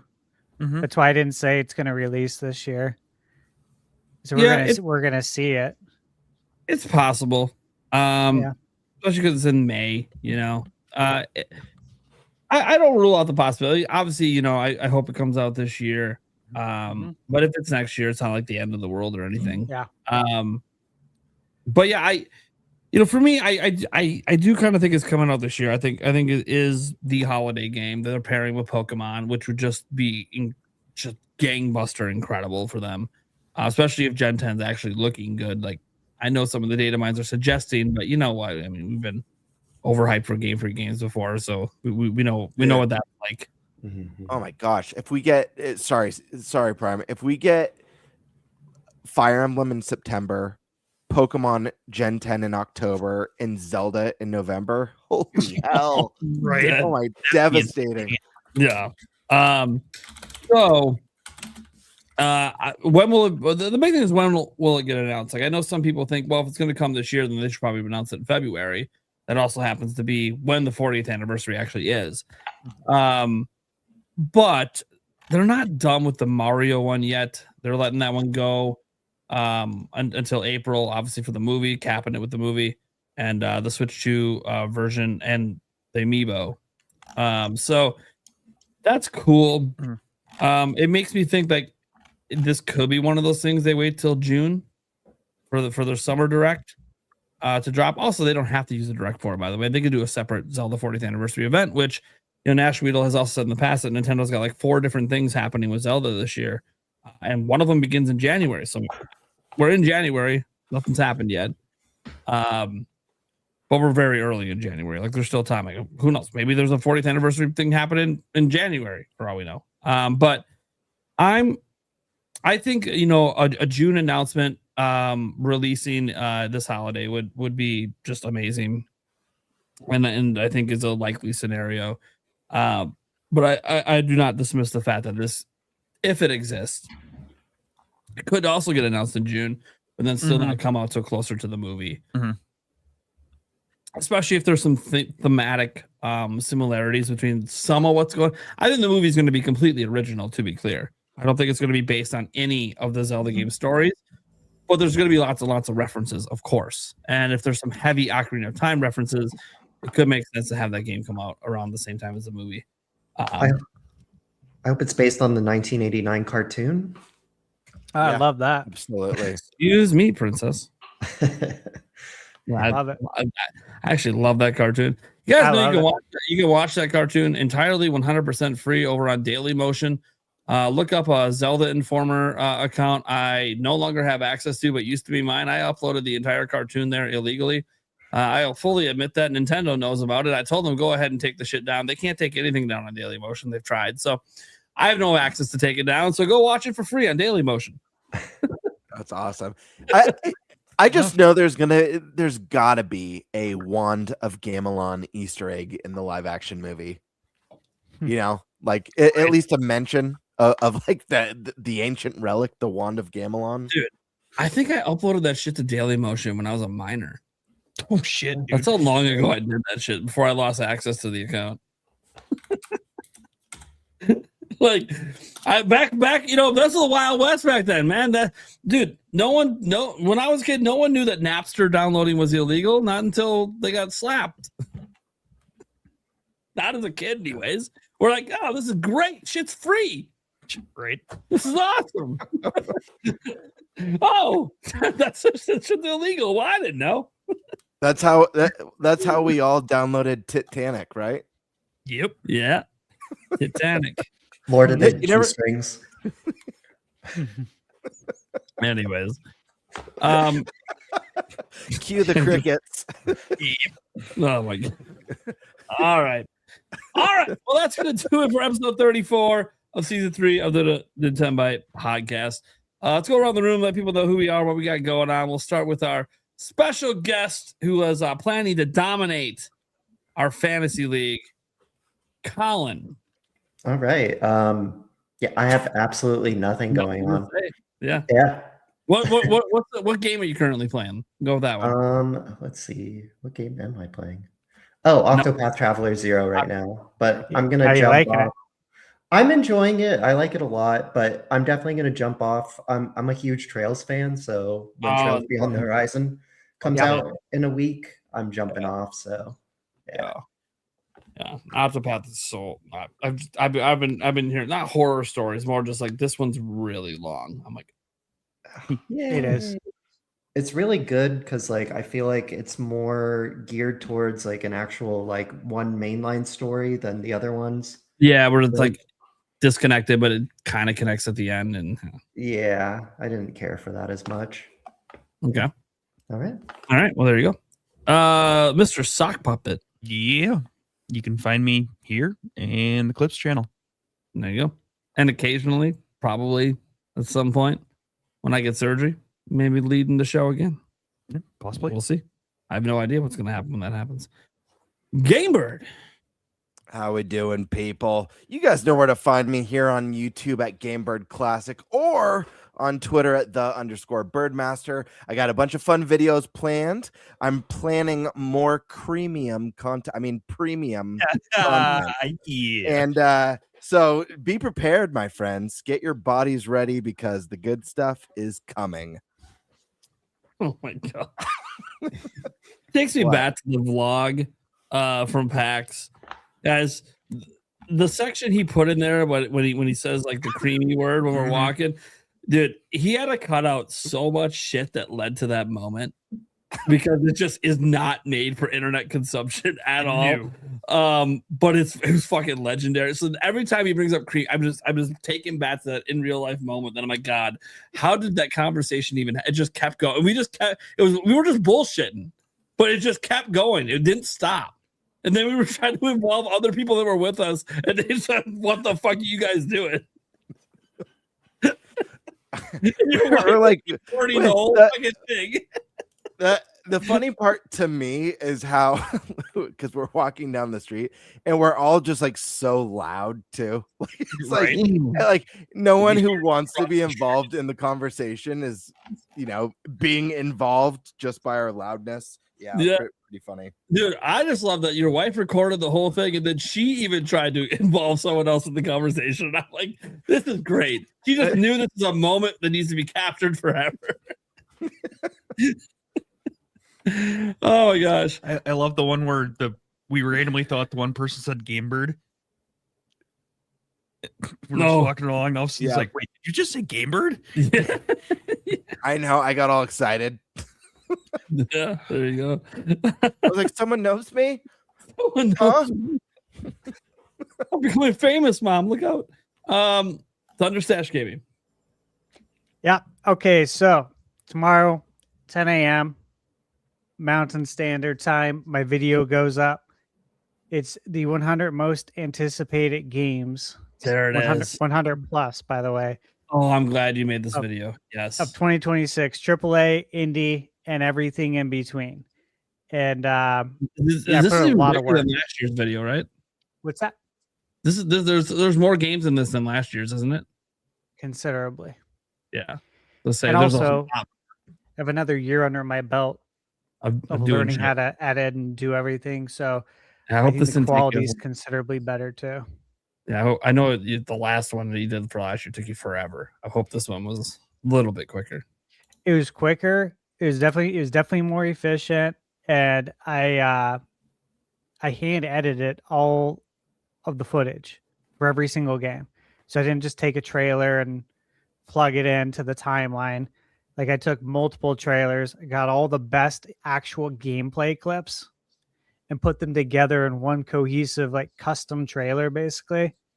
So you guys can actually see meaningful gameplay instead of bullshit cutscenes that don't tell you anything about if you're going to like this game or not. So yeah, it was a lot of work, but I'm glad it's done and scheduled now. Yeah, man. I'm excited to watch it. Mm-hmm. Even though I'll know about at least half the games in it, there's always some gems in there that were off my radar for a bit that I just forgot because there's just so many events. Yeah, there's stuff in there that wasn't on my radar like at all, and it was just through different types of research finding stuff. So I can legit say there's things on there that I did not know. So I'm hoping those same things are like games you guys don't know. So it should be a lot of fun. And then have you guys heard of Code Violet for PS5? I heard about it during the show because the moment you said something, yeah, I looked.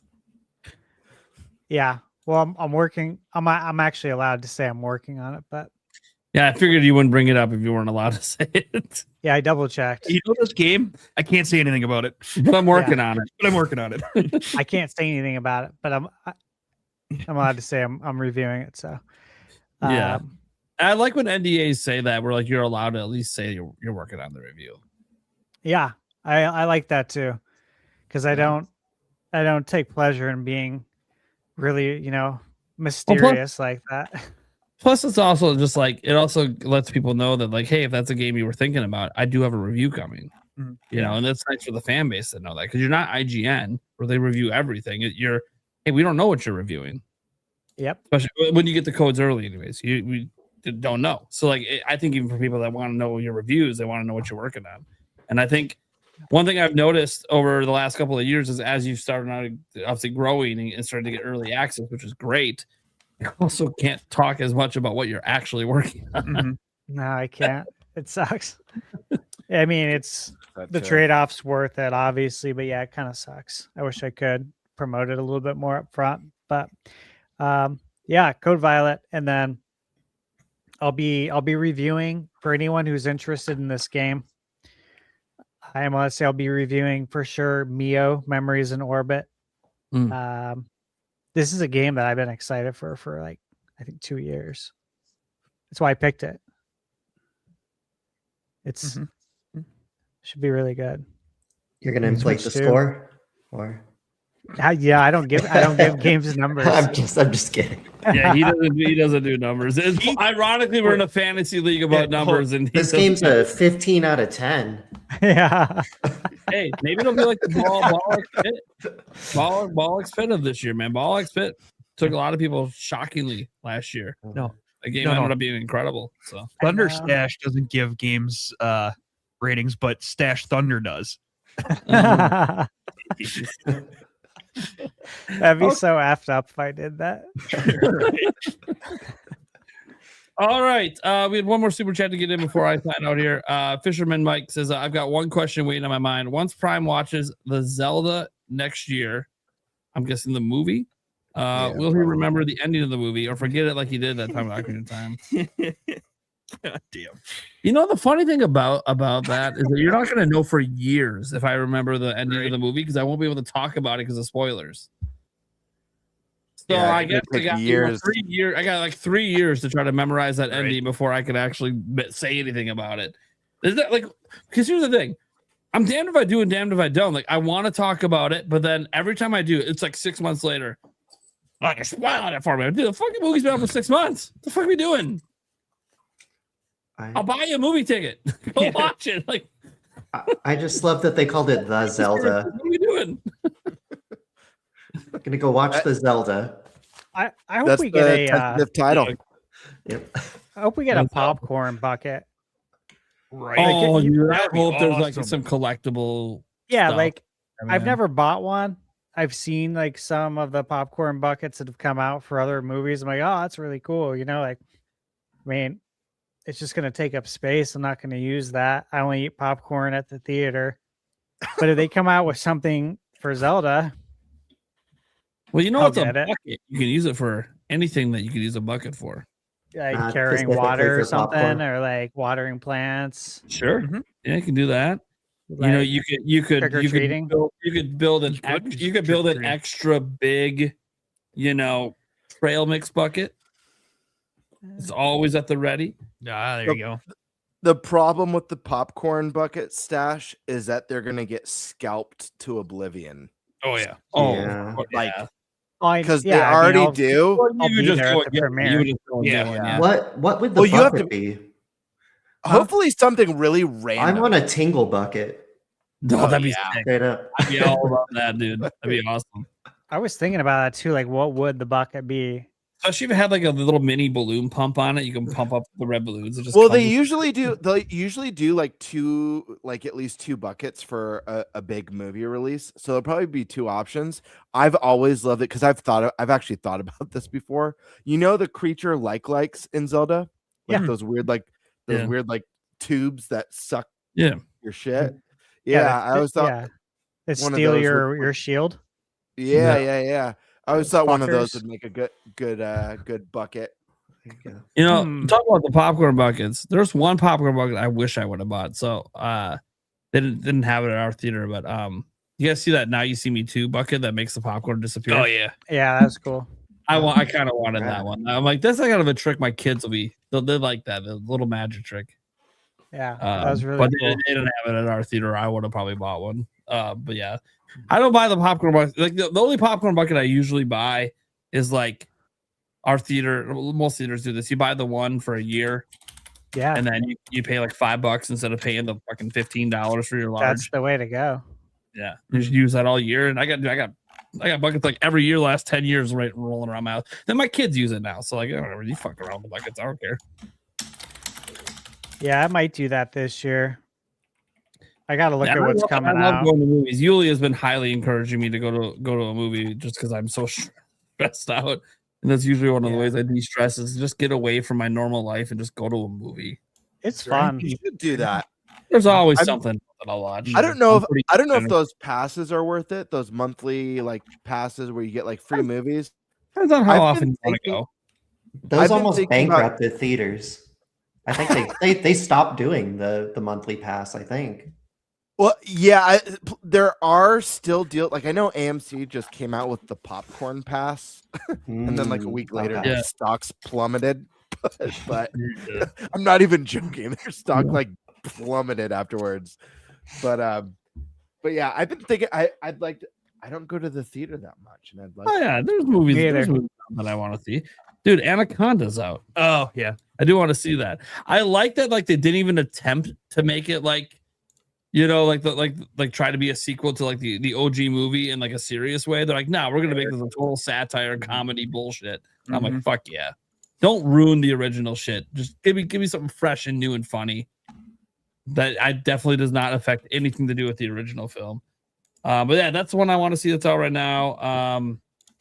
I wouldn't mind seeing The Housemaid. I've heard some good things about that one. And I greenlit for a sequel. It's a good Housemaid? book.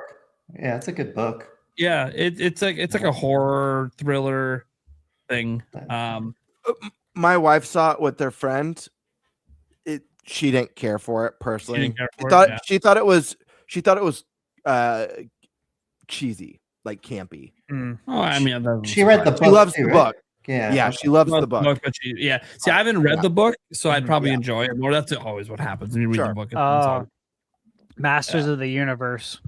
Oh, dude, I'm all in on that shit. The only thing that I'm very skeptical of on that one, I really want to see it. They did screenings of it, and apparently the early screenings were overwhelmingly positive. The only thing that sounds weird to me is that Jared Leto is playing Skeletor, which I'm still I'm cool with that.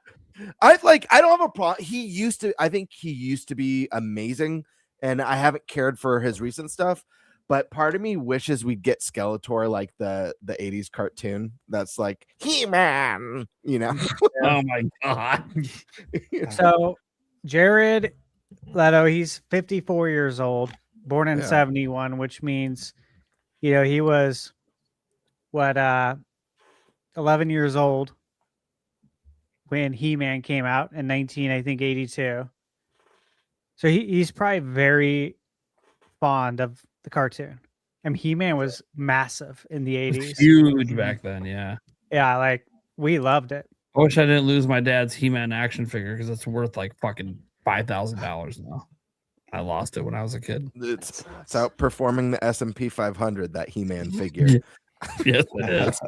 Yes, dude. Some of those old school 80s shit is worth so much fucking money, man.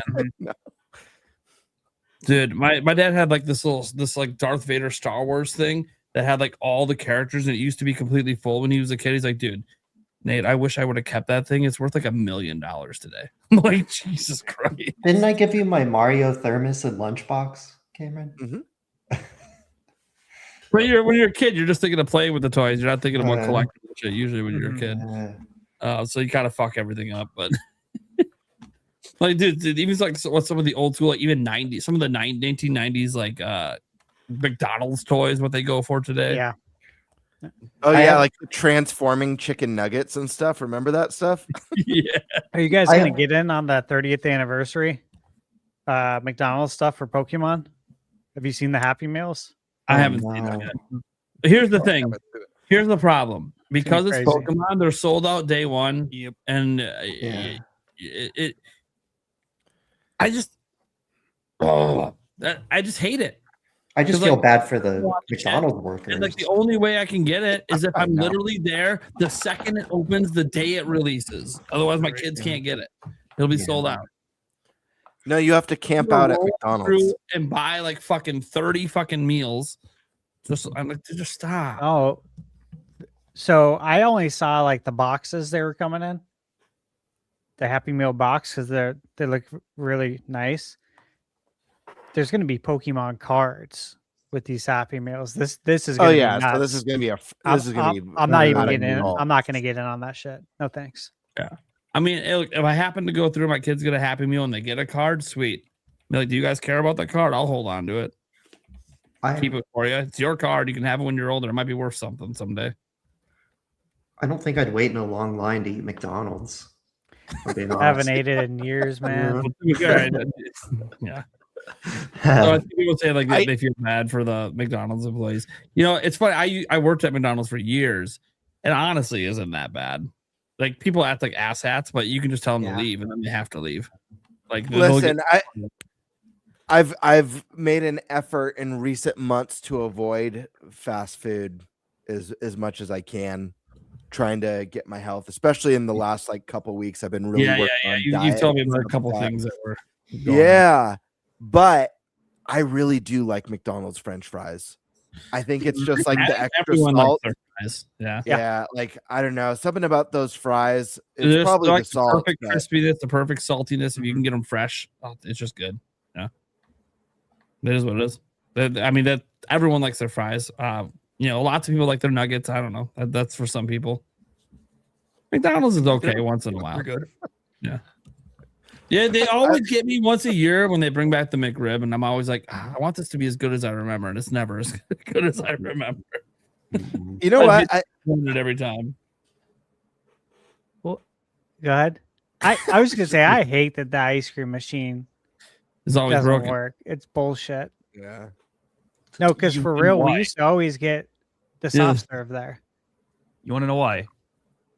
Because the contract, the people that they contract with will only allow them to fix the machines. They can't fix them themselves. They have to use the people that contract them. Even if it's an easy fix and they know how to do it, if they do it, they lose their warranty protection on it for parts. All right. But we and had also, the same thing at Islands though. We had a contract with the company, and we were not allowed to fix it for the same reason, and we fixed it because you know what? They're not there watching you. Yeah. I don't think Islands is as big of a company as McDonald's. They would get in trouble. No, but it's big. Like they show up for an inspection. Hey, who fixed this? Every store says fuck the contract. We're just gonna fix it. Well, Whack Arnold's is individually owned, anyways. Most of them they're all franchised, right? Yeah, they're franchised. Yeah. It's interesting. I'll also say this as someone who works there. Like, oh, the ice cream machine's always broken. It's not always broken.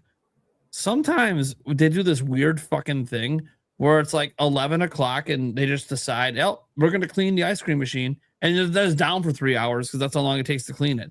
And I'm like, true. Why are we doing this at lunchtime? Why didn't we do this in the morning? Like, this makes no fucking sense. Why are we cleaning this shit in the middle of lunch rush? Or set it to clean at the end of the day. No, you have to manually clean it. There's no self-clean with it. You have to drain it, empty it, wash it out, run shit through it. It's a fucking pain in the ass to clean. I've done it before. It's just a huge process. But I don't know why the managers keep deciding to do it at the stupidest times. That's also part of the reason why it's down. It's not broken. They're cleaning it for 3 hours. It should be part of the closing duties, and it's the first thing you do for your side work, like 3 hours before you're getting off work. So you can get off work on time when it's done. Yeah, like if I go to McDonald's and like it's a McDonald's that closes at 11 or something, and it's 10:30. Yeah, I'm cool with your ice cream machines down. It's all part of the fucking hot. At night, it's down. Sucks. I can't get my late night fix. I'll go to the fucking gas station and buy a fucking pint of ice cream. It's all Fine. part of the anti-soft serve agenda. Yes. Dude, I don't know. My McDonald's, it was actually managed pretty well. I just never I literally asked, like, why are we doing? Well, we have this like mandate in our how come the mandate says it's stupid? This is dumb. This is the dumbest shit I've ever seen. That one we can't ignore. Like, can we ignore that, please? Like, this is stupid. You're the manager. Say we're not cleaning this shit till night. Or, you know what? You have an overnight crew maintenance people that are here after close. Have them do it. Yeah, right. It's soft gate. Then it's never got to be down because it's being cleaned. Mhm. So yeah. Common sense, Anyway. man. Anyways, and then, by the way, it's not like McDonald's ice cream is like the greatest ice cream ever. Like, if someone brought up steak, I'd rather have Culver's custard than McDonald's ice cream. But Oh hell yeah! fine. I don't even know what that I love is. that. I love that there's going to be a McDonald's timestamp on this week's episode. Right. That's gonna be great. All right, guys. It'll be a short. Well, I'm Nintendo Prime. You guys know what I do. News videos almost every day. Hasn't really been because of everything going on. Was hoping I'd get a video today. Hopefully I get one out tomorrow. Life is really hectic. If people want to know why, it's not that I'm not trying to work. You could ask my fiance if she ever comes on a stream. Oh, I'm trying to get to work. It's just not happening. There's just so much going on with my family right now. And everything we're dealing with my son, that like it's just been hard to even steal this time away. And the only reason this time works is because everyone's asleep. Like, but during the day when I want to actually get work done, it's very difficult right now. So you know, obviously we keep hoping our son improves, and that him improving will obviously lead to my ability to also work again. And I want to thank everyone who on last episode and obviously just over time financially supported my family. There's a lot of donations that came in. I do appreciate that as well because of you guys. I'm not like the fact that I can't work normal hours right now. I'm not like freaking out because I'll be okay for a month, but then I'm fucked after a month. So that's why I'm working because my bills are covered for this month. They're not covered for next. So I got to get back to work. So I'm just trying to get that balance in to get back here. And it's hard. It's hard. Even during the show, you know, you had to walk in a few times with some stuff going on. So it's, you know, it is what it is. But I'm doing my best to be here and be back. And I'll be back next week as well. So it's going to be a fun show. Can't wait for episode 35. Catch you guys in the next one. Good night.